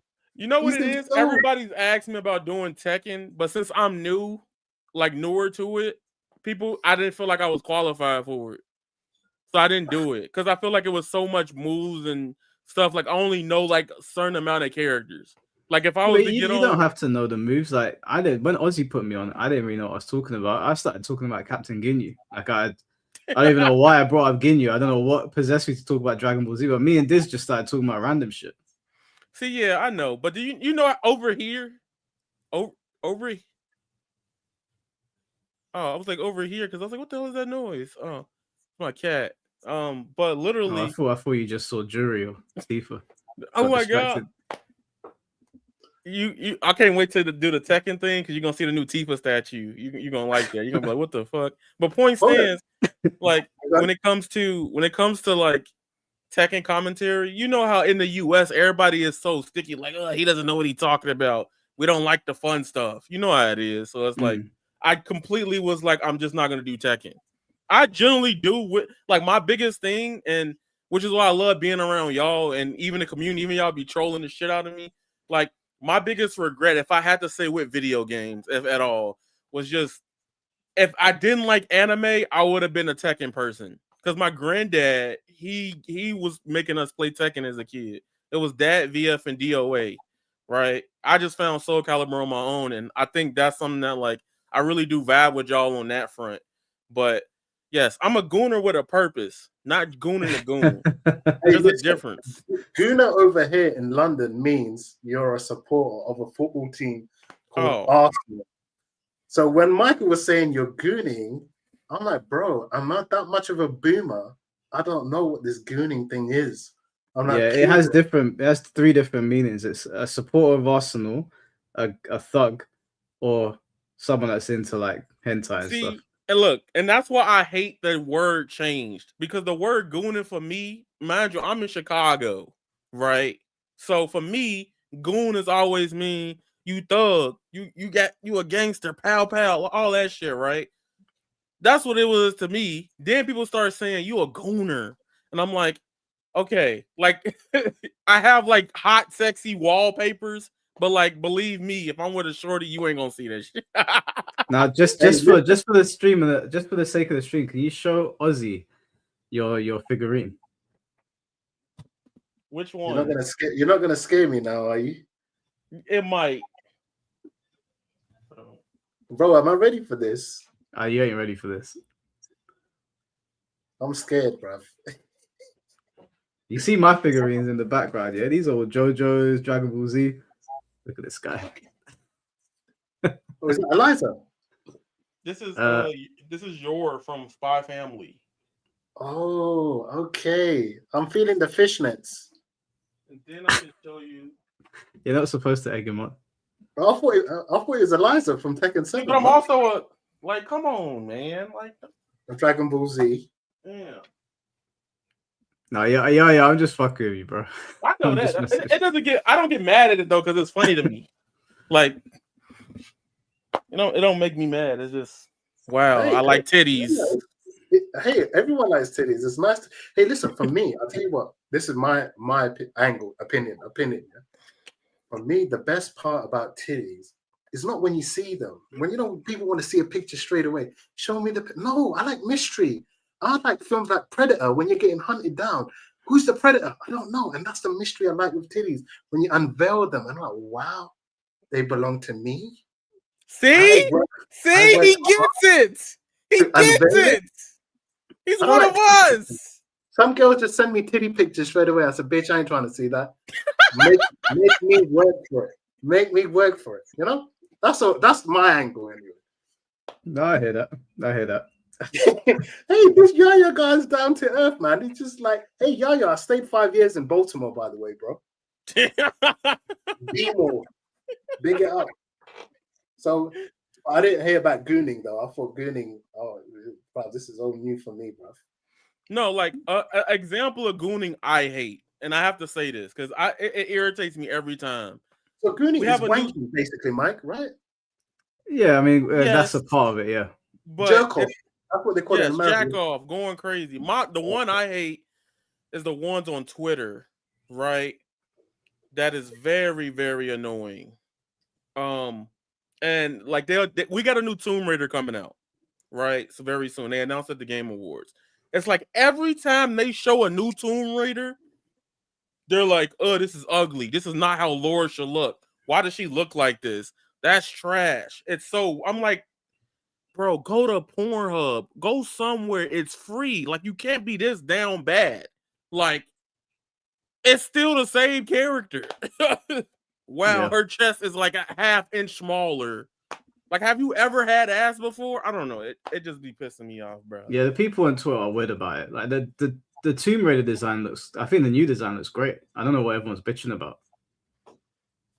They want Angelina Jolie because they think that's the only definition of a woman being hot. I don't want to get into it. It's very stupid.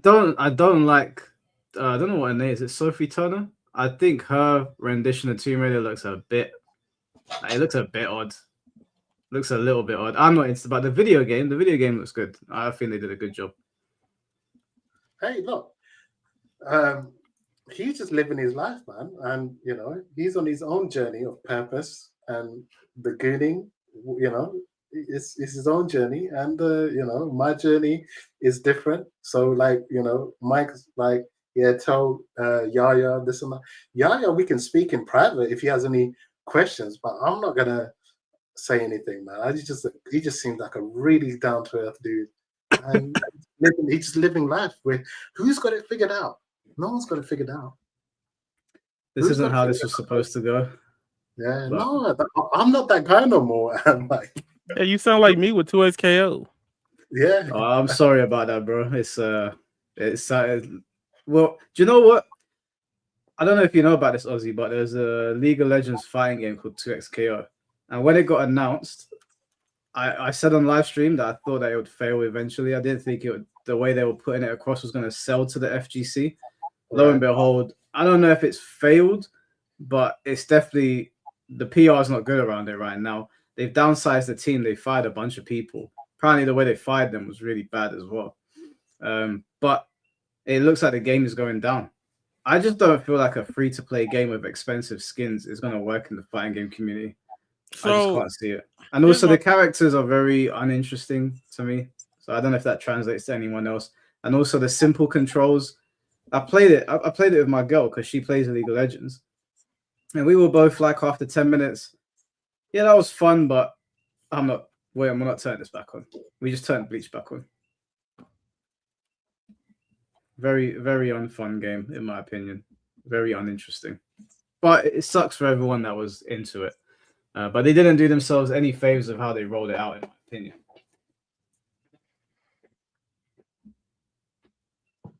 But yeah, the game's dead now. So No. I've not seen the game, so I can't really comment on it, Mike, to be honest. We could talk. Okay, so I don't want to hold you up. Just quick side note, though. Yes, what they did was unforgivable. And if y'all know, and I'll say it on the stream, you could bring him on here too. Fuck Bomb163. He's my op. I don't like his ass.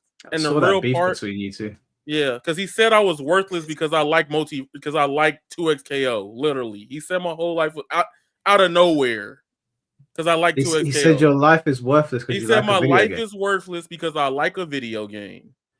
And then you could go all the way back to those tweets, and I'm like, why are you acting like this? And then this morning, what other people think of you is none of your business. Don't worry about what you think. Oh, I know that. That's why I get to troll them on Twitter. That's the point of Twitter. That's fun now. Like, now I don't have to care about you, right? I turn into the Joker if you want me to, right? But the point stands, he said that to me, and then, like, he laughs at the devs for laughing for people for losing their jobs. That's not cool. But the big thing about 2XKO, people not realizing, yes, they laid off 80 people. Yes, the way they did it was inhumane. But their team is still bigger now after the layoffs, right? Than most fighting game teams. Most fighting game teams be having like 30 to 40 people. Riot still is apparently having 60 to 70. Now, I don't know, the game ain't gonna blow up. You know what I'm saying? Like people wanted to. But I think because of the witch hunts, right? People gonna look at it and over time be like, you know what? It's still going on. I might turn it on and play. Oh, what's the name of the cat? That's a dope cat. Rocky, but that's all I have to say. Rocky. Yeah. And another thing about what somebody said at Spada, he said they all got a 6-month severance package, which is beautiful because most game companies, when they kill somebody off the industry or fire them, they gone. They don't get nothing. Riot at least gave them a severance package. Like, you got 6 months to figure something out. And they paid them for 6 months worth of work if they were still there. So it sucks, but they did have enough lead room the other ways. And I just tired of this witch hunt with like Riot. Like, oh, we don't want Riot and FGC. But then every company you like a game for, NRS don't care about you. When the last time they cared about you? You know what I'm saying? Tekken, Bandai's trying sometimes, but then again, it's like it feels like all the older players been alienated, and then Street Fighter is making people pay to watch Capcom Cup that's been free for the last 5, 8, maybe 10 years. Yeah. They don't care about nobody. It's a business. Yeah, I mean, my thing with this 2XKO thing is it just doesn't look good for fighting games. For other people looking in, the PR around it is not good. Which is not what you want as somebody that likes playing fighting games. It's just a shit situation. But we'll talk about that another time. Yeah. Well, the thing is, me and Michael, we have someone in common called Ibrahim, who's worked for all these big companies. Who's Ibrahim worked for? Sony? He's worked for Sony, Square Enix, Sega. He's been all over the place, man. But it's because everyone loves Ibrahim. He's a good guy. So he will tell you firsthand that you're disposable. These companies only care about profit, and he's been literally mistreated at so many different companies. And once you understand that, for example, if you died tomorrow, your work would feel bad for maybe a minute, but then move on so quick and say, yeah, you'll be replaced instantly. So when you understand that, and then you understand, okay, I can't take work that seriously because they will replace me from LinkedIn straight away, then things start to become a bit more understanding, if that makes sense. Yeah, we're all replaceable, isn't it? Like we know how the game works. Yeah. It's a shame that they lost their jobs, especially in the manner that it happened. But yeah, we'll definitely talk about that another time. But Ozzy, I know you've done 4 hours now. I know you need to get on. I gotta get on. Hey, listen, Mike, I already told you I love you. Yeah, I love you, but I've never met you, brother. So it's good to meet you for the first time, and hopefully I'll be back on, and we can have other discourse about other things. And we spoke about so many different things. So, but Michael for some reason, Michael is trying to stir the pot. No, I'm not. Like Yaya knows I got his back as well. Like if people have actually started on him, I take his side. But we just like taking the piss out of people here. Nothing serious. I'm the type of guy, if someone does ask me for help, I will go out my way to help them. But I'm not one to like, oh yeah, do this, do that. Because you asked me, obviously, how you got so much energy. I said, this is what I do. And you're like, you need to tell Yaya that. And I'm like, what's the context? Does Yaya want to ask me? Does he, imagine someone just coming in and you tell him, no, I can't tell him. All I know, Yaya is a beautiful soul. He's a loving soul. And I ain't here to judge no one, man. I get judged all the time. I get earring. Some Muslims don't say hello to me because I got an earring. Some people think I'm whatever. It's just an earring. Who cares? No, I feel you on that. Like, I'm the right person that I need to hear people before I react. Like, one time when Mike was getting cooked on Twitter, especially when he was trying to defend, like, it was like a moment when he was trying to defend King J about something that happened. And I'm like, okay, for real, if you're being real honest about it, like, it was only so much information he had based on if you looked at Twitter. Can y'all please use y'all brains? Like, they dragged me through the mud for that one. Yeah. But someone messaged me and they were like, they go to me, are you suicidal? And I was like, no, I'm playing Tekken, bro. Like, I looked at my phone, I could see the messages were going up. It was getting into the hundreds of thousands. I was like, I'm not even gonna bother with this right now. I said sorry, obviously, because I was in the wrong. But you know what Twitter's like. Once they get their claws in you, they don't let out. Yeah. You just gotta let them think that they've won. Do what you're doing in the day. I went to dinner with my girl while that shit was going on. I wasn't even paying attention to it. I know people sending me messages telling me to kill myself, but I look at them, I'd show my girlfriend, and then we just continue doing what we're doing. Yeah, but Michael, listen, this is how you gotta extrapolate that. When someone says something like that, you gotta see that you gotta pray for them because they're in a really bad place. If someone's in a good place, do you think they'll say something like that? Absolutely not. If someone's in a really good place, mentally, physically, spiritually, financially, you're not going to say that, So yeah, you gotta just learn to detach, and I think detachment's so important, guys. Yeah, 100%. No, it's cool, bro. We'll wrap it up now. Yeah, thanks for jumping on. I need to message you actually. I need to message you. I need to ask you something, but I'll do it afterwards. Okay. All right, then, guys. Listen. Big up the stream who's stuck in. Well, I can't, you know what? I was apprehensive about doing a couple of hours. I said, Mike, my back is gonna break up. My back held up. So big you guys up, man. Big up everyone in the stream, and hopefully, I learned something from you. I definitely learned something from Michael and the chat, and hopefully I'll speak to Yaya again, man. Big you guys. You could always come find me, bro. I'll be here. Don't worry. I'm a real easy to talk to person. Hey, Goonies is one of my favorite films. Maybe you can goon to Goonies. No, that might be illegal. I'm going to jail. I'm cool. That's light work. Those people that were doing it, they are doing it on an island. Nothing's gonna happen to them. Don't worry. That's light work. Yeah, we ain't up there on that level though. Unfortunately. Yeah, we. But hey, I learned something new today. What gooning means. So yeah, there you go. All right, guys. Well, I'll chat to you both in a bit. All right, Mike. Hey, big it up, yeah, Mike? Yeah, bro. Take care. I'll message you. I will do. All right, cheers, mate. Safe, bro. Safe, yeah. All right, guys. Well, that was the stream. Unconventional as always. Yeah, Ozzy will definitely be back. Now, I know some people thought I was in Australia already. I don't know why. I did let you guys know when, but I'm going to Australia on Friday. So tomorrow is going to be the last stream that I do for 2 weeks. So if you want to come by and hang out tomorrow, it's just going to be a Tekken stream. So if there's any topics in particular that you want to talk to me about, that tomorrow will be the best time. We'll just be talking about random stuff. It was meant to be Shinblade versus King J, but again, their schedules have not aligned, so that'll have to happen after Australia. But yeah, so it will start tomorrow around 7 or 8 o'clock. Just check back on the channel, and then I won't see you guys until end of February. So come back tomorrow. I'll say bye to everyone. If I can update you guys when I'm in Australia, I will. But you know what I'm like. I'm not really much for picking up my phone when I'm on holiday. And yeah, thanks for all the super chats again. Shout outs to Mr. Mask, to John Godsummer, to Randall, and to Mr. Wade. Appreciate you all. And thanks to everyone for watching, being very hospitable to Ozzy. I know he's a wild character, but we need people like Ozzy around. So I'll see you guys tomorrow. Take care and peace. So I'll run from the storm, keep